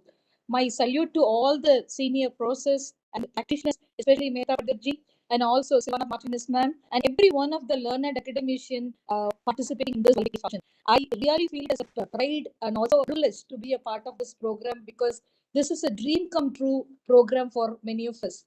Because like the present scenario in Indian society, we all know and we come across various struggles in different forms of structural aspects like social or political or even religion or caste system. So many dimensions we have a lot of struggles in India present, and in that particular junction, our young fraternities of social work from PSG College of Arts and Science, they are very pioneer in doing this particular faculty development program, and they have invited the learned professors from across the globe, which is a unique feature of this particular program. And all of them have given a very good inputs in just giving us knowledge on this practice of critical and radical social work, and which is quite in the very early stage in India. And in that perspective, they have taken a further milestone, PSG College, that they have invited all these people and they have also contributed. And my congratulations to this young faculty who has initiated this program, who has brought many personalities and who has introduced many personalities to us, and those who are really working for the betterment of the society or betterment of the fellow human beings. So we are all able to meet together because of this young team. I appreciate, I congratulate them, and I also wish the institution, PSG College of Arts and Science, for their celebrations, Jubilee celebrations. My wishes to them also, and all the social work fraternity that you are contributing, and you are all the inspirers for us that to go further in our profession. So that way, I'm also thankful to all of them. And my only appeal to this young faculty members is that you need to have the sustained way of continuing this particular program in different forms and carry forward this critical and radical social work in practice till we materialize, till we bring the change in the society. We have to work continuously, and also the publication FDP at a large. So in that perspective, let us all write what we have presented or we would like to deliberate upon this FDP. And we will publish this and so the population will be better out of this. So we use their points, this opportunity to thank all the participants for this time in being listening to me. So thank you so much, and Dr. Avita, my senior academicians. Thank you for the opportunity. Thank you so much, ma'am, for this wonderful contribution. Thank you so much, ma'am, for those wonderful words of encouragement and for providing your support, Dr. Just a minute. for providing your support throughout the program. So I'm happy to say that Srimati Mehta Bhatkar has joined us. Like she is also one of the guest speakers. So we are proud to have you with us, ma'am. We welcome you on behalf of PSG College of Arts and Science, and it's an honor to have you with us on this memorable occasion. Thank you very much, ma'am, for joining us. So it's a privilege and honor to be here on this platform with so many stalwarts in one connected through this virtual platform. So once again, I welcome Srimati Mehta Bhatkar, ma'am. We extend a hearty welcome to you, ma'am, and thank you, Dr. Lavina, ma'am, for those wonderful words of encouragement. Okay, over to you, Dr.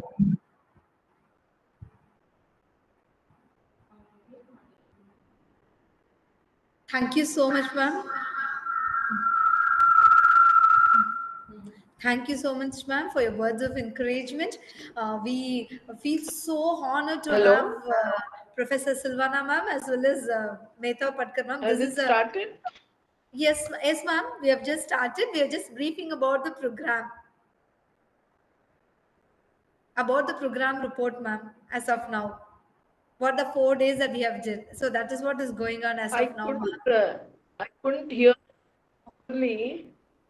Is my voice clear? Yes, ma'am. Your voice is very much audible to us, ma'am. Your video is perfect and your voice is also perfect for us. Is my voice clear? Yes, ma'am. Very clear, ma'am. Very clear. Hello? Yes, ma'am. Your voice is very clear.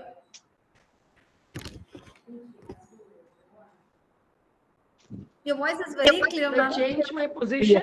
Ya. Buenos días, profesora Silvina Martínez. Escuchando, sí. Está bien, muy bien. Yo soy del Ecuador, muchas gracias. Bienvenido de la India. Muchísimas gracias, qué emoción, un placer para mí. Yo nací en la India, pero estoy...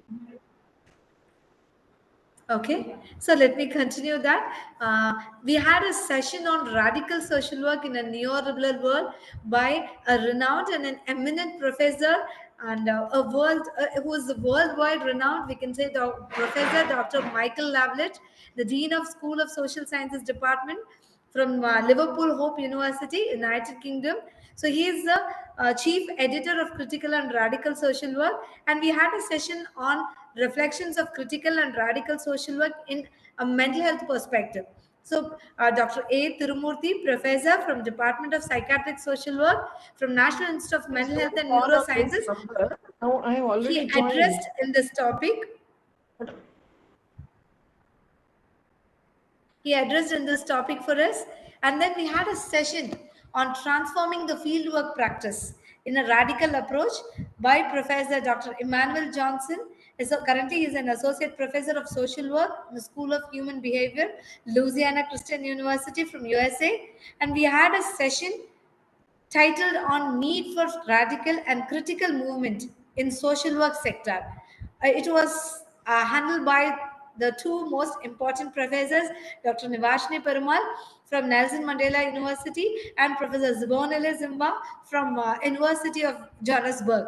So next we had a session on critical and radical social practice in India, opportunities and challenges by Professor Dr. FX Lovelina Littleflower from Bharatiya University. And today we had a session on emancipatory social work education from community empowerment from Dr. Jose Anthony. So he's a professor from Sri Shankaracharya University of Sanskrit from Kaladi, Kerala. And the last session, the 13th session we had, the technical session we had from Professor Dr. Srilata Jua from Center for Equity and Justice for Children and Families from School of Social Work, Tata Institute of Social Sciences, Mumbai. She addressed she had an active vibration on critical social practice with children and families. So altogether, in the 5 days, we had such a wonderful and we had so insightful technical sessions wherein we had an eminent participants who were very vibrant and very active throughout the program. So it is not, this is not, this as we, the budding social work faculties who have a very less experience. So we have just started while organizing this program. We never thought that this would be this much a mega program. So it is indeed an honor for us.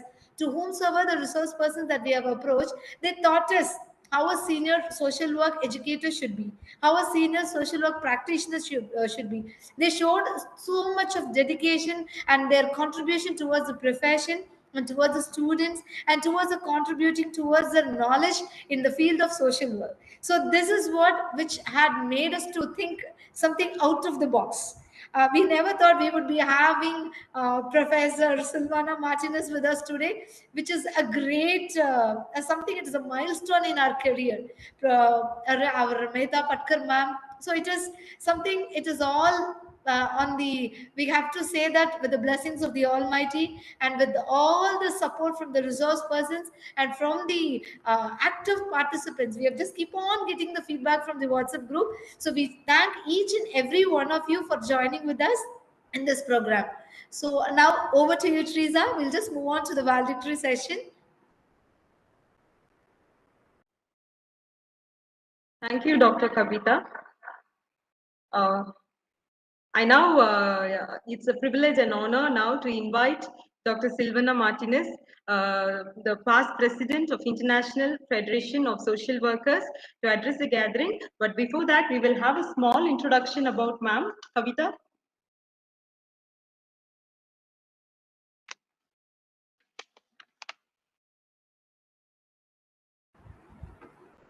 I again take a deemed privilege to introduce about our the chief guest to provide the special address for our valedictory program. So Professor Dr. Silvana Martinez is a doctor in social sciences, bachelor of social work and masters in social work, and she's a professor and researcher at the National University of Mar del Plata, Argentina.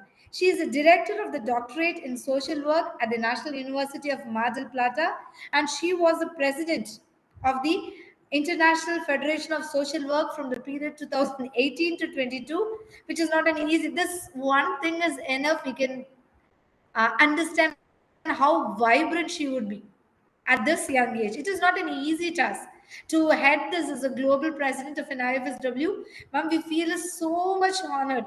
We both take it, and this is a milestone in our department of our college. We can say it is an again a coin of diamond in our PSG crown. That kind of program is it. So we feel so honored to have you. She wrote several books and chapters on social work, epistemology, and social sciences, among the other topics. She is an author of many articles in specialized scientific journals in social work and social sciences. But she gave only a small thing when I've just asked you, and I just want to make it a point whether that she was very much humble than when we approached. She never thought about her college or about her experience, about anything. She was such a quite a humble and such a down to earth personality, and she accepted our invitation. We thought that something this program has taken into a next level with us. So ma'am, we feel so honored to have you. So sorry if I've just pronounced it wrongly. A cordial Benavida Querida Sonora. Hearty welcome, dear madam.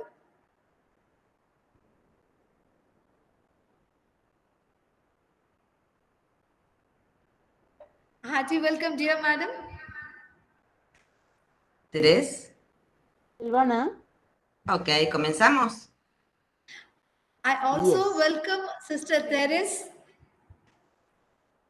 And we need to mention a special note of thanks to Sister Teres, because when we approached Madam said that I'm just quite comfortable in Spanish. I just needed with the help of a translator. But as soon as Sister Teres is from Ecuador, she readily agreed. So I just request Teresa to introduce Sister Teres also to this virtual platform. Okay. Good evening, everyone. I just give a small introduction of Sister Teresa. So Sister Teres Salet, she is a nun in the Holy Cross congregation and is in Latin America. She is from Ecuador, and she has completed an undergraduate degree in psychology in Latin America, which is for 5 years, and she has been serving there for 25 years. And I also take this opportunity to thank Sister Hilaria Soundri for connecting us to Sister Teres Salet, and Sister has been very sincere since then, and even before we could communicate with Sister, she would be ever ready, asking like, when are you going to have a trial, where what is going, like, have you received all the details? So she coordinated every single detail with Dr. Silvana Martinez. So with that being said, I take this opportunity to invite Dr. Silvana Martinez and Dr. Sister Teres Salet to address the participants. So the floor is yours. Over to you, ma'am. And Thank you so much. Estimadas autoridades de la Facultad de Artes y Ciencias de la PSG, colegas, autoridades del Departamento de Trabajo Social, colegas, docentes, estudiantes de trabajo social, tengan ustedes muy buenas tardes, aunque aquí en Argentina son las 7:30 de la mañana. Dear authorities of the Faculty of Arts and Science of PSG College, colleagues, authorities of the Department of Social Work, colleagues, teachers and students of social work, have a very good afternoon. Although here in Argentina now it is almost 8 o'clock in the morning. Quiero agradecer profundamente al doctor Cavita la invitación a participar del cierre del programa de capacitación docente en el marco de la celebración del jubileo de platino de vuestro colegio. Mis felicitaciones y reconocimiento por tan importante trayectoria caracterizada por una educación de excelencia. I would like to thank Dr. Kavita for the invitation to participate in the closure of this program within the framework of the Platinum Jubilee celebration of your college. My congratulations and recognition for such an important historical trajectory characterized by an excellent education. También quiero agradecer a la doctora Catherine Werman, quien estableció el puente para que mi presencia sea posible hoy en este magnífico evento. I also want to thank Dr. Catherine Weyman, who served as a bridge to make my presence possible at this magnificent event.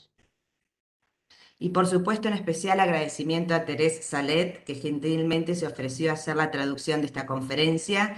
Sin ella hubiera sido imposible que hoy pueda compartir con ustedes algunas de mis reflexiones. And of course, a special thanks to Sister Teresa Salet. Thank you, Silvana, who kindly offered to do the translation of this conference. Without her, it would have been impossible for me to share some of my reflections with you today. Finalmente, quiero destacar el tema elegido para esta conferencia: pedagogía crítica radical y perspectivas prácticas para el trabajo social. Un tema crucial para el trabajo social contemporáneo y sobre el cual vengo trabajando hace ya varios años. Por el tiempo que tengo dado, voy a compartir algunas ideas fuerzas a modo de provocación, con el fin de abrir el debate y dejar planteadas algunas incertidumbres más que certezas. Finally, I want to highlight the theme chosen for this training: critical, radical pedagogy and practical perspectives in social work.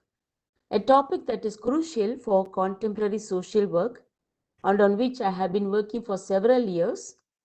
Due to the time factor, I'm going to share with you some strong ideas as a provocation in order to open the debate and raise more questions than certainties.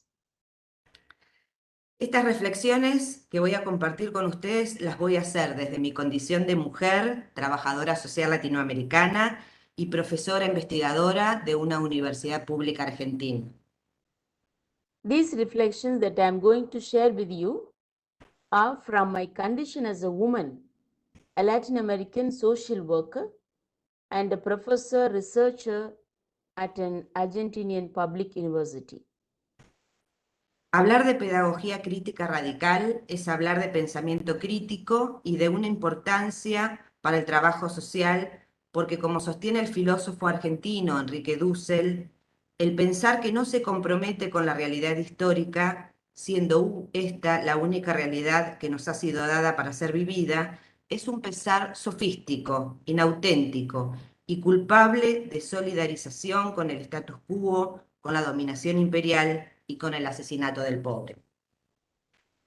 To speak of radical critical pedagogy is to speak of critical thinking, and is of the uttermost importance for social work, because as the Argentinian philosopher Enrique Dussel maintains, thinking that is not committed to historical reality, this being the only reality that is given to be lived, it is a sophistical thinking, inauthentic and guilty of solidarity with the status quo, with the imperial domination and with the murder of the poor.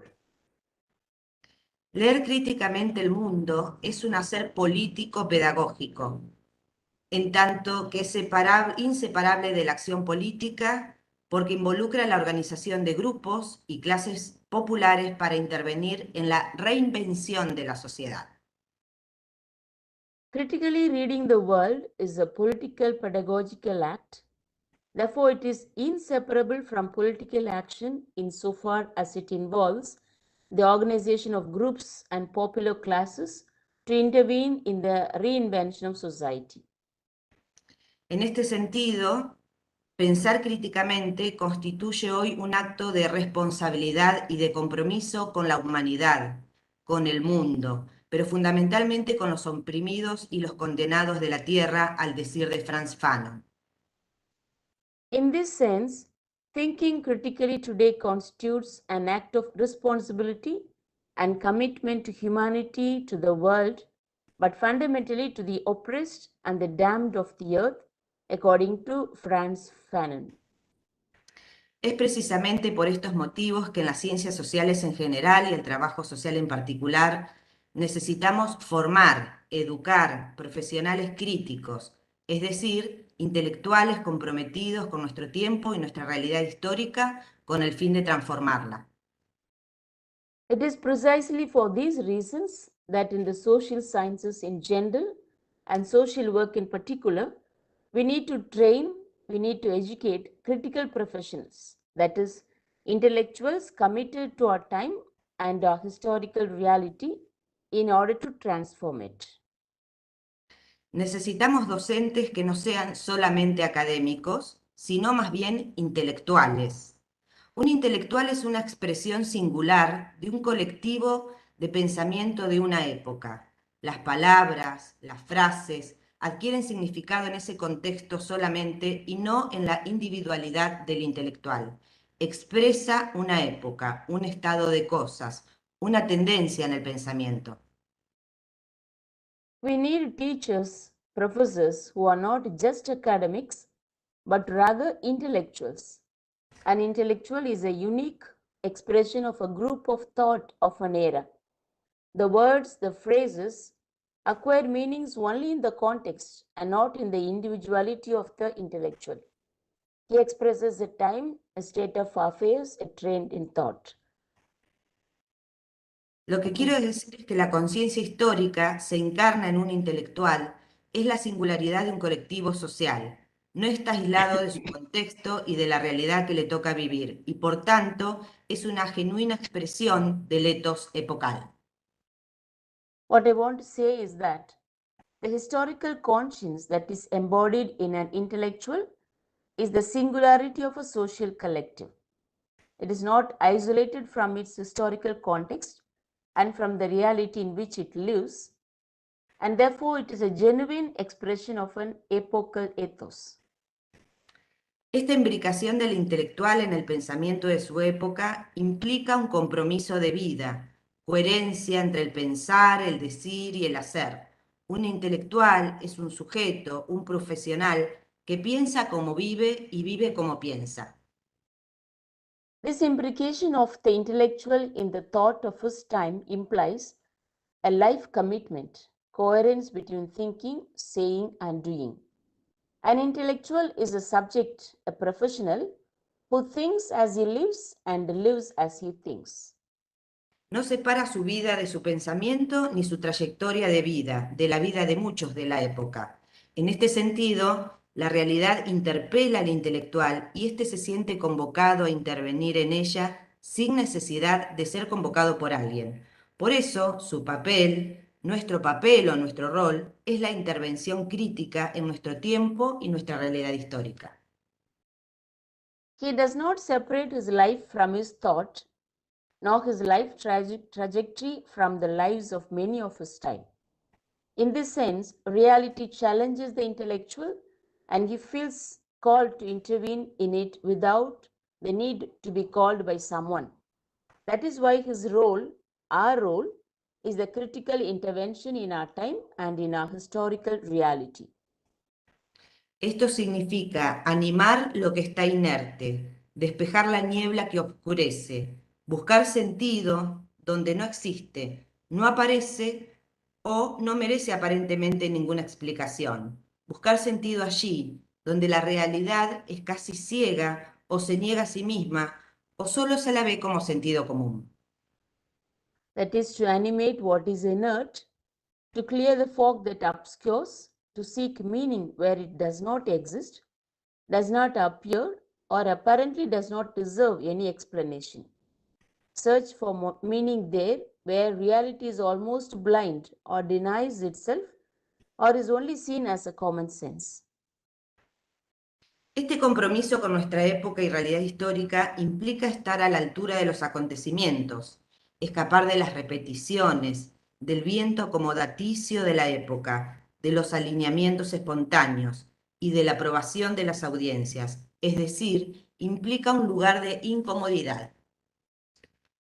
This commitment to our time and historical reality implies being at the height of events, escaping from repetitions, from the accommodating wind of time, from spontaneous alignments, and from the approval of the audiences. That is, it implies a place of discomfort. Cuando hablo de intelectual, quiero dejar en claro que no hablo de elitismo, ni de títulos, ni de postítulos, sino de poner la enseñanza del trabajo social, el conocimiento y la producción de conocimientos al servicio del pueblo y los grupos oprimidos, pero también aprender del pueblo y de los grupos oprimidos.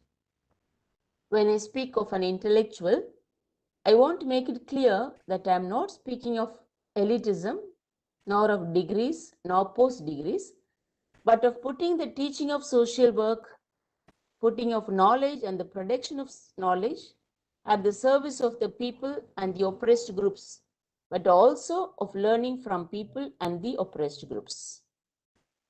Formar profesionales intelectuales críticos y comprometidos con los grupos oprimidos se logra a través de una pedagogía crítica radical. En efecto, la principal tarea de la pedagogía crítica radical es formar hombres y mujeres, impugnadores, cuestionadores, para lo cual es necesario construir sujetos políticos con pensamiento crítico y autónomo, y no solamente formar técnicos o profesionales con determinadas competencias técnicas y metodológicas. Training critical and committed professionals, committed intellectuals with the oppressed groups is achieved through a radical critical pedagogy. Indeed, the main task of radical critical pedagogy is to train men and women, challengers, questioners, for which it is necessary to build political subjects with critical and autonomous thinking, and not only train technicians and professionals with certain technical and methodological skills. Ahora bien, me parece importante aclarar que no todo pensamiento que critica es pensamiento crítico. No por criticar se es crítico. Lo que caracteriza el pensamiento crítico es A, la radicalidad de la perspectiva, y B, que el objetivo sea la emancipación social. Now it is important to clarify that not all critical thinking is critical thinking. It is not by criticizing that one is critical. What characterizes critical thinking is A, the radical nature of the perspective, and B, that the goal is social emancipation. Por otra parte, no se puede separar el pensamiento del sujeto, porque es el sujeto quien produce realidad. ya que lo que decimos, sentimos y hacemos es resultado de lo que pensamos y creemos. El pensamiento no es una labor especulativa, sino de lo más concreta, porque se refiere al hecho de que cuando se trata de organizar el pensar, se organiza también la realidad y la relación del sujeto con su realidad. On the other hand, you cannot split thought from the subject. Because if it is the subject who produces the reality, since what we say, feel, and do is the result of what we think and believe, thought is not a speculative task, but one of the most concrete, because it refers to the fact that when it comes to organizing thinking, reality, and the relationship of the subject with this reality are also organized. De allí que no hay separación entre el pensar y el hacer, entre la teoría por un lado y la práctica por el otro. Esta separación es una ficción creada e instalada por la ciencia moderna occidental y se instaló en las ciencias sociales bajo el paradigma positivista. Hence, there is no such separation between thinking and doing, between theory on one side and practice on the other. This separation was a fiction created and installed by Western modern science and was installed in the social sciences under the positivist paradigm. Nuestras prácticas están siempre sustentadas en concepciones teóricas, epistemológicas y ético-políticas, que dotan de sentido el quehacer profesional y orientan nuestras intervenciones. Aquí es importante destacar que las prácticas profesionales nunca son neutras. Our practices are always based on theoretical, epistemological, and ethical political conceptions that give meaning to professional work and guide our interventions. Yet it is important to note that professional practices are never neutral. Siempre tienen un impacto en la realidad y en las personas con las cuales trabajamos, los usuarios. De allí la importancia de poder explicitar las matrices de pensamiento que subyacen en nuestras prácticas y sus finalidades, porque nuestras prácticas pueden servir para la liberación y emancipación o bien pueden servir para reproducir las desigualdades sociales. They always have an impact on reality and on the people with whom we work. Hence, the importance of being able to explain the matrix of thoughts that underlie our practices and their purposes. Because our practices can serve for liberation and emancipation, or they can serve to reproduce social inequalities. Aquí me parece sustancial preguntarnos, como educadores, ¿qué profesionales estamos formando en trabajo social? ¿Desde qué matrices de pensamiento? ¿Para quién o quiénes formamos trabajadores sociales? ¿Bajo qué lógicas? ¿Con qué finalidad? ¿Qué pedagogías utilizamos? Here it seems essential to ask ourselves as educators, what professionals are we training in social work? From what matrix of thoughts? For whom do we train social workers? Under what logics? With what purpose? What pedagogies do we use? Si tomamos como premisas las características del pensamiento crítico que mencionaba anteriormente, radicalidad de la perspectiva y cuyo objetivo sea la emancipación humana, considero que la pedagogía crítica radical en trabajo social tiene que contemplar el pensamiento nacional y la perspectiva descolonial. If we take as premises the characteristics of critical thinking that I mentioned earlier, that is radical perspective and whose objective is human emancipation, I consider that radical critical pedagogy in social work has to contemplate national thought and the decolonial perspective. Como lo sostiene un intelectual argentino, Norberto Galasso, la historia de los pueblos coloniales o semicoloniales prueba que en todo país donde existe esta cuestión nacional pendiente, indefectiblemente sus habitantes piensan o en nacionales o en coloniales, es decir, elaboran y desarrollan ideas en contraposición al orden vigente, con lo que repudian la concepción ideológica del imperio que los oprime, promoviendo la liberación nacional, o enhebran argumentos que se insertan en la ideología impuesta por el opresor imperial, con lo que concurren a la subsistencia de la sumisión.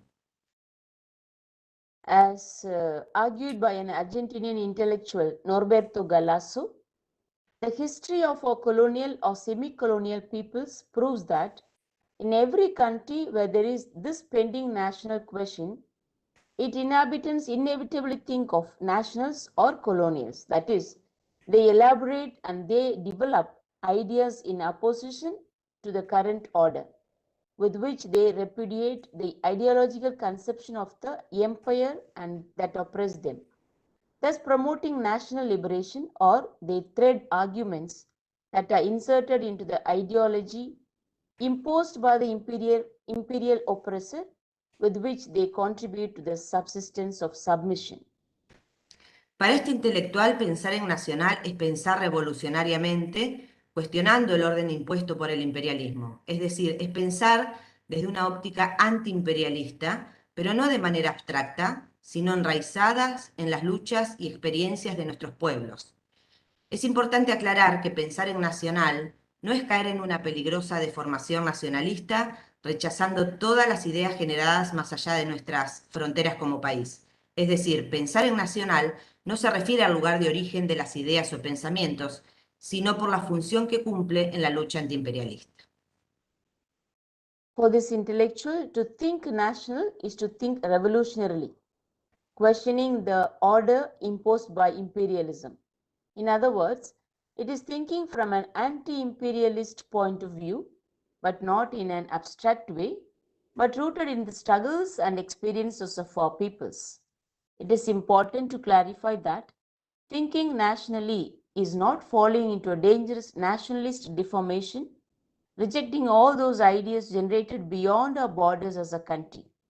That is, thinking nationally does not refer to the place of origin of ideas or thoughts, but to the role they play in the anti-imperialist struggle. En este sentido, rescato el pensamiento y la figura de Marx como intelectual comprometido con la causa de la emancipación humana y la lucha contra el capitalismo, entendiendo como un sistema de organización social basado en la explotación del hombre por el hombre y bajo la lógica de acumulación. Pero dicho esto, quiero aclarar que en general, a nivel mundial, en trabajo social, cuando se hace referencia al pensamiento crítico radical o al trabajo social radical, se lo entiende como sinónimo de marxismo. Pero como dije, el pensamiento de Marx es muy importante, mas es insuficiente. Es necesario, pero no alcanza.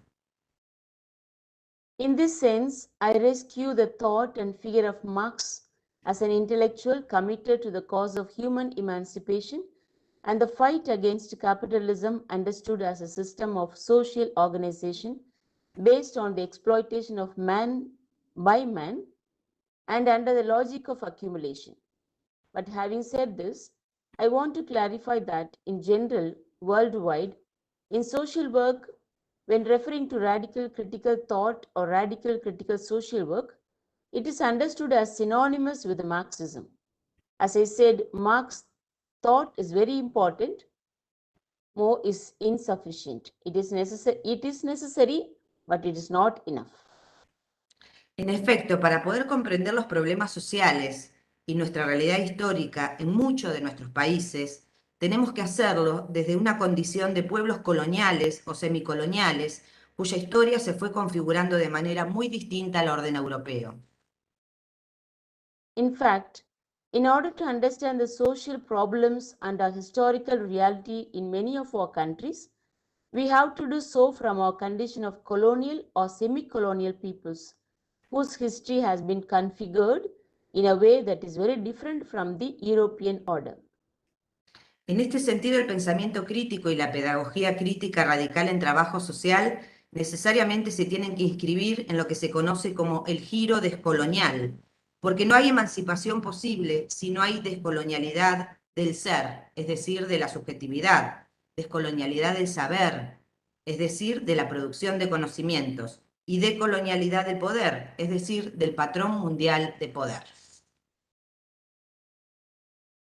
In this sense, critical thought and radical critical pedagogy in social work necessarily have to be inscribed in what is known as the decolonial turn, because there is no possible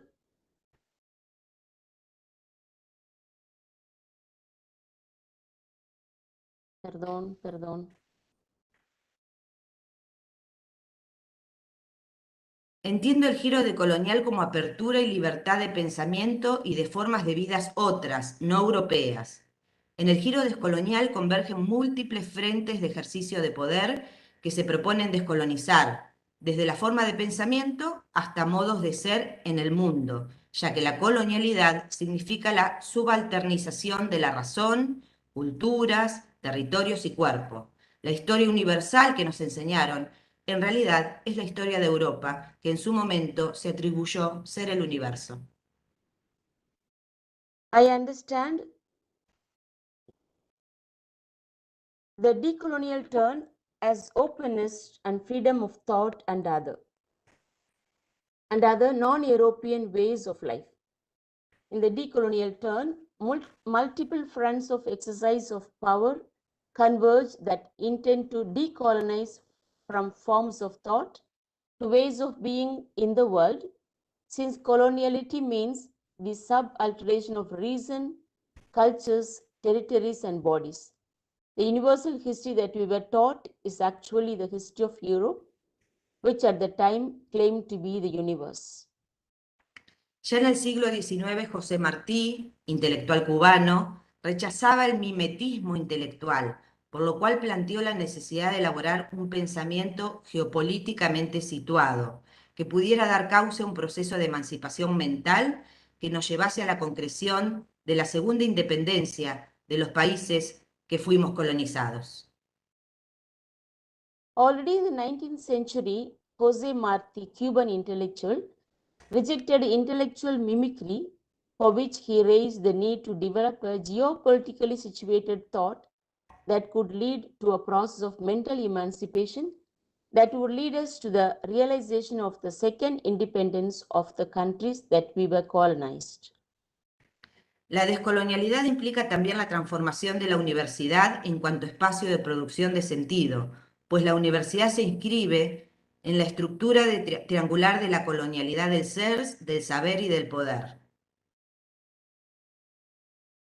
Decoloniality also implies the transformation of the university as a space for the production of meaning, since the university is part of the triangular structure of coloniality, the coloniality of being, the coloniality of power, and the coloniality of knowledge.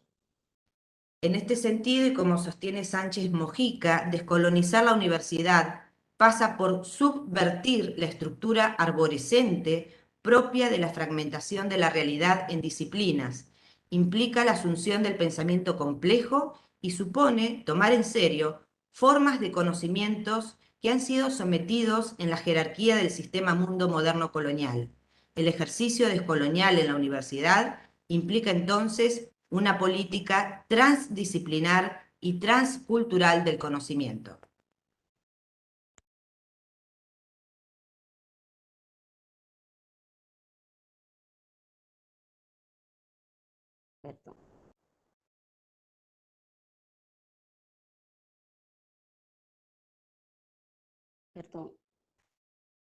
I understand the decolonial turn as openness and freedom of thought and other non-European ways of life.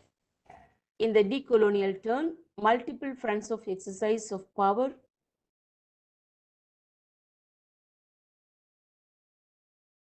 Si entendemos que es imperiosa la tarea de descolonizar la universidad y, por supuesto, la educación de los trabajadores sociales, la pedagogía crítica radical en trabajo social necesariamente tiene que ser una pedagogía del sur. If we understand that the task of decolonizing university and of course the education of social workers is imperative, critical radical pedagogy in social work necessarily has to be a pedagogy of the South. El sur entendido como metáfora del sufrimiento humano sistemáticamente causado por el colonialismo y el capitalismo. Es una metáfora porque es un sur que también existe en el norte, como también el norte existe en el sur, en tanto prácticas locales de complicidad con el colonialismo, la colonialidad y el capitalismo. The South, understood as a metaphor for human suffering systematically caused by colonialism and capitalism. It is a metaphor because it is a South that also exists in the North, just as the North also exists in the South as local practices of complicity with colonialism, coloniality, and capitalism. En este sentido, es una metáfora geocorpopolítica muy potente, por tanto devela y problematiza los dispositivos de opresión y dominación de un norte imperialista, capitalista y colonial, como también identifica la praxis y los sujetos que en el sur reproducen estos dispositivos de poder. In this sense, it is a very powerful neo-corpo-political metaphor in that it reveals and problematizes the devices of oppression and domination of an imperialist, capitalist, and colonial North, as well as identifies the praxis and subjects that in the South reproduce these devices of power. Entonces, cuando hablo del sur, no me refiero solamente a América Latina, África y Oriente como territorios geográficos, sino también a un enfoque epistemológico y simbólico atravesado por la experiencia de la colonialidad. Es decir, ponen el acento en la colonialidad y la herida colonial. So when I speak of the South, I'm not only referring to Latin America, Africa, and the East as geographical territories, but also to an epistemological and symbolic approach crossed by the experience of coloniality. That is to say, they emphasize coloniality and the colonial wound. Es importante destacar que hay dos ideas centrales que sustentan la apuesta descolonizadora. Una es la crítica interna al pensamiento crítico hegemónico de Occidente, una crítica intraeuropea. It is important to highlight that there are two central ideas that support the decolonization bet. One is the internal criticism of hegemonic critical thought of the West. La otra es la construcción de un pensamiento de ruptura o desprendimiento epistémico desde la frontera o exterioridad producida por la matriz de la modernidad-colonialidad que lleva a epistemologías otras nutridas por una multiplicidad de pensamientos críticos. The other is the construction of thought of rupture or epistemic detachment from the border of exteriority produced by the matrix of modernity, coloniality that leads to other epistemologies nourished by a multiplicity of critical thoughts. Dicho esto, sostengo que es necesario no solo construir un pensamiento crítico radical, sino que es indispensable, para que esto ocurra, descolonizar al trabajo social, y para ello propongo una pedagogía crítica radical que he denominado pedagogía raizal indisciplinada. Having said all this, I maintain that it is necessary not only to build a radical critical thought, but that it is essential for this to happen to decolonize social work, and for this I propose a radical critical pedagogy that I have called raizal undisciplined pedagogy. Cuando digo pedagogía raizal, lo hago en varios sentidos. En primer lugar, en el proceso de producción de conocimientos, tenemos que ir a la raíz de los problemas sociales que estamos enseñando, investigando e interviniendo, condiciones históricas, y de las categorías teóricas que utilizamos, genealogía, con el fin de problematizarlas, resignificarlas y reescribirlas en nuestro contexto histórico, social y cultural. When I say raizal pedagogy, I do so in several ways. In the first place, in the process of knowledge production, we have to go the root of the social problems that we are teaching, researching, and intervening in historical conditions, and the theoretical categories that we use, that is genealogy, in order to problematize them, re-signify them, and reinscribe them in our socio-historical and cultural context. En segundo lugar, tienen que ser prácticas pedagógicas basadas en conocimientos enraizados, es decir, construidos desde abajo, desde el pueblo, la comunidad y la vida cotidiana, con el fin de visibilizar las ausencias producidas por el eurocentrismo y restituir los saberes destituidos por la ciencia moderna occidental colonial. Secondly, they have to be pedagogical practices based on rooted knowledge that is built from below, from the town, from the community, and from the daily life, in order to make visible the absences produced by Eurocentrism and restore the knowledge dismissed by modern Western colonial science. En tercer lugar, implica prácticas pedagógicas situadas, imbricadas en la memoria larga de los pueblos, en los procesos democráticos y en las luchas y resistencias colectivas del pueblo, esto es, inscripto en nuestro tiempo y nuestra realidad histórica. In the third place, it implies pedagogical practices rooted, situated, imbricated in the long memory of the peoples, in the democratic processes, and in the struggles and collective resistance of the people, that is, inscribed in our time and historical reality. Como personas, siempre estamos situados. Es decir, implica comprender que no hay un sujeto abstracto ni universal para todos los tiempos, sino que somos sujetos, personas, que nos vamos configurando y constituyendo por la intersección entre género, racialidad y clase, pero que además estamos enraizados en condiciones históricas concretas. Y es precisamente en el marco de estas condiciones históricas e intersecciones desde donde y a partir de las cuales producimos conocimientos y enseñamos trabajo social. As people, we are always situated. That is to say, it implies understanding that there is no abstract or universal subject for all times, but rather that we are subjects, we are people, that we are configuring and constituting through the intersection between gender reality class, gender raciality class, but that we are also rooted in concrete historical conditions. And it is precisely within the framework of these historical conditions and intersections from where and from which we produce knowledge and teach social work. Aquí quiero recuperar la idea de sujeto conocedor situado que acuña Donna Haraway para rechazar expresamente la idea y la pretensión de hablar supuestamente con autoridad acerca de todo en el mundo, desde ningún lugar social en particular y desde ninguna perspectiva humana.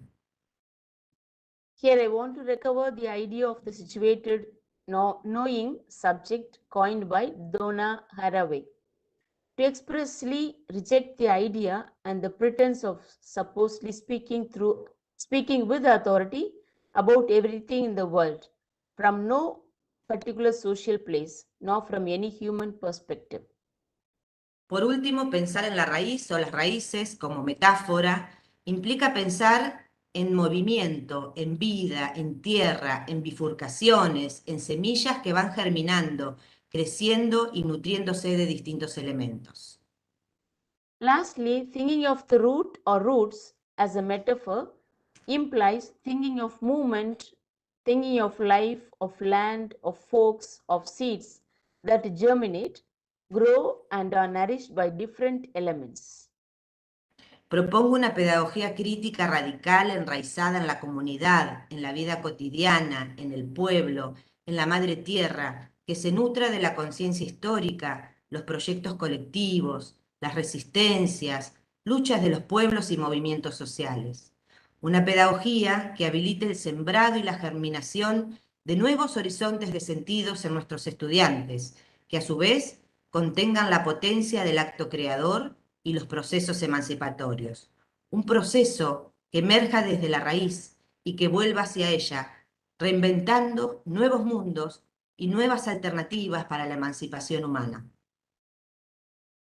I propose a radical critical pedagogy rooted in the community, rooted in the daily life, in the people, in Mother Earth, that is nourished by historical consciousness, collective projects, resistance, struggles of peoples, and social movements. A pedagogy that enables the sowing and germination of new horizons of meaning in our students, which in turn contain the power of the creative act and emancipatory processes, a process that emerges from the root and returns to it, reinventing new worlds and new alternatives for human emancipation. Cuando digo pedagogía indisciplinada, también lo digo en varios sentidos. Me refiero a cuestionar la fragmentación de los conocimientos impuestas por el positivismo en las ciencias sociales. Esto requiere romper con las fronteras disciplinares, ya que se constituyen en verdaderas barreras para comprender la totalidad y complejidad de los problemas sociales. When I say undisciplined pedagogy, I also say it in several ways. I'm referring to questioning the fragmentation of knowledge imposed by positivism in the social sciences. This requires breaking with the disciplinary boundaries, since they constitute true barriers to understanding the totality and complexity of social problems.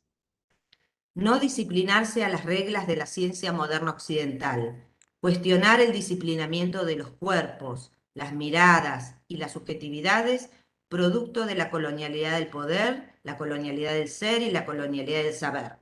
Desprenderse de las ficciones de la ciencia moderna, objetividad, neutralidad valorativa, monismo metodológico, universalidad, separación entre sujeto y objeto, entre otras. Do not discipline yourself to the rules of modern Western science. Question the disciplining of bodies, gazes, and subjectivities, a product of the coloniality of power, the coloniality of being, and the coloniality of knowledge. Get rid of the fictions of modern science, objectivity, evaluative neutrality, methodological monism, universality, separation between subject and object, among others. La indisciplina busca deliberadamente profundizar el debate y discutir el supuesto poder disciplinador de la ciencia, según la cual la ciencia sería algo así como el arquetipo de la racionalidad humana y tendría la sagrada misión de dominar la naturaleza, explicar, predecir y controlar y ordenar el mundo. Esta estética del conocimiento no hizo más que producir colonialidad epistémica, neutralizando y obturando la capacidad de pensar alternativas y alternativas del pensar. Indisciplinarity or indiscipline deliberately seeks to deepen the debate and discuss the supposed disciplining power of science, according to which science would be something like the archetype of human rationality and would have the sacred mission of dominating humanity. Nature, explain, predict, control, and order of the world. This aesthetics of knowledge did nothing more than produce epistemic coloniality, neutralizing and blocking the ability to think alternatives and alternatives of thinking. Mi propuesta de pedagogía indisciplinada se revela ante las injusticias sociales y cuestiona profundamente los dogmas y las matrices teóricas epistemológicas que justifican, reproducen y convalidan las desigualdades sociales de un supuesto conocimiento científico. My proposal for undisciplined pedagogy rebels against social injustices and deeply questions the dogmas and theoretical epistemological matrices that justify, reproduce, and validate social inequalities from a supposed scientific knowledge. La pedagogía crítica radical, raizal, indisciplinada que propongo apuesta al desprendimiento de paradigmas dogmáticos y de viejas prácticas científicas que no dan cuenta de la herida colonial que sigue sangrando en muchos pueblos y muchos países del mundo. The radical, raizal, and undisciplined critical pedagogy that I propose bets on the detachment of dogmatic paradigms and old scientific practices that do not account for the colonial wound that continues to bleed in many peoples and countries of the world. Es una invitación a desaprender, aprender, a desalambrar, como dice la canción de Víctor Jara, un cantante chileno, a saltar el cerco, a superar la enajenación colonial de nuestras subjetividades, a descolonizarnos y descolonizar los conocimientos y las metodologías en ciencias sociales. Apuesta al corazón de los grandes dispositivos de poder y dominación, capitalismo y colonialismo. It is an invitation to unlearn, to learn, to unwire, as a song by an Chilean singer, Victor Jara, to jump the fence, to overcome the colonial alienation of our subjectivities, to decolonize ourselves and decolonize the knowledge and methodologies of social sciences. It points to the heart of the great mechanisms of power and domination, patriarchy, capitalism, and coloniality. Por último, como aspiración profunda, esta propuesta pedagógica, epistémica, ética y política pretende aportar desde la educación y producción de conocimientos a los procesos emancipatorios de los grupos oprimidos y sectores populares, conocimientos que se vayan nutriendo de voces históricamente silenciadas, que vayan tejiendo saberes pluriversos y transdisciplinares, conocimientos que aporten al pensamiento crítico, que habiliten la sospecha, pero que a su vez partan de ella. Conocimientos enraizados en las luchas y resistencias populares. Finally, as a deep aspiration, this pedagogical, epistemic, ethical, and political proposal aims to contribute from education and knowledge production to the emancipatory processes of oppressed groups and popular sectors. Knowledge that is nurtured by voices that have been historically silenced, that are woven from pluriverse and transdisciplinary knowledge. Knowledge that contributes to critical thinking, that enables suspicion, but that in turn starts from it. Knowledge rooted in popular struggles and resistance. La pedagogía crítica radical, raizal, indisciplinada, se inscribe en las luchas y conquistas sociales, en las experiencias emancipatorias, ya que en ellas se encuentra la potencia, el germen y el ímpetu, no solo de cambiar el mundo, sino de generar las condiciones para crear uno nuevo, y esto implica una transformación raizal desde raíz de la sociedad. The raizal, undisciplined, radical, critical pedagogy is part of the struggles and social conquests in the emancipatory experiences, since in them is found the power, the germ, and the impetus, not only to change the world, but to generate and the conditions to create a new one, and this implies a root transformation of society. Por otra parte, promueve la problematización, resignificación, reinscripción de las categorías teóricas que utilizamos en trabajo social y la restitución de los saberes ancestrales y de los grupos históricamente oprimidos en las universidades donde se enseña trabajo social. On the other hand, it promotes the problematization, resignification, reinscription of the theoretical categories that we use in social work and the restitution of ancestral knowledge and the historically oppressed groups and in the universities where social work is taught. Pero no solo pretende recuperar los saberes ancestrales, sino que también dialoga con los nuevos saberes que laten en las resistencias y luchas colectivas de los pueblos. En este sentido, es una pedagogía que promueve un diálogo intercultural crítico, es decir, un diálogo horizontal, democrático, pluriverso, en el cual no tienen lugar los esencialismos, binarismos ni jerarquías en la producción ni en la educación de los trabajadores sociales. Se constituye de esta manera una pedagogía cuya potencia heurística es enorme para el trabajo social.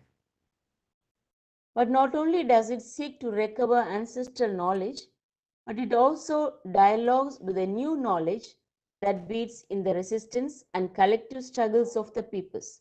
In this sense, it is a pedagogy that promotes a critical intercultural dialogue, that is to say, a horizontal, democratic, pluriverse dialogue in which essentialisms, binarisms, or hierarchies do not take place in the production of knowledge or the education of social workers. In this way, a pedagogy whose heuristic power is enormous for social work is constituted. Caminamos las huellas de nuestros antepasados, de nuestros ancestros. El pasado aporta los marcos de comprensión de la historia larga de los pueblos y de ese modo contribuye a hilvanar el colorido tapiz en el que se entremezclan las resistencias de todos los tiempos. We walk in the footsteps of our ancestors. The past provides the framework for understanding the long history of peoples, and this, in this way, contributes to weaving together the colorful tapestry in which the resistances of all times of intertwined. Se trata de reconocer desde esta práctica pedagógica las marcas del pasado para hacerlas dialogar en el presente, pero a su vez con capacidad de construir futuro, a partir de una praxis crítica transdisciplinaria e intercultural, una pedagogía que sea capaz de vislumbrar las potencialidades que tienen nuestros estudiantes y con ellos, junto a ellos, acompañar las resistencias, las luchas y los procesos emancipatorios de nuestros pueblos, a través de los cuales se van tejiendo las posibilidades de creación de un nuevo mundo, un mundo donde quepan muchos mundos. Muchas gracias.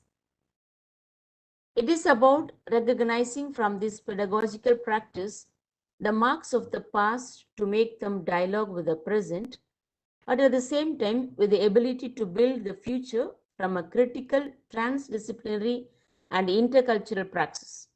A pedagogy that is able to glimpse the potential that our students have and with them, together with them, accompany the resistance, struggles, and emancipatory processes of our peoples, through which the possibilities of creating a new world are woven, a world where many worlds fit. Thank you very much.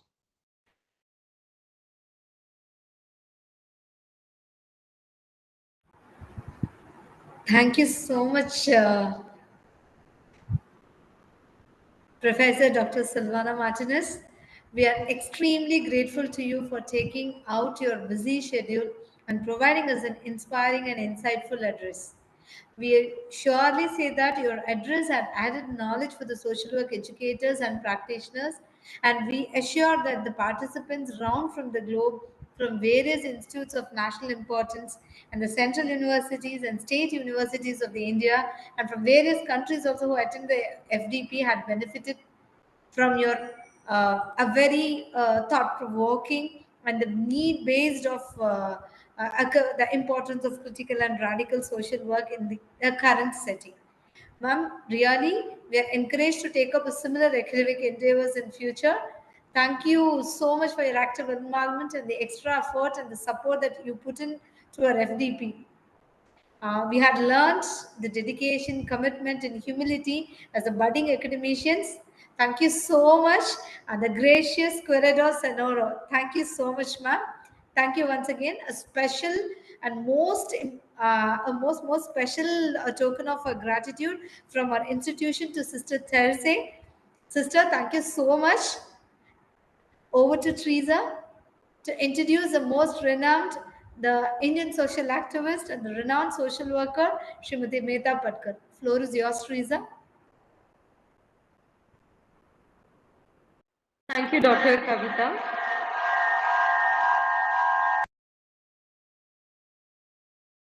Thank you, Dr. Kavita.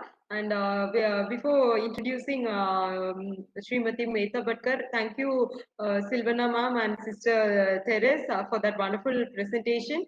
You have touched several areas which obviously we don't find such knowledge here, and it was really an enriching session. Thank you very much.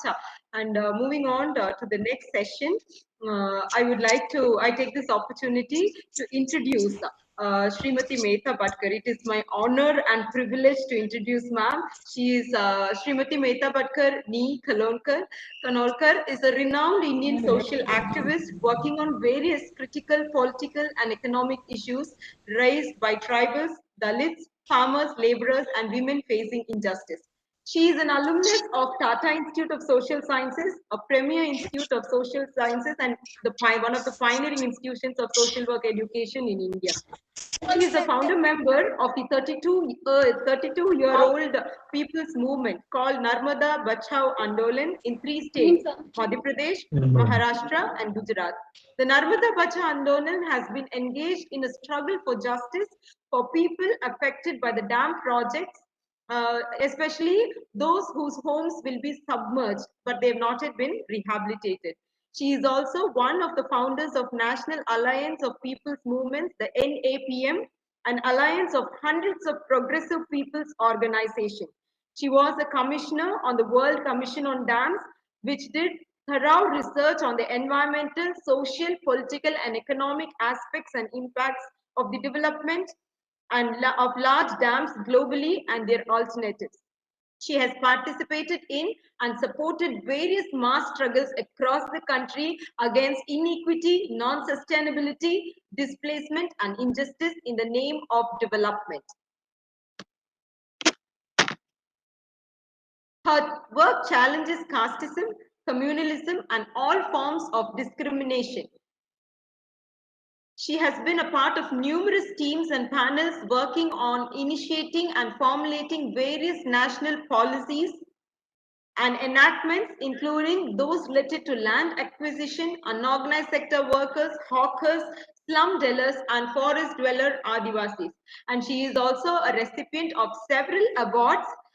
In 1991, she has received the Right to Livelihood Award and Goldman Environment Award in 1992, Green Ribbon Award for Best International Political Campaigner by BBC England in 1995, Human Rights Defenders Award from Amnesty International Germany, Emmy Thompson National Human Rights Award from Vigil India Movement, Person of the Year BBC Award by BBC in 1999, and Deena Nath Mangeshkar Award in 1999, Mahatma Phule Award 1999, Basavashri Award in 2001, Matoshri Bhimbai Ambedkar Award in 2013, and the Mother Teresa Award for Social Justice in 2014. So with that being said, I would like to invite Srimati Mehta Bhatkar ma'am to address the gathering. Over to you, ma'am. The floor is yours.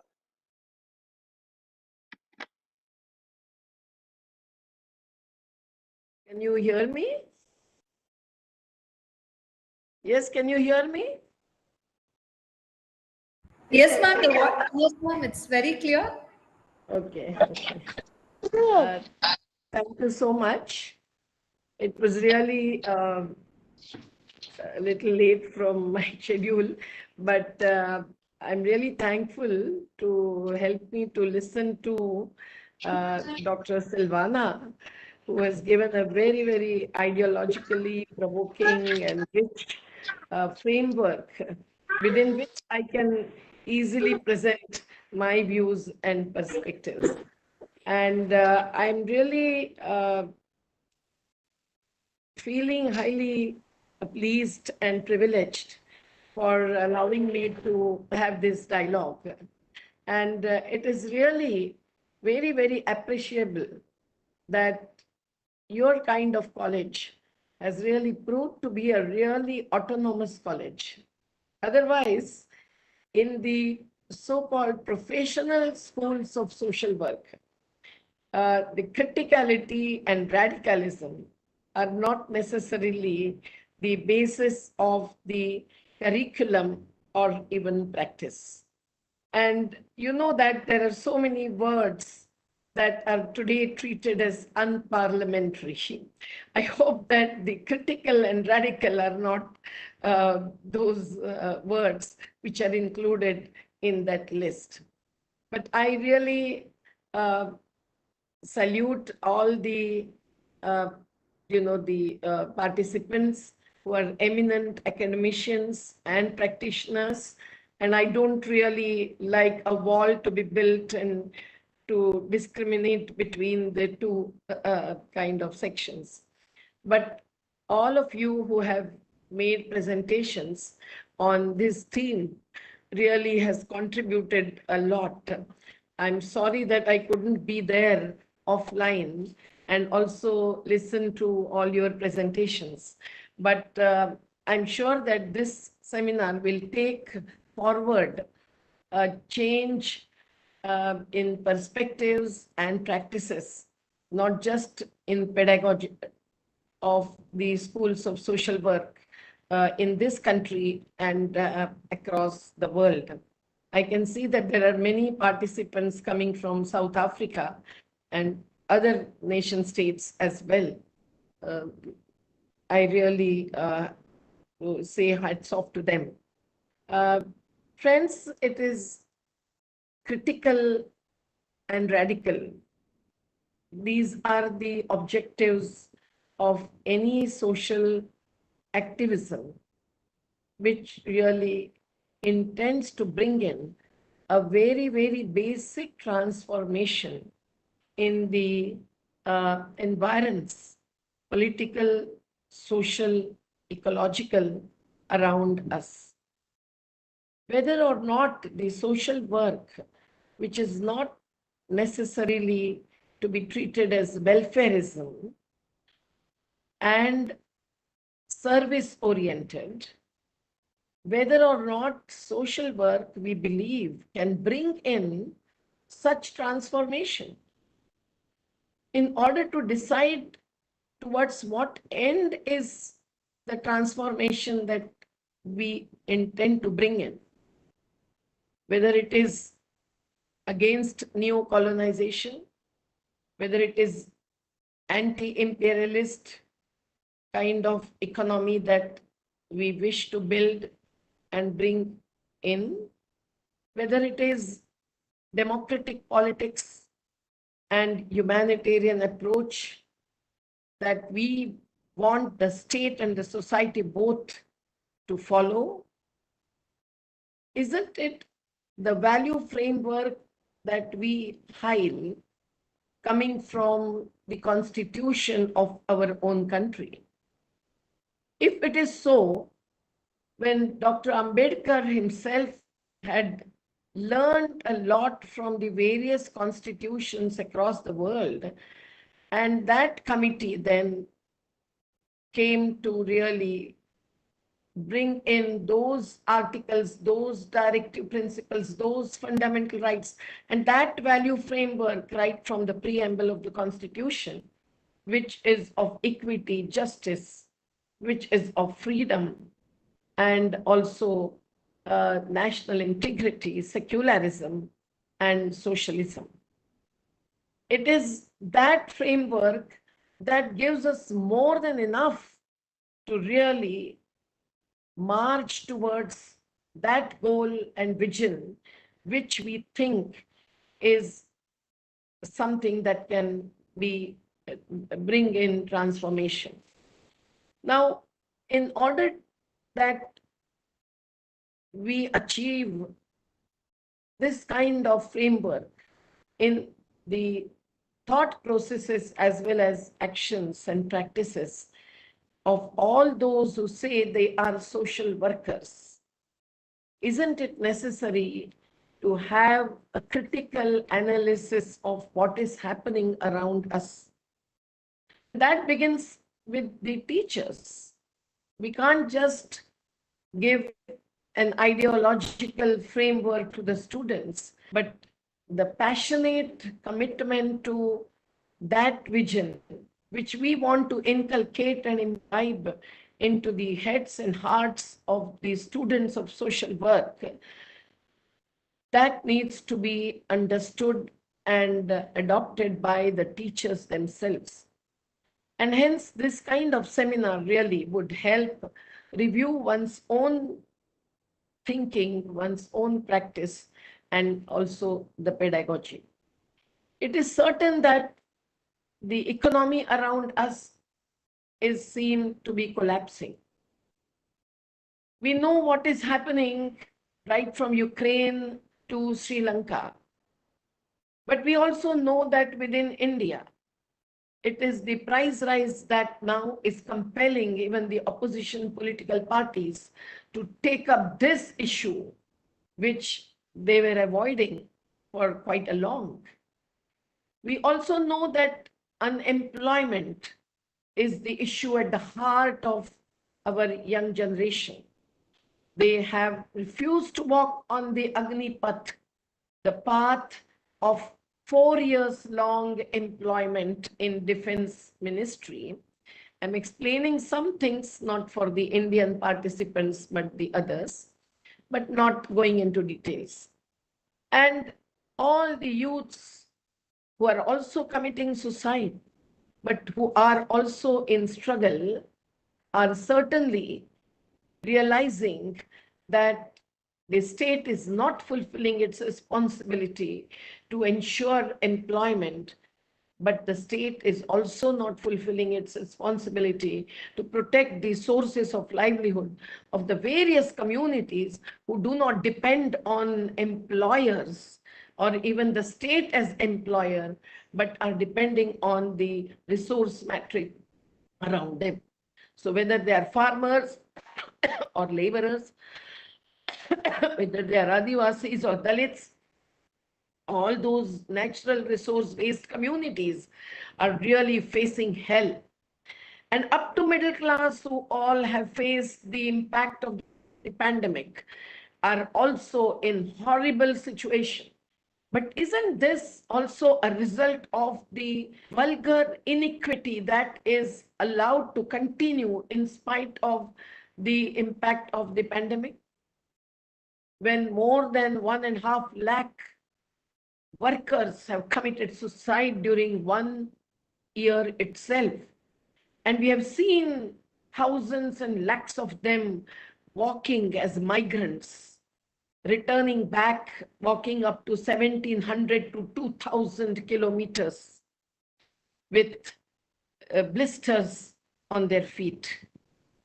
It is now exposed that the state is not considering these issues as the real issues. And they are talking about and giving slogans about Atmanirbharta, self-sufficiency or self-reliance. But in fact, the people who were self-reliant till very, very recent mode that the economy had taken after independence.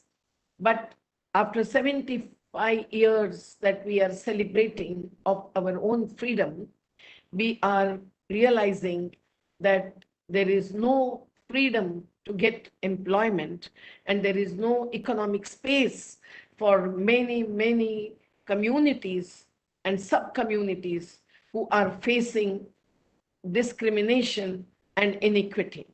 Women face this to the most, and the Dalits also really follow not just the casteist discrimination, but are facing the inequity in economy, which is affecting them to the much greater extent than the other communities.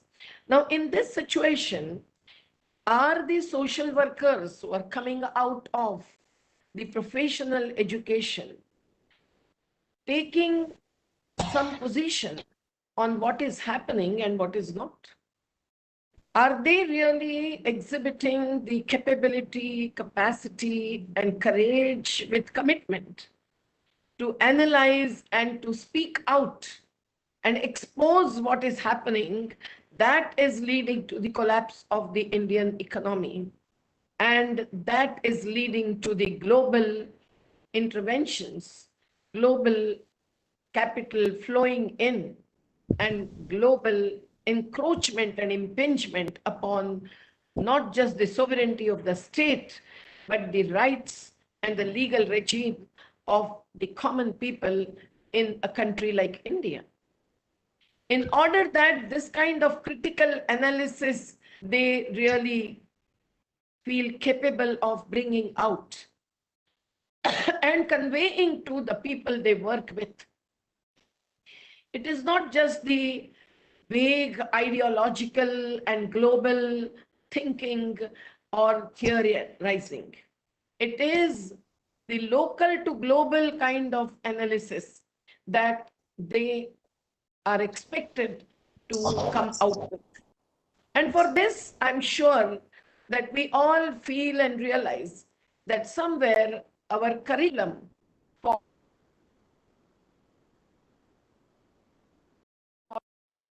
the curriculum of even the school level, the CBSE curriculum, has today removed the lessons on not just the Narmada movement, which is 37 years old movement, not 32 years, as it may be appearing on Wikipedia, which we are not really looking at. But certainly, they are also removing the lessons on democracy and lessons on civics. Now, therefore, to depend only on the curriculum, which is approved and sealed by the state, the omnipotent state, is something that we cannot depend on for giving a critical viewpoint to the students who are expected to bring in critical analysis and the practice based on that. And this is not really only related to the economy of the corporations, industrialization, urbanization, and such other indicator-based science. It is the economy that is based on the land, water, forest, and so many of the bases which the common people and the large sections of our populations are living on. So their right to life, their right to livelihood, and every single basic right, that is a fundamental right, that is a constitutional right, but that is also a human right, that they can and they should be allowed to live with, that is being crushed. And when these rights are violated, we realize that we have to look at what is happening to the resource basis of their livelihoods.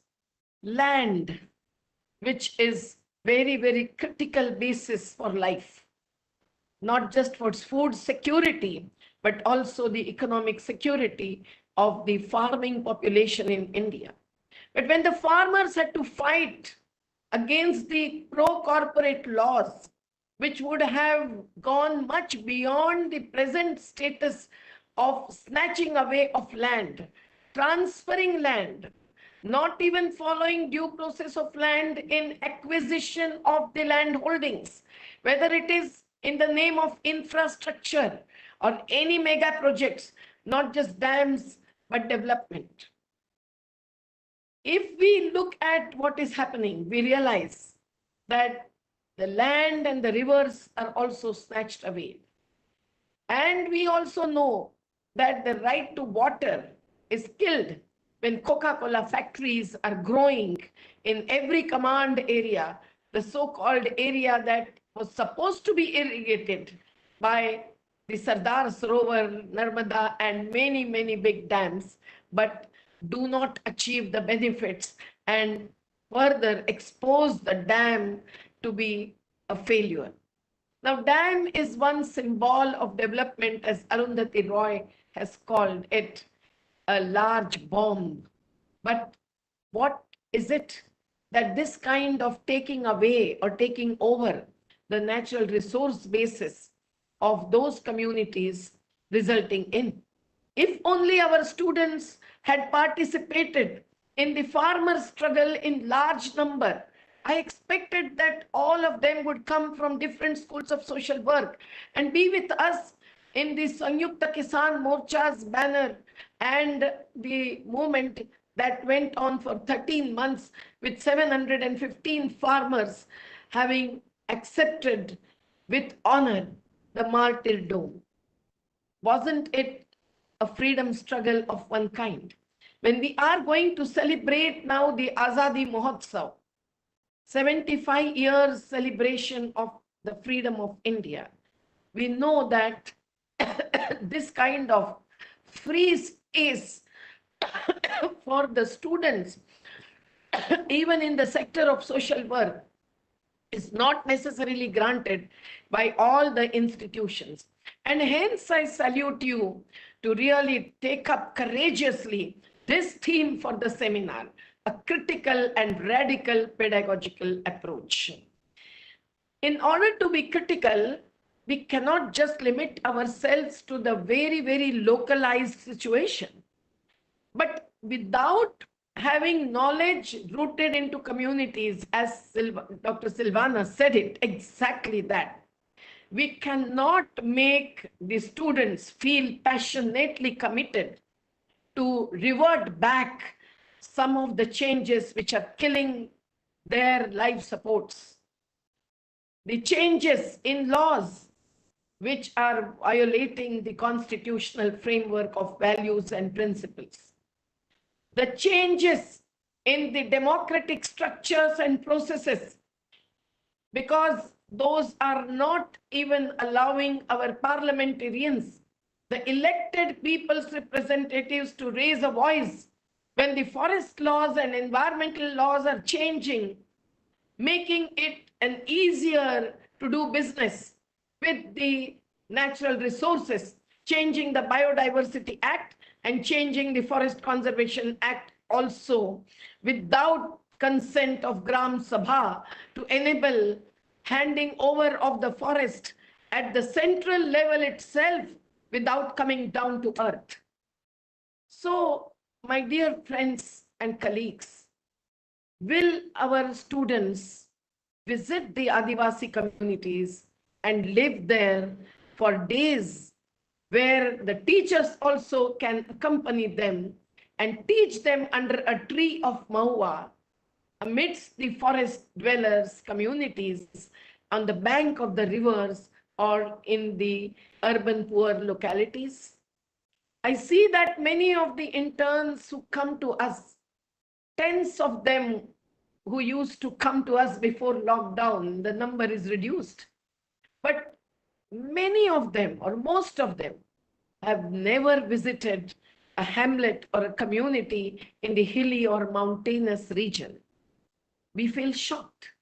But when they go there, visit our Jivan Shalas, live schools, which are under attack today by false accusations of the shalas not being run, the schools of life not existing, and so on, which we are facing and challenging and countering as well.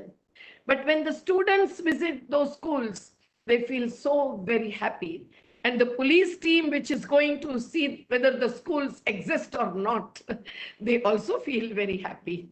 So it is very necessary that we have this kind of a rooted academic exercises, which can really bring an action research type of pedagogical approach. We are not against research, but first there should be a search and then research. And that search is to bring out the situation and the status of the oppressed and depressed and suppressed communities, the exploited economy of the natural resource-based communities. When we go to really look at that, we realize that something which is very, very easy to bring into our economy in order to protect and increase the sources of livelihood, in order to ensure that the people who have lived there since generations get the first primacy and the rights to those resources, and without their consent, not just consultation, the outsiders cannot encroach upon with absolutely one kind of capital which is dispensable, and that is monetary capital. So the indispensable capital which is under attack needs to be looked at. And when there is so much of talk, dialogue, summits, resolutions, conventions coming from the international and global fora, we know that it is this forum at the ground level that we should raise the voice from. Then only the Paris Convention or the commitment given by the Prime Minister in Glasgow will make it real, and they will be compelled to operationalize the same. Otherwise, as Greta Thunberg calls it, it is only blah, blah, blah that happens in those kinds of conventions. So the student social workers, if they come out of the schools with understanding of this, because the teaching itself takes place inside the Adivasi communities and the urban slums, I'm sure that they will feel passionately committed to change this reality.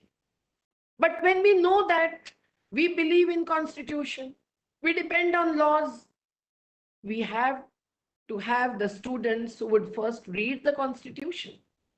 I'm sorry to say that I see many youngsters who have not even read the constitutions. Otherwise, they would have realized simply by reading Article 39C that economic development in India could not be progressed or pushed without ensuring that the wealth is not concentrated into the hands of a few. Exactly the opposite is happening in our own country. And that is the fact that some corporates are gaining 1,000 crores, 10,000 millions, and so on per day, while others are dying of hunger. And thousands of children die of malnourishment every day in this country. Friends, it is therefore necessary that students raise a voice countering those factors and forces which are the causes behind inequity. It is not the global market. It is not the price rise of petrol, diesel, oil, and gases in the global market. It is our own perspective and deliberate push to enable the corporates gain the maximum which we regained by the politicians in. When this is to be understood, certainly the students cannot just be in the Adivasi communities and see what is happening at the ground level, but they also need to know the facts, figures, and the analysis. Now, with this media that is online in our hand and the Googleization that is bringing to us all the facts and events across the world, it is certain that they can gain it from this. But this is a double-edged sword. They get facts and they also get the false information. And hence, it is not the work from home that the social work students can gain the real factual analysis. And that can only come from those academicians who are themselves knowledgeable fully of what is happening from local to global. And here I would say that we have to really bring out the overall forces and their practices, their strategies before the social work students. When the social work students would understand that the globalization, liberalization, privatization is not going to grant the employment generation opportunities. It is not going to make India self-reliant. They are not going to teach us their technology, but they are going to sell their weapons, their defense mechanisms, and they are going to, in turn, take away the products, just as it was happening in the colonial framework. And when we will understand the role of the international financial institutions today, that will bring in a very strong critique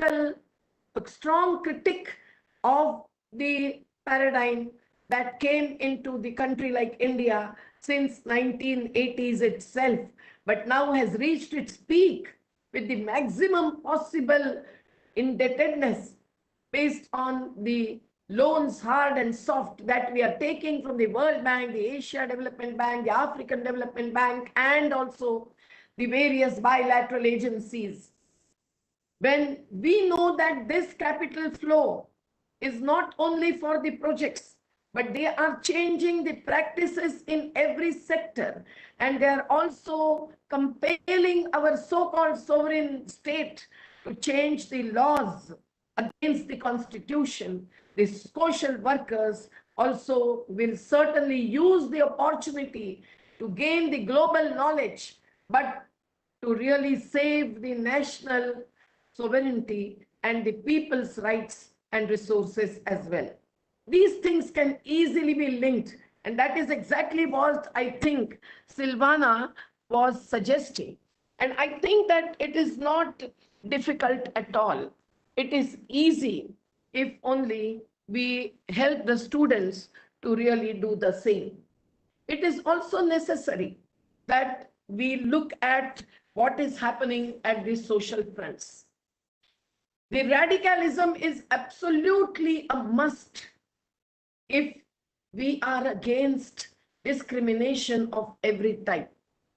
The form of discrimination that is leading to violence against women, but also based on religious fundamentalism against the so-called minorities, which I do not treat them as minorities, but also Dalits, Adivasis who are facing lynching in various ways.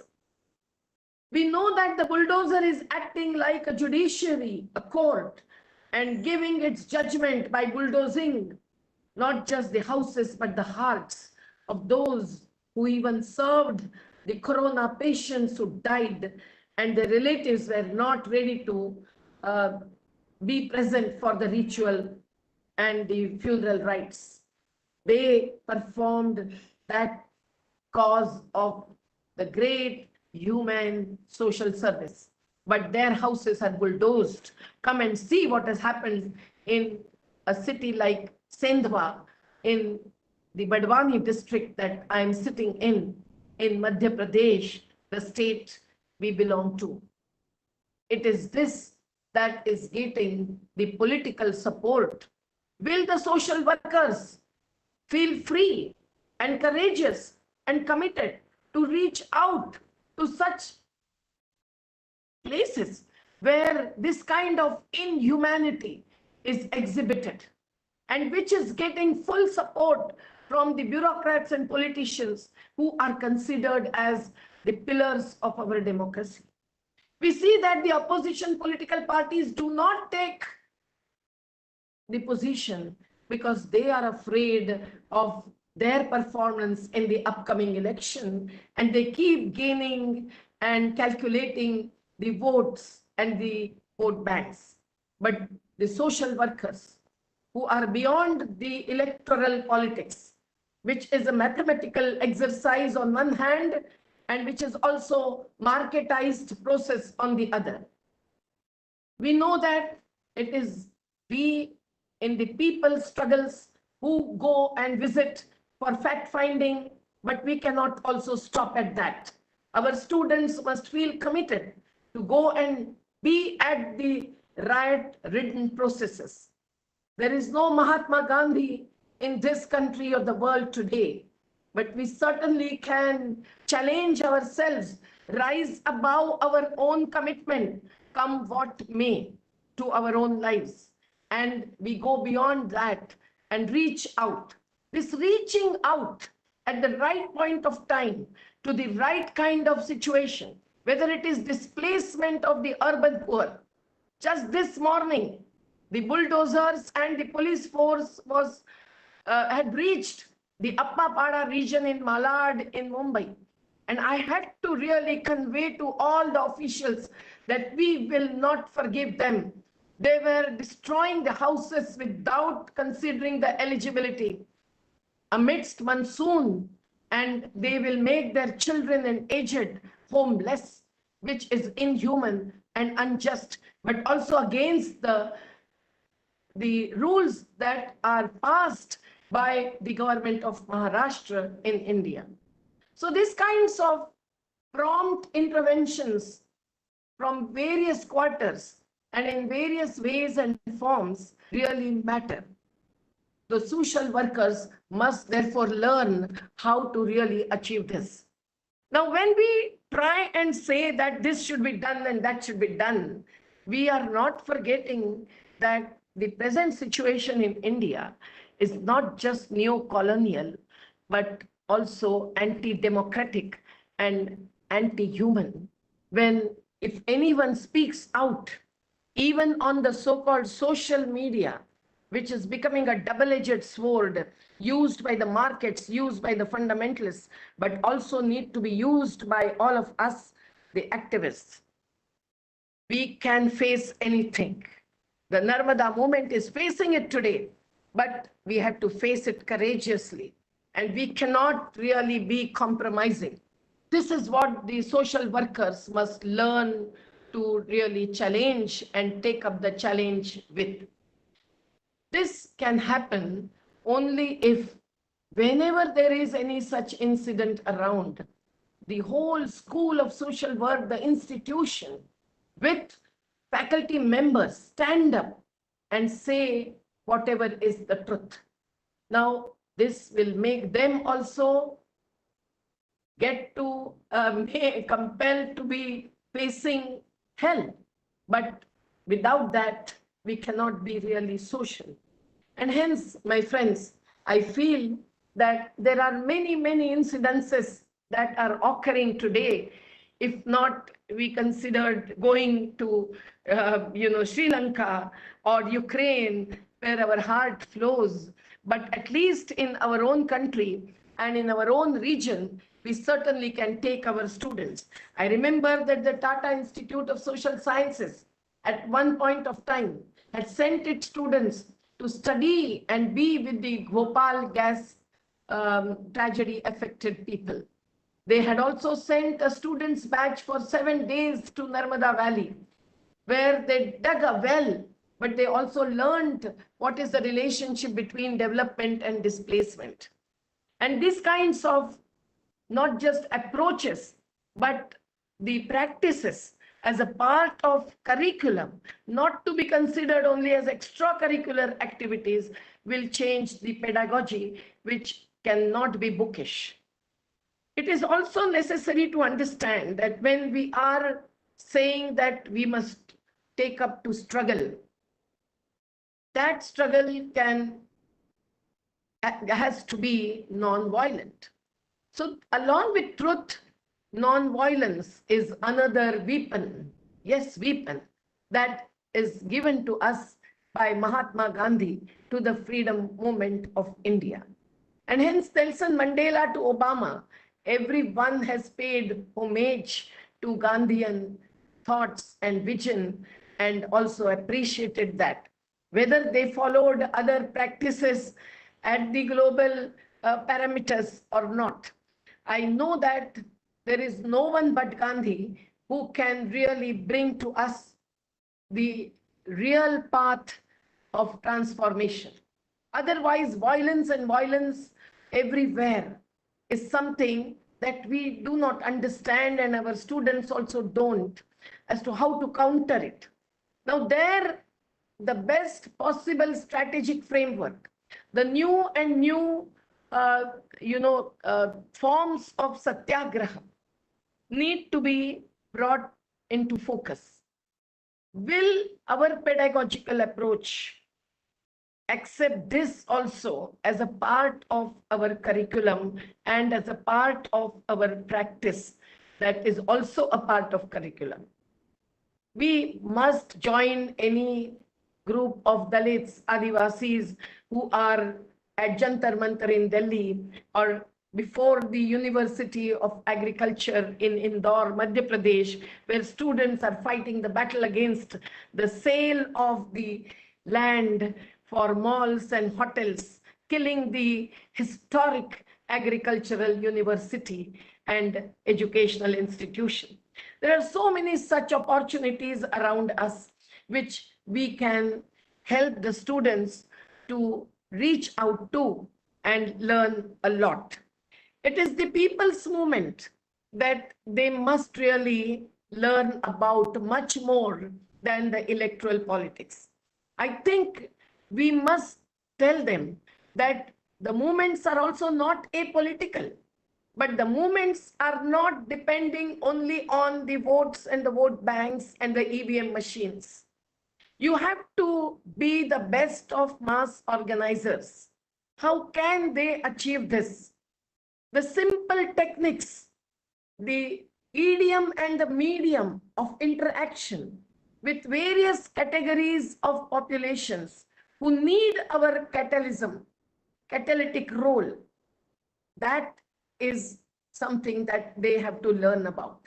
I realized that after passing post-graduation and coming out of that into the field, many social workers tell us that, oh, I'm for the first time visiting a slum, so I can't live there tonight. I have to go back. I can't tolerate this, madam. So please excuse me. Or I don't know how to begin. I want to start social work. Someone says it without going to the institution for a formal professional learning. All of them need our support. So various kinds of programs which would impart training, not just the formal corporatized training programs, but a very different kind of training, very different kind of literature. The slogans to songs, all the media need to be activated. And our institution must really learn a lot about this from the long movements that are not just a handful, but many that have occurred in this country and won the battles, if not the war.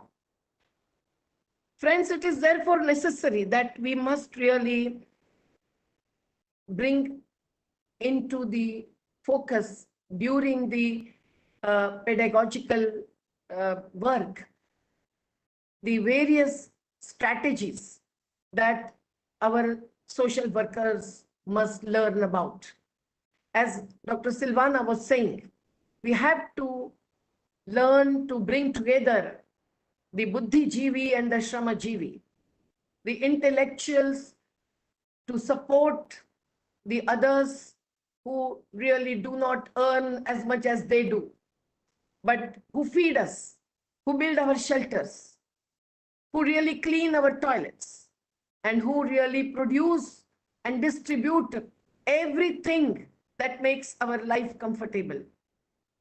If this kind of humane relationship building is our goal, certainly wherever and whichever issue we may be working on, our broader goal will be to bring together various sections of population beyond discrimination, of course, for which the Hindu-Muslim interaction and fora to opportunities are necessary to be created. But beyond that, we must also learn to form alliances. Amidst the people's movement strategies, we have formed various alliances. When we had to change the Land Acquisition Act of British days, that was forcibly acquiring land and everything attached to land from our farmers, Adivasis, Dalits, and women, so on, fish workers too, we had to form a large alliance of 300 and more movements. We formed an alliance of 550 farmers organizations that won the battle against the 3 corporate laws. But even today, the need has not come to an end. We therefore need to bring together the human rights activists, the Dalit organizations, the Adivasi organizations, the indigenous peoples organizations, women's organizations, Muslim organizations, and so on. And we have to also bring in the sectoral organizations working in the sectors of education, health, and also housing. If only this happens, the complementarity of perspectives and practices can really make any struggle successful. And this alliance building, very few social workers feel committed to. They feel that it is not so easy because there are differences of opinion, because there are differences in strategies and ideologies, Many organizations are working like fora or the fronts of the political parties and so on. But going beyond the political parties, at least amidst those who accept the secular approach of ours, those who accept the radical and critical approach of ours, they can certainly be brought together. This takes time. This takes huge effort. We in the National Alliance of People's Movements have learned a lot, faced a lot, but this path cannot have any other alternative if we want the people's movement to really assert people's power and make the people's politics successful. And that radicalism in social work practice will make it really political, but not limited to electoral politics at all. But of course, we do not deny the space that we have to give and promote the democratic politics, structures, and processes, and through that. Today, when there is no discussion possible in the assemblies or parliaments, we have to have the basic faith on the local self-governments. In India, this is in the constitution.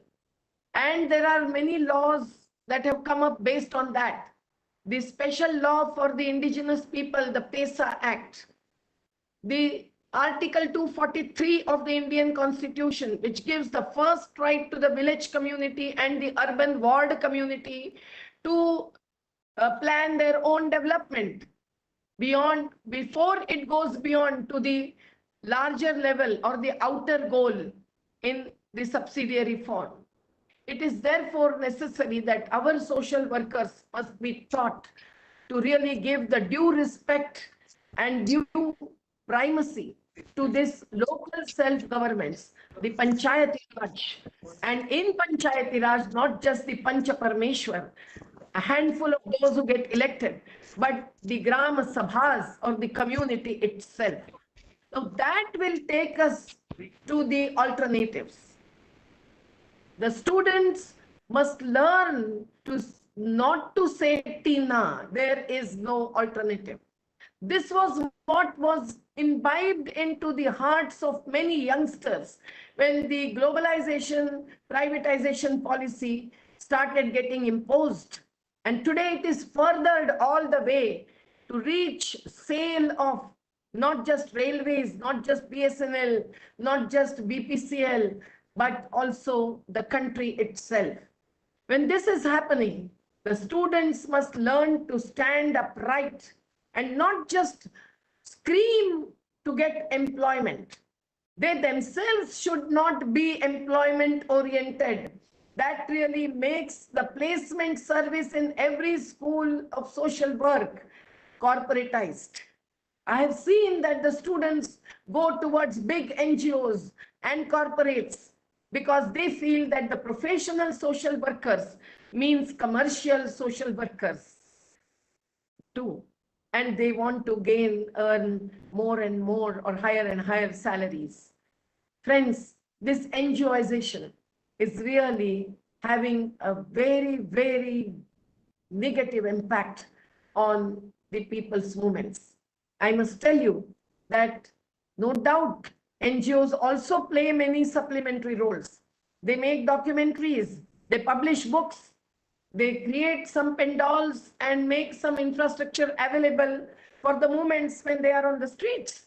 But going beyond that, to really bring in the mass power, that will challenge any power of money or market, is something that if the social workers want to learn about, they cannot be a part of the corporatized world or the corporatized NGOs.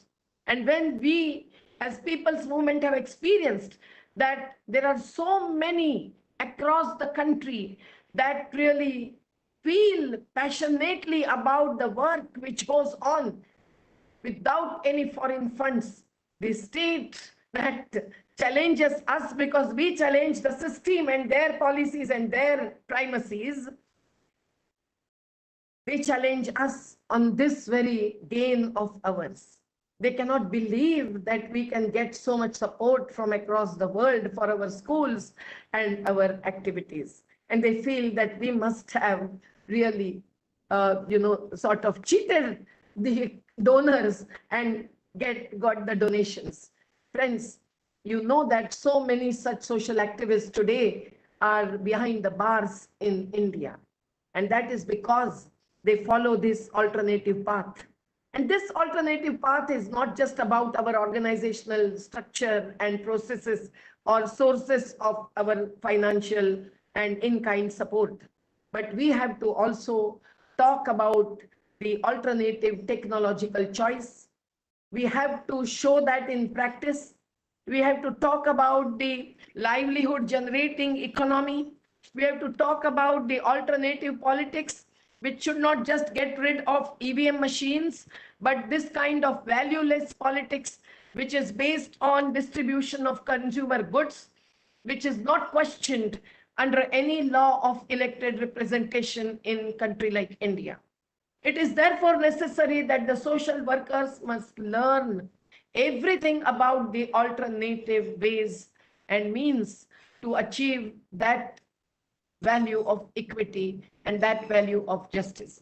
We cannot depend on judiciary alone, because judiciary also becomes a bulldozer sometimes, bulldozing the rights of the people, like those dwellers on the vacant forest land in Koregaon on the border of Delhi and Haryana, where lakhs and lakhs of them are lying homeless even today. Friends, it is therefore necessary to also learn about the total change in the economy that our vision really would like to carry forward.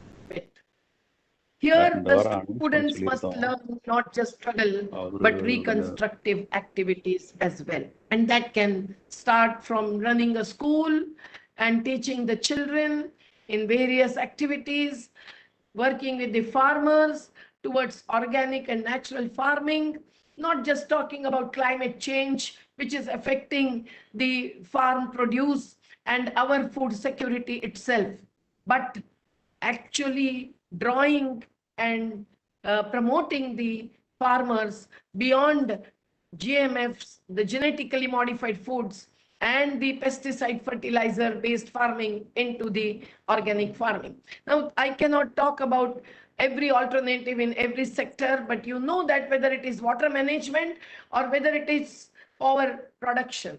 When we built a small project, micro hydel project, and Swadesh film was made based on that, we could have gone ahead and made so many of those as our plan was. But unfortunately, the government surveys fell short of the requirement, and the power project got submerged, which was not supposed to be submerged, because the levels of submergence in the Sardar Sarovar Dam proved to be wrong. Now, these kinds of things, but creating or erecting new kind of projects with alternative technology cannot be stopped with one success or one failure. We have to go ahead with this, and for which the community or the right kind of unit for planning is necessary. In order to challenge the state on its wrong policies of privatization, the social workers who consider themselves to be critical and would like to be radical must also be able to stand in front of any and every authority and powermonger to really question why is the state handing over its own exchequer to a handful of corporates. Now, many feel that, oh, but privatization brings in efficiency. It really deals with the corruption in the statutory arena, so on and so forth. There are pros, but there are many, many cons, and we know that the state exchequer is getting emptied and the pockets of a handful of investors are getting filled, and those pockets are partly emptied during the electoral politics through electoral bonds or straightaway donations, which you have no right to know about, as Right to Information Act also is not applicable. Now, this kind of a situation in the country today really needs a clan of social worker, if not a big Sena of social worker, army of social workers, at least a small cadre of social workers who will challenge these kinds of policies, for which they can do the fact finding wherever the issue against a corporate is raised, whether it is the K-Rail or the bullet train project in Kerala or Maharashtra, whether it is the Hasdev Aranya coal mining project in Chhattisgarh state and so on. I will not go on because the non-Indians will not understand this. But these are the practices and the projects which we must stand and counter and challenge. No doubt they all, the state owners and state statutory power holders immediately call us anti-nationals, anti-development, and also Rashtra-drohis. But that law of sedation and other black laws also need to be challenged. The social workers must know the law, must know the legal regime, but also must know that the freedom movement was based on non-cooperation, and breaching the law for justice is no crime, no offense. It is a duty and commitment that the social workers cadre at least must show when they feel convinced of our analysis of globalization, privatization, and liberalization in favor of the monetary large investors. Now, we must give the alternative solutions to everything. So when we are talking about inequity between farmers and the industrialists, I will not say industrial workers because they are also facing hell. Our trade union is realizing how the corporate mill owners and industrialists are behaving with the workers. They're very proud of the fact that 29 labor laws are repealed in India today. And this is what is happening in everywhere in the world.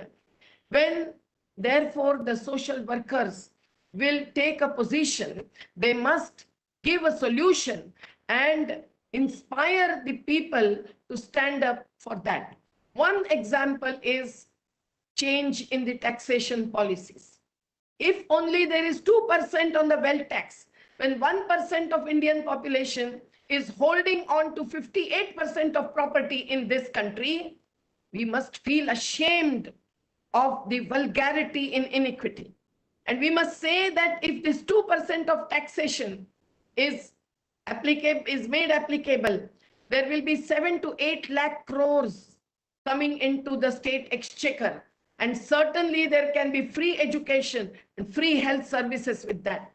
If there is 50% of tax on the inherited property, certainly that will bring in 9 to 10 lakh crores. And thus about 16 lakh crores at least will come in, and our budget will be totally transformed. Today we have no money, the state says, with their affidavit before the Supreme Court to give the minimum support price to the farmers. But they have enough money to really forgive the indebtedness of the big corporates, and their non-performing assets are also tolerated.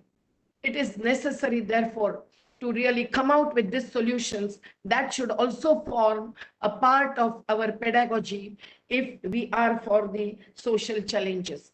And ecological challenges, I don't have to talk much. What is happening to the rivers? Aren't they polluted? Every single river. And when they are now bringing in waterways onto the rivers, those rivers are going to be killed. They are the mother rivers of the riverine populations. But not only the big dams, but the sand mining, illegality. So many challenges are faced by our mother rivers and the riverine population itself.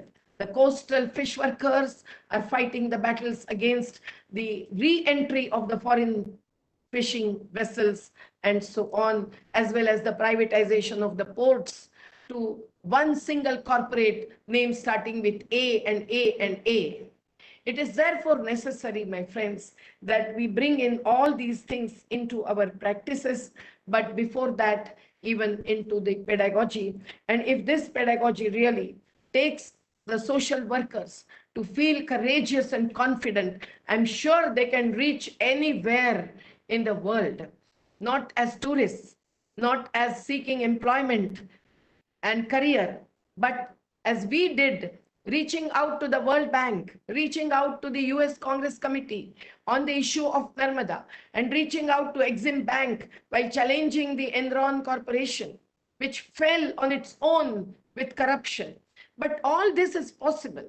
Don't think that the social workers cannot really take up such a big challenge from local to global. No, they can.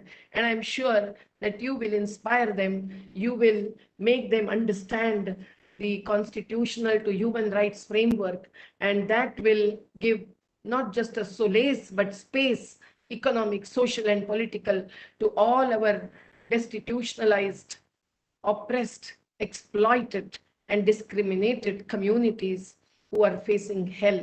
It is therefore necessary that social work as a profession should not really be based only on the knowledge, but certainly it has to be knowledge that will make them take up to critical analysis. Otherwise, the World Bank calls itself a knowledge bank. We don't accept this. Their practices are for giving maximum benefit to the global corporates. And they are an institution, Bretton Woods institution, started after Second World War with that very intention.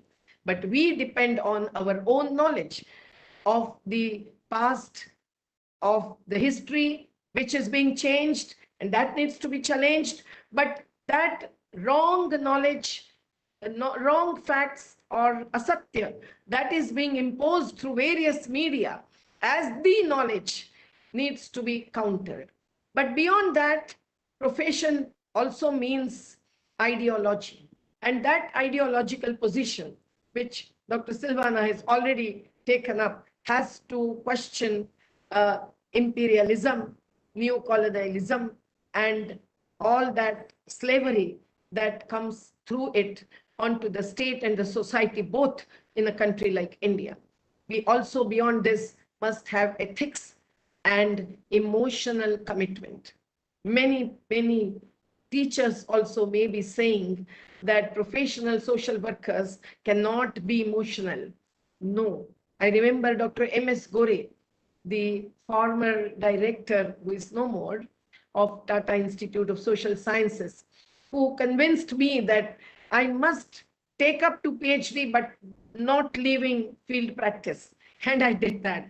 But he was the one who used to teach us the emotional involvement into social work. And that is a principle that would bring in the critical and radical pedagogy for all the social workers and the practitioners as well as academicians both. I'm sorry if I've taken long time, but I really was organizing my thoughts while speaking because I've come out of very micro level exercises that are on in this very office of ours, and my colleagues are engaged in the same. So thank you so much for giving this opportunity, and hats off to you. And I feel we all return back, you all return back from this seminar with that critical and radical commitment that would be passed on to the next generation of social workers. Thank you so much. Thank you so much, ma'am.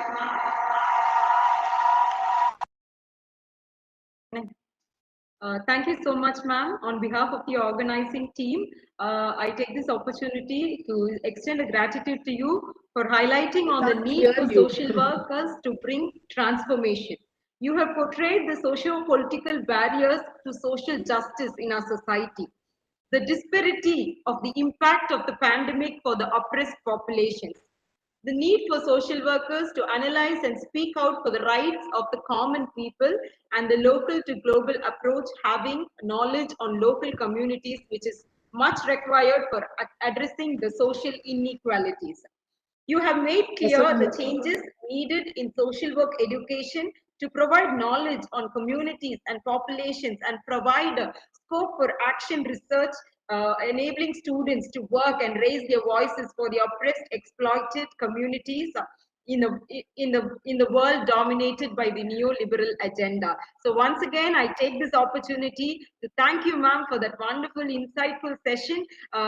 You have highlighted on all aspects, and you have also touched on how we as social workers can make active use of media to sensitize or to raise our voices against oppression and discrimination in the society. So once again, thank you, ma'am. And there are some comments in the chat box too. I hope you can access the chat box. There are comments from Professor Vishanti Supal from South Africa. Am I audible? She has Are said those that it is an comments or excellent profession, questions? but however, she has highlighted on the challenge of giving a lived experience to the students. Yes, over to Vishanti Supal, ma'am. You can share your comments yourself.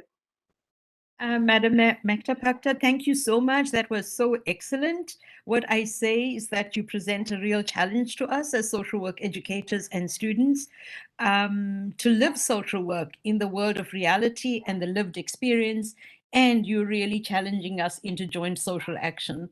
I think you are quite an inspiration. You remind me of one of the authors and activists of India, Arundhati Roy. Within the constraints of the curriculum, I do believe that we have latitude to include the critical, radical, emancipatory thrusts. If these are kind of inscribed, imbued into ourselves, we will bring them into everything that we teach. And I think that's what you're challenging us to do, and we must begin with our own emancipation. Thank you so much for that. Thank you, Vishanti. Thank you so much, ma'am. It's been so honor for us to have you on this platform. Really, I to was just your extemporaneous. It was inspiring extemporaneous. personality. Really, we feel so happy that how it has reached. This is our first maiden attempt. So it is really this made us to motivate to do much more and to contribute to our profession much more. Thank you so much, ma'am. On behalf of our college and the organizing team and from our department, we extend our profound gratitude to you, ma'am. Thank you, ma'am. It's a pleasure and privilege. Thank you. Are there any questions or should we stop here? Next, Professor Shahin Sultana ma'am is going to address, ma'am. Okay.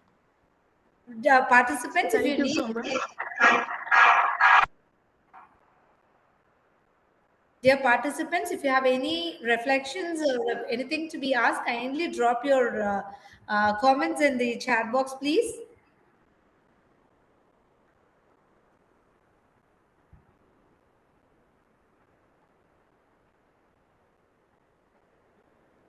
Sorry, Tracy.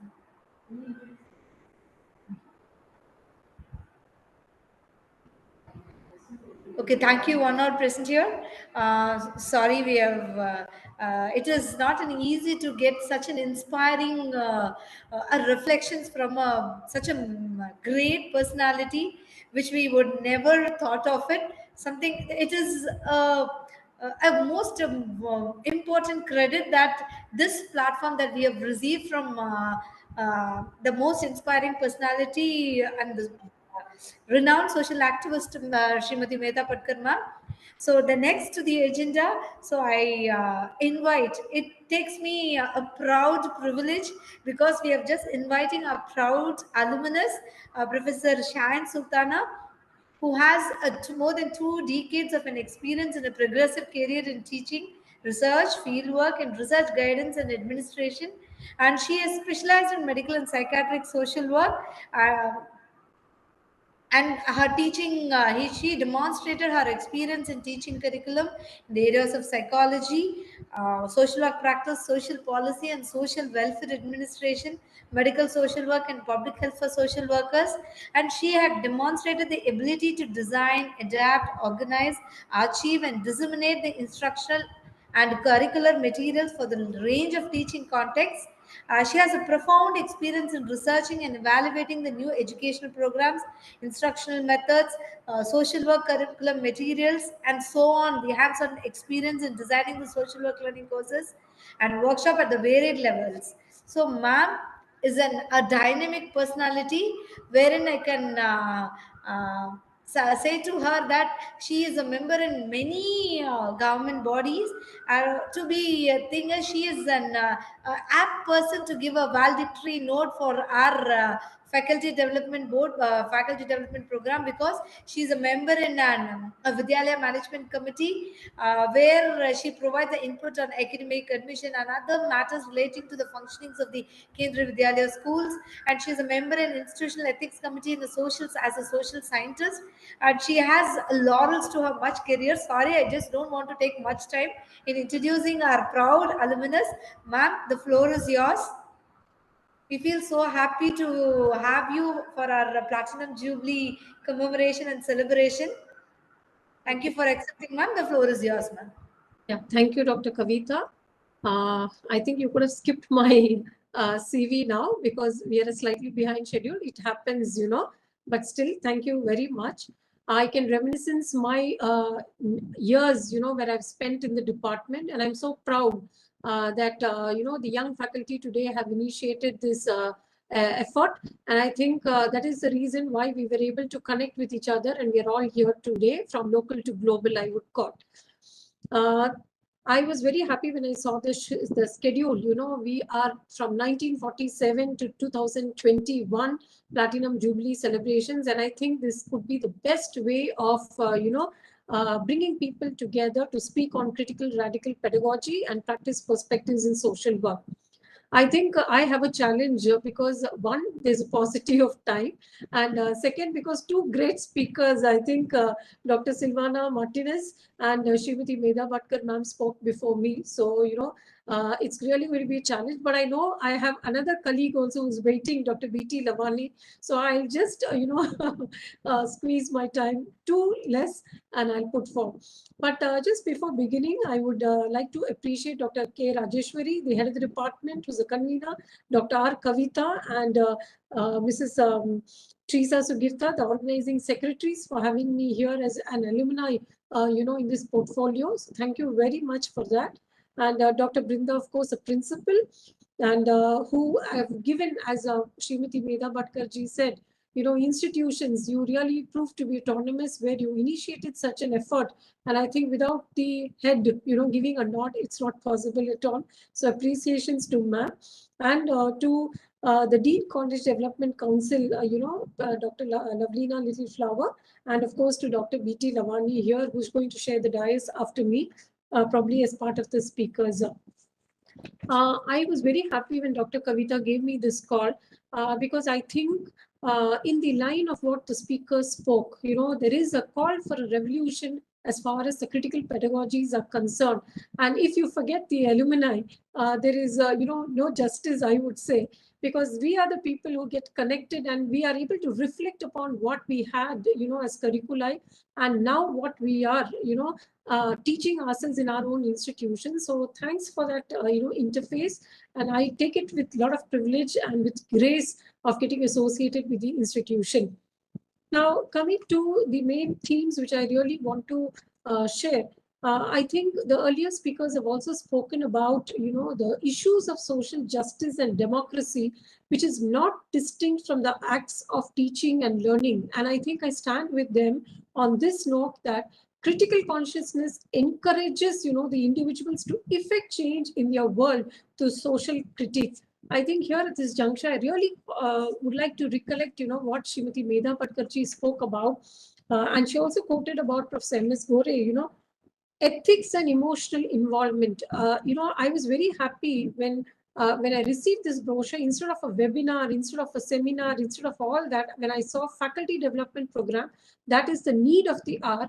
And when ma'am spoke about, the ethics and the emotional involvement, I was so happy that today, I won't say post pandemic, we are still in the phase, but we have to really revisit, on the ethics as well as the emotional involvement of the faculty. And I'm very happy that she spoke about it in this juncture, where we're talking about, the pedagogy practices in teaching learning in institutions of social work.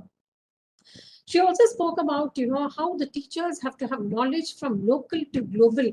And that happens just not having knowledge, but also about the direct involvement of the experience. And there, I would like to recall the words which is written as part of, Marx's thoughts, where inequality is a result of socio-economic differences, and that all people need to work towards, a socialized economy. And that is exactly, where she was speaking about the involvement of the social work institutions and the social work fraternity per se, about issues where she mentioned about the oppressed, the suppressed, the disadvantaged group, the vulnerable sections, the religious minorities, the elderly, and all, the poor, the downtrodden, about everyone. She's not left any stakeholders there.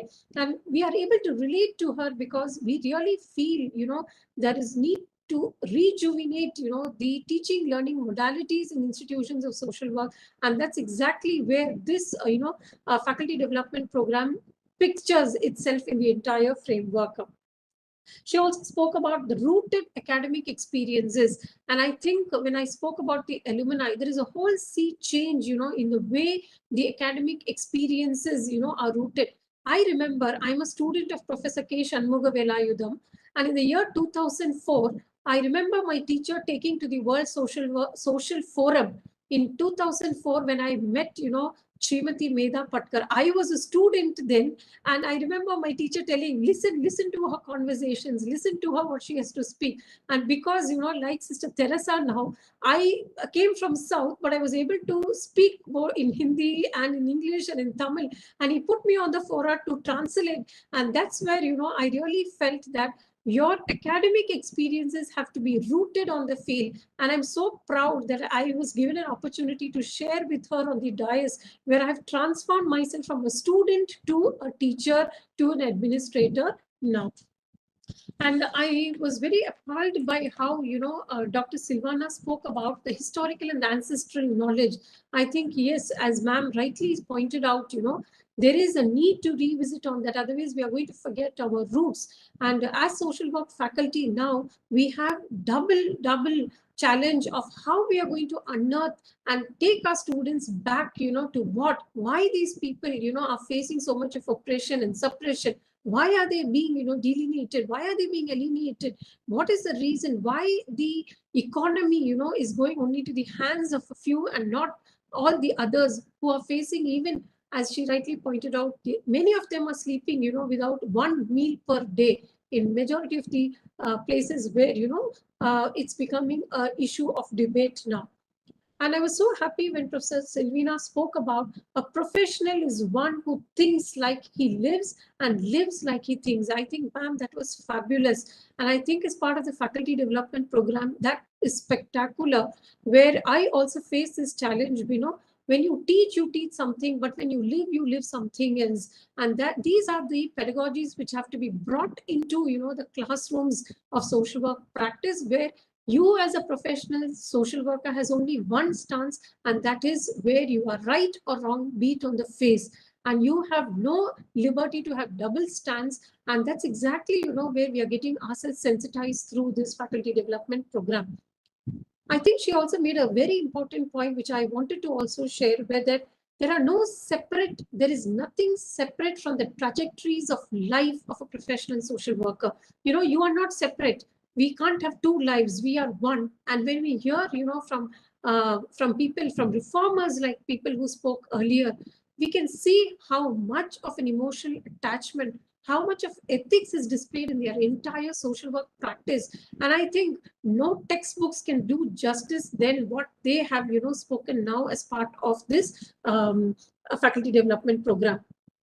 And also, one very important part when we speak about, critical pedagogy, when we talk about radical teaching learning practices and all that, we have to be rooted in the field and in social movements. I think when I saw the backdrop, from which Medaji was addressing, Sangarshi Jeevan Hai, the students, the social work students, everyone have to imbibe this, that yes, living itself is a challenge. Whether you get 3 times a meal, whether you get equal, quality education, whether you get quality healthcare, everything, it's a challenge. Or agar, you don't take it, you don't imbibe this key, living is a challenge, then, you're not just going to have your attachment to the field work practices. Today, when the organizing secretaries called me, I was just going through and I wanted to really read out this, a piece of work which was written by Dr. Carolyn Campbell from Dalhousie University, who shared with Professor Gail Beck, where she says that critical hope refers to hopeful action, and that is based on a critical analysis of a situation and the recognition that wishing alone, I'm repeating, wishing alone, अच्छा होता तो ये लोगों को 3 वक्त का खाना मिल जाता. Let's not wish that, but to make a change, wishing alone is not enough. It involves an understanding of the forces that produce injustice and an imagining of what the world without these forces and without the injustice might look like. I think this is where we have to revisit as part of our learning teaching pedagogies, where we need to understand the forces that produce this injustice and just imagine a world. There were memes where, where parents were shown, if you don't study, you're going to become, a beggar. Rather, we need to bring in a critical analysis into the student, that you need to understand when you get educated, why is it that these people are on the streets and you are getting 3 meals of day? That analysis has to be brought, and that is how, parents and teachers have to orient our social work students. So I think I was really rejoicing, listening to them, where they spoke about how, a professional social worker cannot have two parts. You are what you are when you live, and how you need to teach, but you are also responsible for the production of the knowledge from the field, and how, field and social movements, your classes have to be rooted based on that, and not just on borrowed literature, which has no connections with what you're being taught in the classrooms. I think Dr. Kavita was introducing me. I was also former, Dean Student Affairs. And I think in this pandemic, 2 years of pandemic and aftermath now, I recollect again, the resource person spoke about how suicides are increasing, how within educational institutions, the entire dynamics is changing, how students, especially in colleges, in institutions, in schools, the numbers are rising. And I think we really need to revisit as to what is happening, and from the rooted experiences of the field, as well as from movements, as well as from fellow social work professionals who are standing at the basis of the field, we need to bring that into the classrooms, and at the same time not undermine the participation of the students and the faculty in so-called movements, which voices for the oppressed, which voices for the vulnerable groups, which voices for the marginalized groups, and even the children, the women, the specially abled, the minorities, and all the other disadvantaged groups. I think the organizing secretaries really deserve an applaud. And I'm so happy that, our institution has really now, reached the platinum celebrations, which means that on one side we are happy, but other side we have a load of responsibility to showcase, as well as, to forecast that our institution, as rightly pointed out by Medaji, shall be autonomous. We will voice the concerns of the people, and we will surely, bring in an interface of the professionals working in the field within the classrooms vis-a-vis.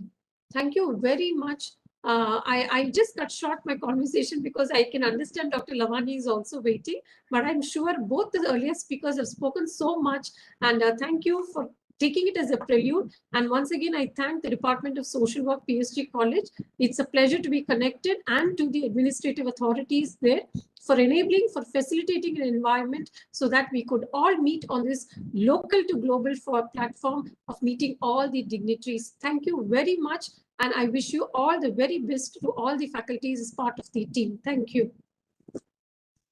Thank you very much, ma'am. And we are also very proud to associate with you. And as we were discussing, like we were sitting and working on the schedule for the valedictory session, and we felt like we need one of our alumni, and you were the right person, right choice. So, and you also, you accepted as soon as we contacted you, you readily accepted our invitation. And thank you for being a part of this event. We are really honored by your presence, ma'am.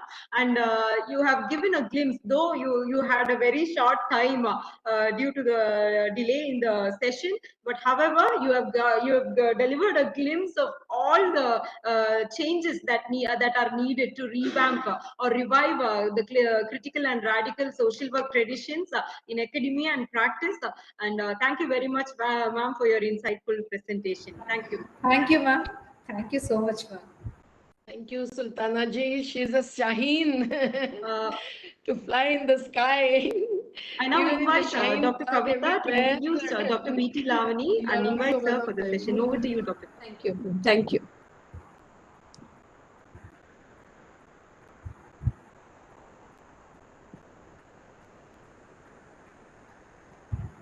Sir, sorry, sir. Hello. Hello. Yes, sir. Sorry. First, I'll just my apologies. But the thing is, since the platform is it is loaded with of all the vibrant social work stalwarts, we feel so happy to invite you all. Now, it is my proud privilege to welcome Dr. B.T. Lavani, the former Dean and Director, Faculty of Arts, Commerce and Social Sciences from Bharati Vidyapith Deemed University, Pune, and sir is currently holding a position as director, JSF That is Research sufficient now.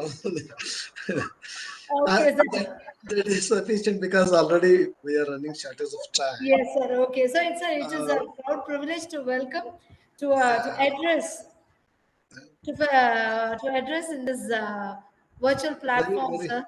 The floor is very yours, good sir. evening to very good evening to all of you. At the late, I am not supposed to address anything. Rather, I will take 4 to 5 minutes. That's it. I was enjoying the stuff of all the speakers, previous speakers. What is this, Dr. Silvana, madam? Medha Patkar, no doubt, she is born activist and born, that teacher. I never seen such a teacher like Medha Patkar. And Shahin Sultana, madam, of course, she reviewed all the points which were raised by both the previous speakers. It's really wonderful session. After a long time, I had a good opportunity to listen great personalities like Medha Patkar and Dr. Silvana.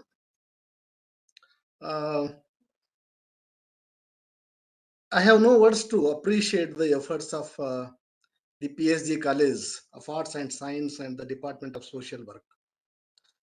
Almost 25 years back, I had an opportunity to visit Coimbatore. I was there for a week and visited your college. And it's a really wonderful department. And the way you have handled, organized this workshop is really wonderful. And Madam Shahin Sultana and others also told that faculty development programs are more important than the seminar and conferences. If at all we need to do anything, we need to develop the faculty.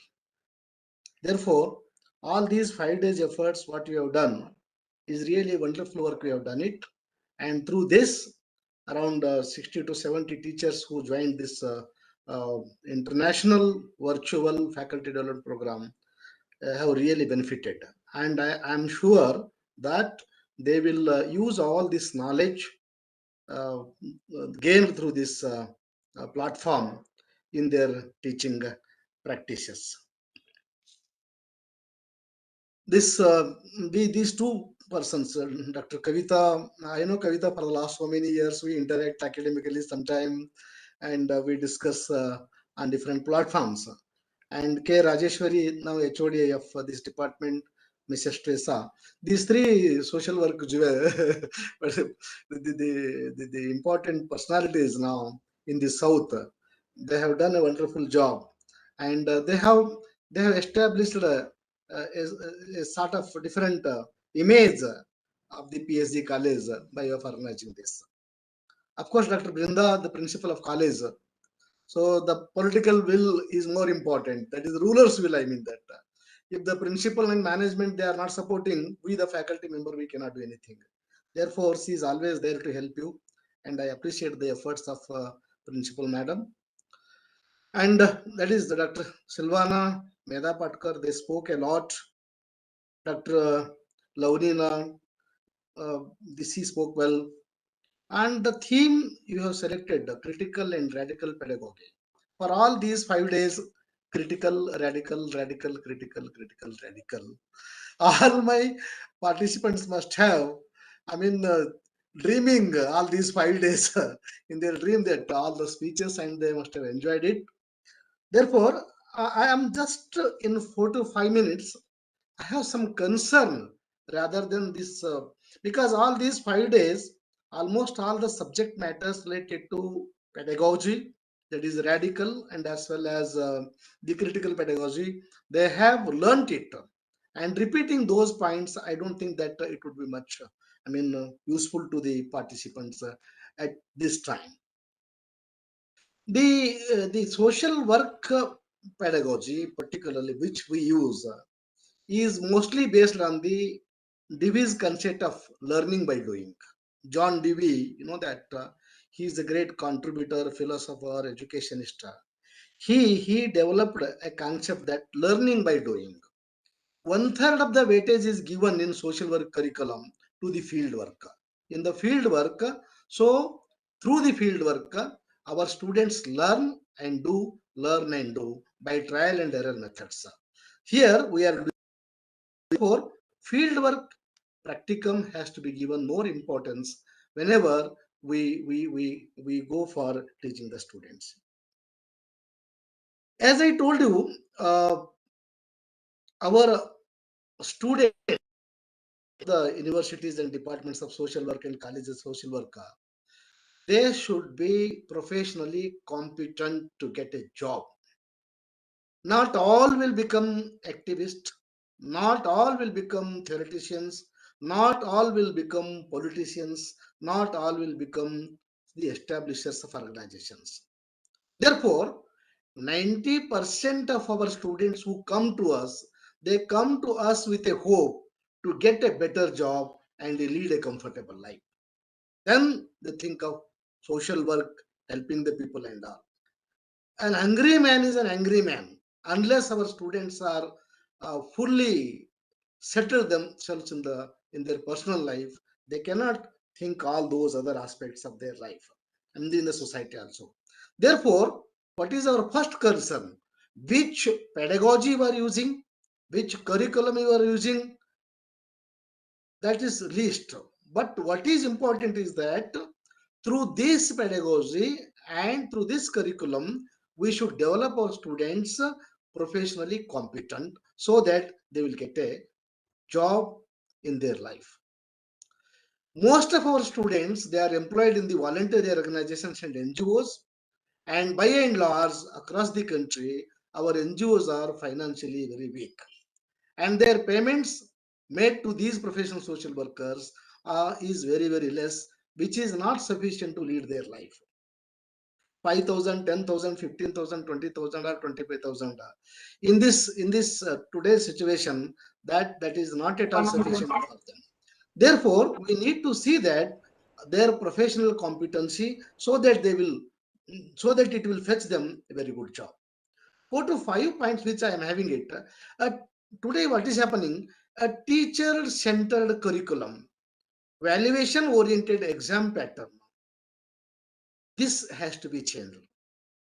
Many a time what happen that I like these points, I want to teach it. No, what is there required in the employment market that we should teach to the students. And valuation oriented exam pattern. One of the states I do not want to quote here, In all those universities, same syllabus is there, same question papers are there, same question patterns are there. It is because all the teachers goes to all the university for evaluation, therefore they made it very easy. Therefore, valuation oriented exam pattern need to be stopped. Teacher centered curriculum has to be stopped, and uniform rather copied syllabus for so many years. Recently we are working very hard. Our young generation, they are working very hard to change their syllabus, bring new things in the syllabus. But in the previous years the syllabus were not redesigned, rather few points were changed and it was kept as it is. Need based syllabus has to be developed. And there is a Western orientation in curriculum. That Western orientation, today we should stop it. I do not mean that the thing should be taken. Whichever is aptly required for us, whichever is suitable to our society, that we will take it, and the remaining thing we need not take it. And today what is happening, the student teacher ratio is also very problematic for us, because under one teacher there are 15 to 20 students, 25 students for the field of supervision and the project report, and therefore a teacher cannot give justification for his teaching. Then there is a mushroom growth of institutions in one district. I don't want to refer now on this platform. In one city there are 25 colleges of social work, and out of 25 colleges of social work, almost 20, because I am there on the board of their studies, board of studies syllabus and all. So out of these 25 colleges, 20 to 21 colleges, they don't have building, they don't have teachers, they don't have library, nothing else. And most of these students are employed in various other organizations. They do not come to the classes, rather there are no classes conducted. And such practices are to be stopped, because the students who come to our employment market, if they are not competent, and the people who employ will say MSWs are not quite competent, therefore think of MBA. As a result, today what is happening in most of the CSR projects, MBAs are appointed rather than the MSWs. And MBAs are managers of the project, and we are working as a data collector, we are working as a field worker and all. Therefore, the mushroom growth of institutions need to be stopped. And curriculum, program, syllabus for field work has to be designed. This is one of the important issue I wanted to raise. And then there is a mismatch in the need of the field and the curriculum that is designed. What our NGOs require, what our hospitals require, what our industries require, what our CSR require. So based on that, our syllabus, our curriculum need to be designed. So these are the few issues. Just I raised it because of the time. I do not want to continue. At the end, before I go that, our ancient Indian pedagogy was quite competent. What was the method they followed? Debates and discussions were their method. In the Gurukula system, the holistic development of the student was taken into consideration. Both inner and outer self has to be improved through the Gurukula system. This was their main concern. The moral, physical, spiritual, intellectual aspects of life need to be developed through the Gurukula system. This was the concern of our ancient education system. And in a way, all-round development of the students was required, and they used to do it. It is therefore, at the end, let us today pledge ourselves that our students will come out with professional competency, and they will satisfy the requirement of the employer, and they will get the good employment. This we will commit, and accordingly we all will work. Once again, I congratulate to the organizers for their hard work in conducting this organization. I am thankful for inviting me to this platform to share my ideas. Thank you.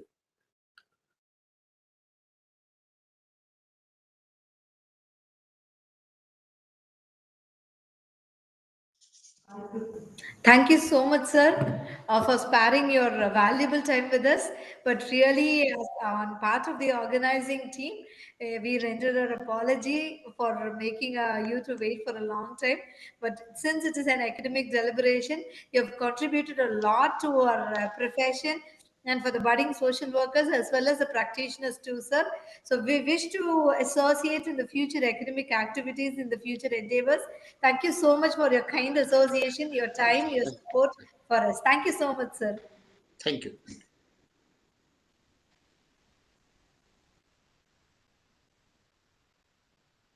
I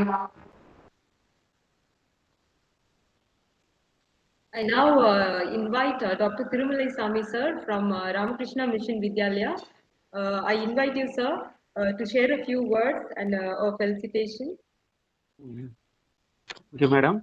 Good morning. Dr. Thirumalai Sami sir is the head of the Department of Social Work, Sri Ramakrishna Mission Vidyalaya in Coimbatore. So I'm happy to have you, we are happy to have you, sir, in our session. Over to you, sir. Thank you. Good evening to one and all. I am very happy to participate in the program. First, I thank your management, that is the PSG College Parsons College Management, and our department, So good Social evening all. Department. I just want to comment uh, in this regard because since the Coimbatore is a Manchester of South India, in terms of imparting the social work education, it has a rich legacy that Ramakrishna Mission Vidyalaya is a very old and reputed social work imparting education institute along with the PSG, and Ramakrishna holds together in enriching the students in the uh, making the students the community oriented and to work to deliver them as a best social workers. These two organizations plays a very major role. So on this regard, I kindly request Dr. Thirumalai Sami sir, heading the head department of social work from Ramakrishna Mission Vidyalaya, to kindly address for 2 minutes for us. Yes, I am not going to address because I am not able to attend all the sessions. So little bit feedback as a feedback I am giving. So first of all, I thank your the PhD.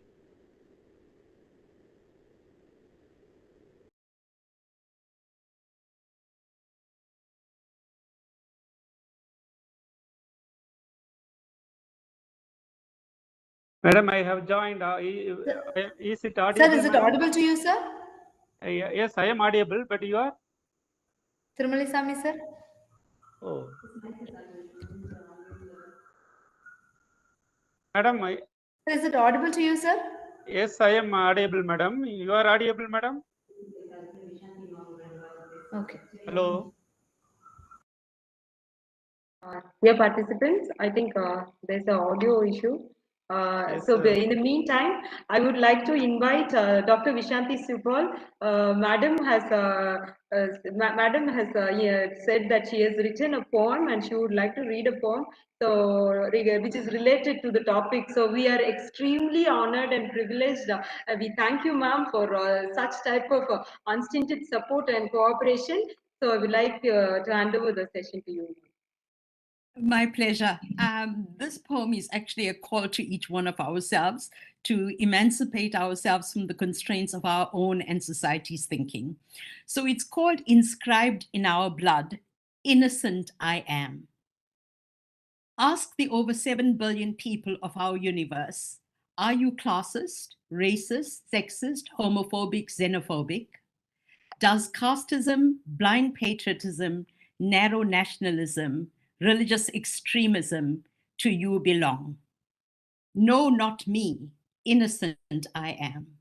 These the bitter seeds of a world divided, the sources of prejudice, hate, discrimination, exclusion, and violence. To others, such vileness we apportion. As subjects of reason, we must ask, if none of us owns them, how do they replicate?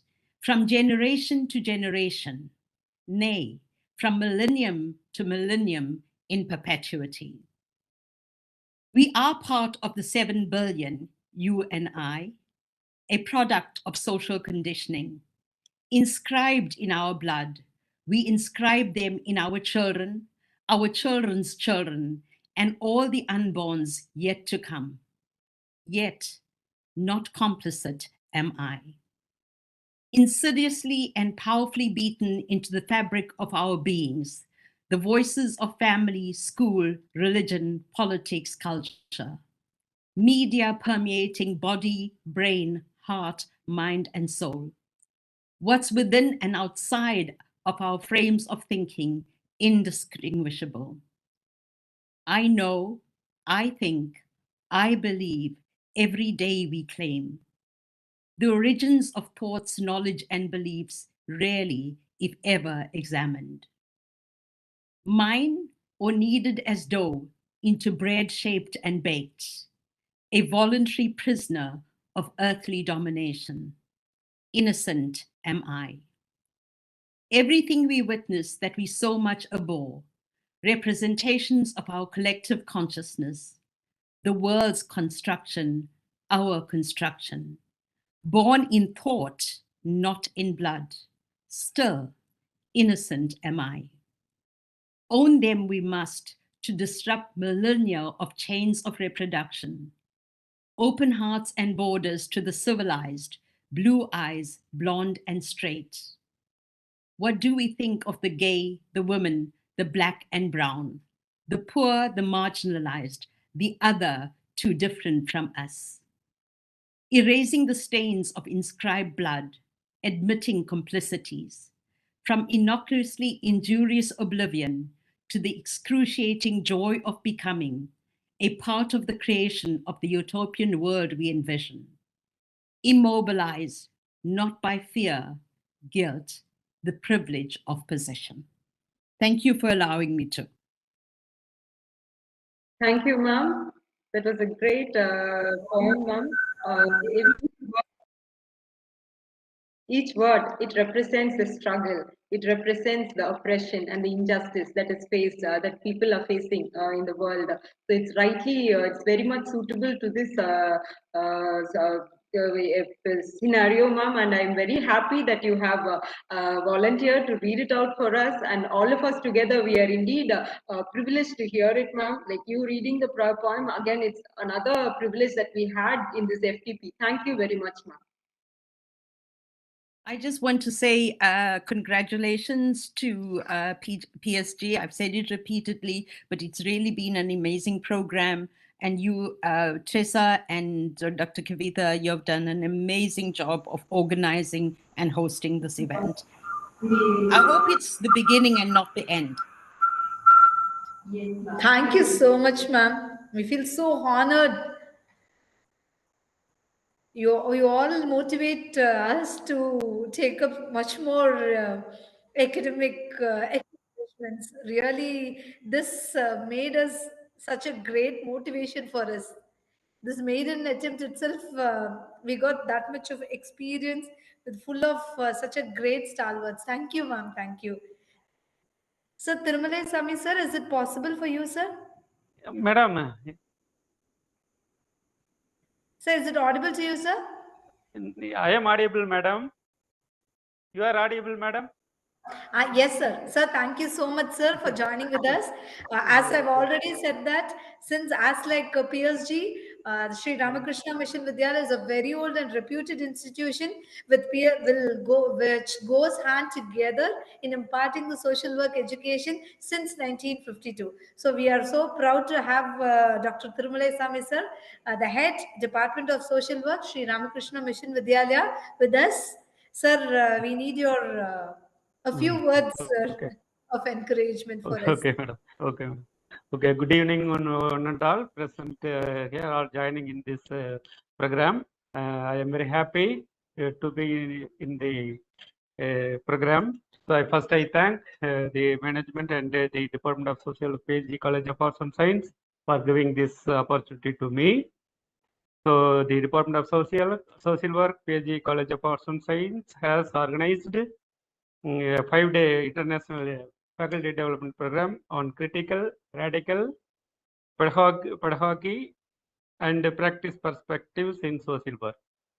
So in view of celebrating Platinum Jubilee of that institution, so really it is very good topic that too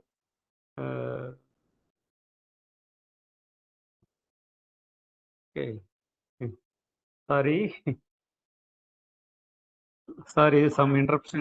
We can hear you. So really, it is very good topic that that too needed one in the present scenario. If we look the history of social work, social work, social work practice existing from the beginning of the society. But the pedagogy of social work takes place when the social work education initiated. Because of that social work education, the practice of social work has been changed and developed scientifically, periodically to strengthen the social work practice. So in that way, the program theme has been arranged and designed. All the topics are very relevant to the program, and the resource persons are very eminent and reputed persons, and their knowledge and their contributions are very useful to our social work profession and enrich our theoretical knowledge. So I am not able to attend all these sessions, but I am able to attend the Madha Bhatkar. So her session was very motivated one and encouraged one. So from her speech, I could understand that there are so many social society problems out there, but our practice are there, and so political influence are there. So for radical practice of social work, we need these linkages among these things. So it is our challenging. It is challenging for us. So we will try to come over it in this challenge. So my thanks to all the resource persons, and especially I thank the management of PSG Arts and Science College and the convener Dr. Rajeshwari Madam and the organizing secretaries Dr. Kavita Madam and Tarasa Madam and other faculties who are supporting this program become successful one. Okay, thank you, one and all, for participating in the program. Thank you. Thank you so much, sir, for your kind words of encouragement. It means a lot for us. Sir, in spite of the session got delayed, but the thing is, your words and all, which motivates us a lot. Now, I request organizing secretary, Mrs. Teresa Sugirta, to propose a vote of thanks.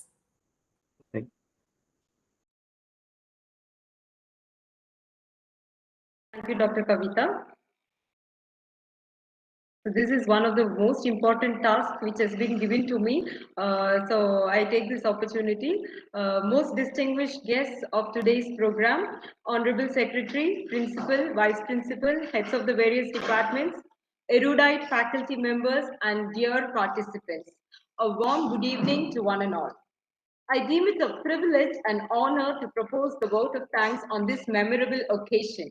On behalf of the management, secretary, principal, and the Department of Social Work, I take this opportunity to express our deepest gratitude to all the people without whom the organization and execution of this program would not have been possible. This program started off as a small idea back in the month of February and was planned as a part of the Platinum Jubilee celebration of our institution, which started its journey in 1947, the year of independence, and has progressed with the nation since then.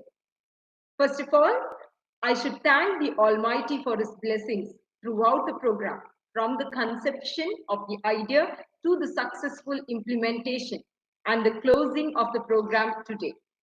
I express my sincere gratitude to the management of PSG College of Arts and Science for encouraging us and for giving us an opportunity and the freedom to organize faculty development programs as this as a part of the Platinum Jubilee celebrations of our institution.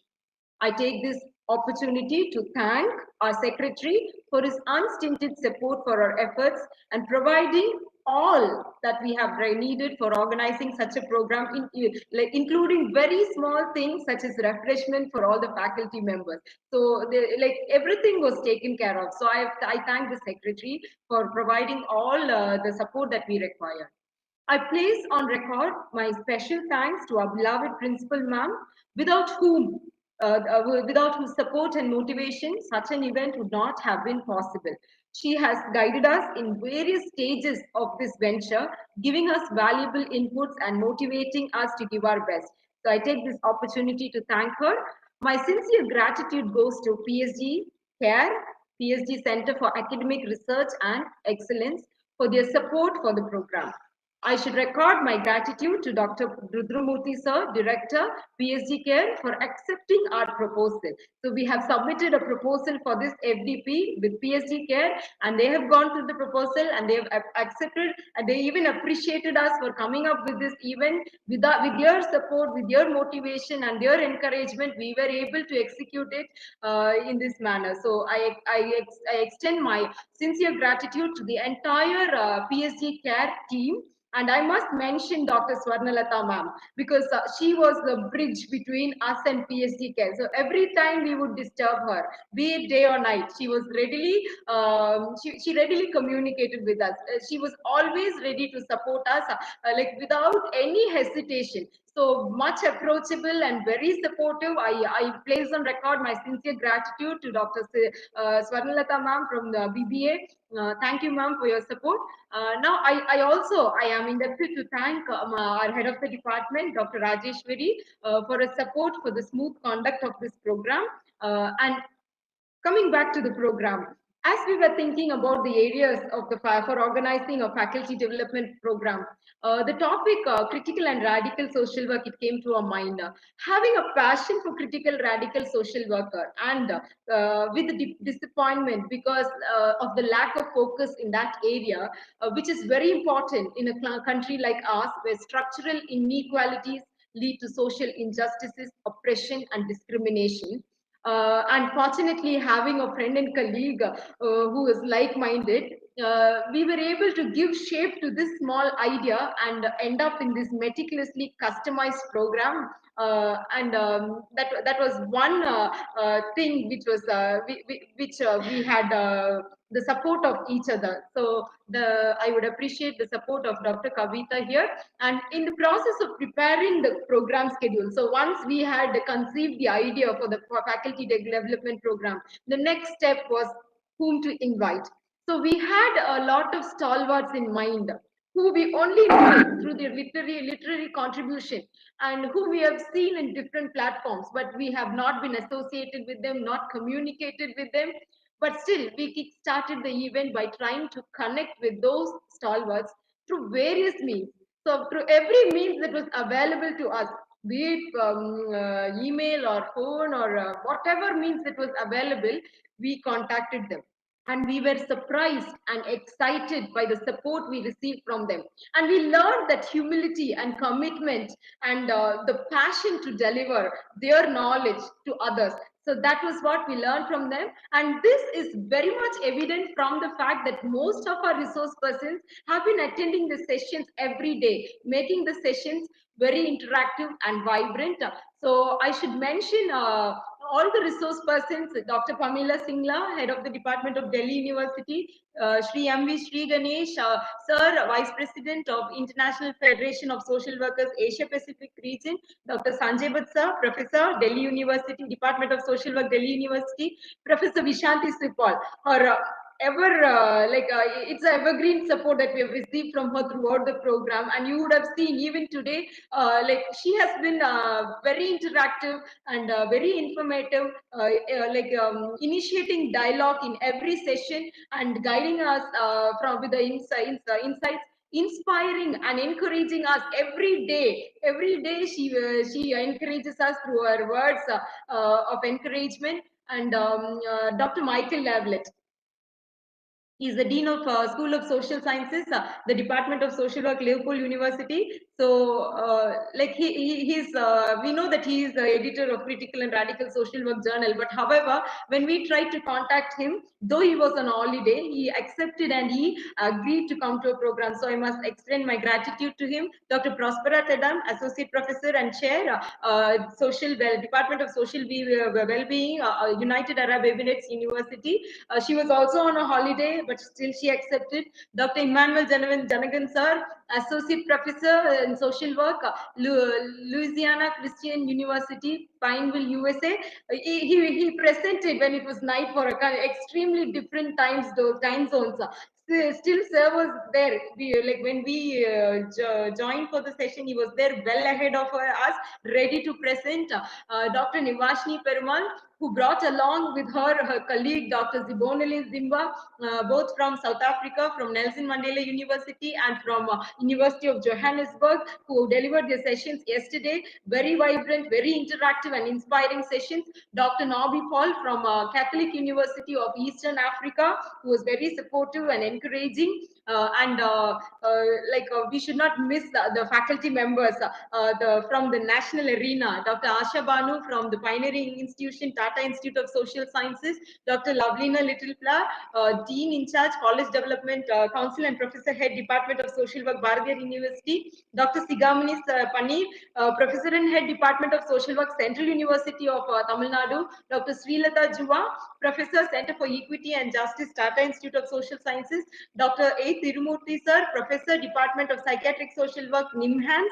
And Dr. Hilaria Soundari, Associate Professor in Social Work, Gandhigram Rural University, Institute Gandhigram.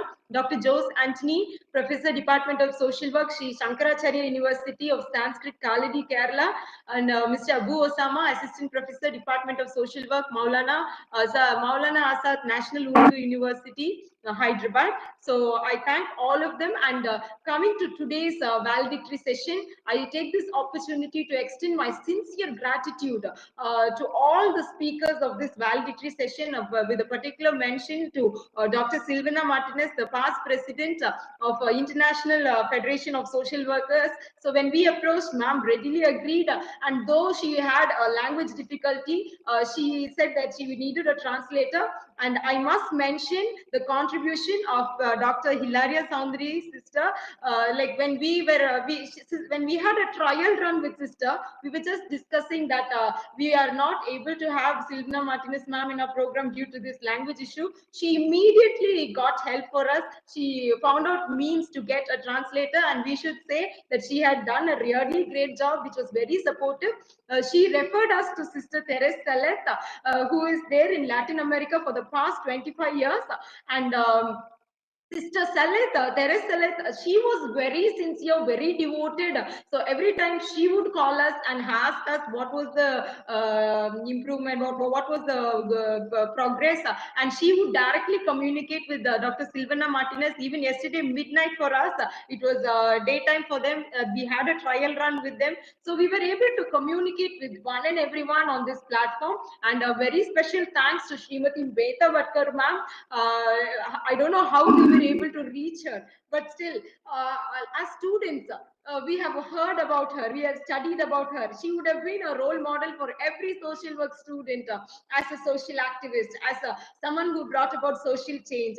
So sharing this platform with her, who once we have seen only as a role model, today seeing her in the same platform and having a discussion and interaction with her, it was great. It was really amazing. So I thank ma'am for she approached and she volunteered. She has really delivered a very good address, focusing, highlighting on the problems and issues that we face as social workers in India, and the need to revamp the curriculum, not only to revamp the curriculum, to make changes, to make social work a living, only providing a bookish knowledge and something called some practical. So I thank sorry. So I thank Srimati Mehta Bhatkar for her contribution. I also thank Dr. Shahin Sultana, ma'am, Professor, Department of Social Work, Pondicherry University. Ma'am, we are really thankful to you for accepting our invitation within a short notice. Besides your very busy schedule, so you might have a lot of duties in the university, but however, you have been very supportive, and within the short span you have delivered a very wonderful speech. Thank you, ma'am, for your contribution, your support, not only as a professor in the Department of Social Work, Pondicherry University. You are like being a platinum jubilee celebration, we are honored to have an alumni who is a very renowned academician now. So thank you, ma'am. And I also thank Dr. B.T. Lavani, who has patiently waited till the end for all the other speakers and who has delivered a very short but a very focused speech on critical and radical social work. So we thank you, sir. And I hope I have thanked every one of the speakers here. My sincere thanks to all of them once again. Thank you all. And I must mention the speakers who joined us today: Dr. Vishanti Supal ma'am, Dr. Nivashni Perumal, Dr. Sanjay Pal. All of them, they joined us even today. Like every day we would have speakers joining us. It was not only for their session, but whenever they joined, it was a motivation for us. So thank you, everyone. I also take this opportunity to thank the faculty members of the Department of Social Work, PSG College of Arts and Science, for your support and contribution. I hope they are here. If you are here, please unmute your video so that the participants can see you also. Dr. Shuganti, Dr. Jailabdeen, sir, Dr. S. Jailabdeen, and Mrs. Anita, and Dr. Balamani, faculty members of the Department of Social Work. If you are here in this program, they are attending the program. Probably, if I am audible, please unmute your video, and just for the participants to have get to know the face of every faculty member in the department. And I should also thank the ICT team. So when it was Cisco WebEx, like it was like we have arranged everything, and Cisco WebEx was the one which was threatening us whether the platform for hosting the event. Most of the resource persons, they were familiar with Zoom. They said it was comfortable, but however, when we told about Cisco WebEx, they were very supportive. We did have trial sessions, and our technical team from our college, headed by Selvraj sir, they supported us every day. They would come here and support us with the YouTube streaming. So I sincerely thank them. And finally, I should thank the most important part is to thank all the participants, without whom this program would not have been successful. Every day, this is a faculty development program which is strictly scheduled for 6 hours every day for 5 days. So this 30 hours of program, we had we had participants who were highly interactive, who were very much interested. They would contact us even before the session starts, and even if they had a small work, they would ask kind of ask to send the YouTube link for them to update us. So they were very interactive, very supportive, and they are a source of encouragement. And we had a lot of feedback from the faculty members, from the participants of the program. So before closing, so finally, I take this opportunity to thank the participants. I hope I have not left out anyone, and even if I've left out, kindly I apologize, because there are so many people who have been instrumental. It is not only the faculty members of social work. There are so many people around us in this campus who have supported us, either through their words or in some way or the other. They have encouraged and supported us. I take this opportunity to thank everyone. And finally, I should not miss this opportunity to thank Dr. Kavita. Organizing a program together is not an easy joke. In every step we take, we were surprised by our like-mindedness. So when we sit to discuss about the resource persons, be the topics, every single thing, there was a like-mindedness which helped us to organize this program together. So I extend my sincere gratitude to thank Dr. Kavita on this platform. Thank you very much. It would have not have been possible to organize this without your support. So once again, I extend my gratitude to one and all. Thank you very much. And we do have one of the participants to provide feedback. Mr. Mohammed Arif, sir, are you here?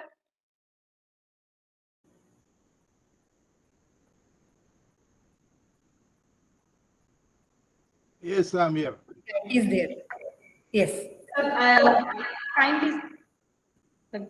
Well, I will not take much of your time. Good evening to everyone. Good evening, sir. This has been an aptly entitled faculty development program at a time when the Council for the Social Work Education and Practice is being formed in India. So, in my career, I have attended over 20 faculty development programs and many seminars. But so far, this has been the best faculty development program I have attended in my career. My congratulations to the organizing committee for bringing all the best stars of the galaxy of professional social work in one event. I'm very grateful to you. And at the beginning, I thought 5 days is a long time, but I have attended each session, and each session gave me the encouragement for attending the next session. So I thank you everyone for bringing such a good program to us, and I thank you, the PSG College, for organizing this function. And I will love to see similar events in the future. Thank you so much. Thank you so much.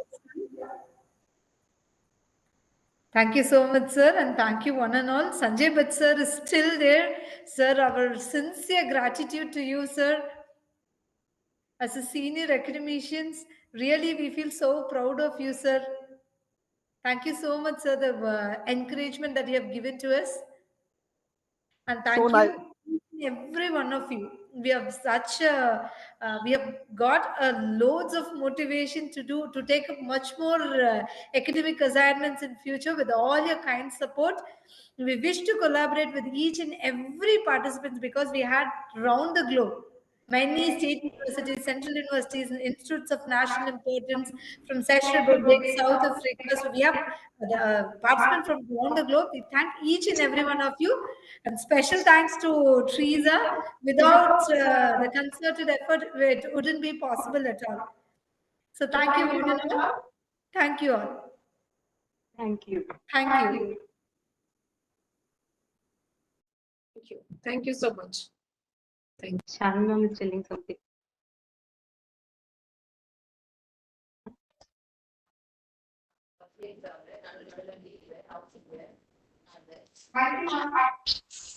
Kavita, feedback form. Thank you, Kavita madam and Teresa madam.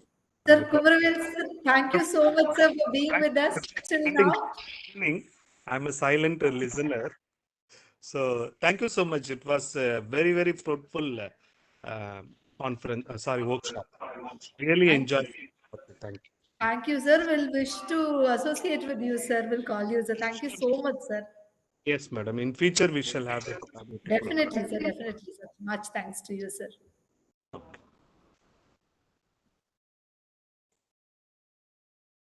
Go to feedback form. Naam you put.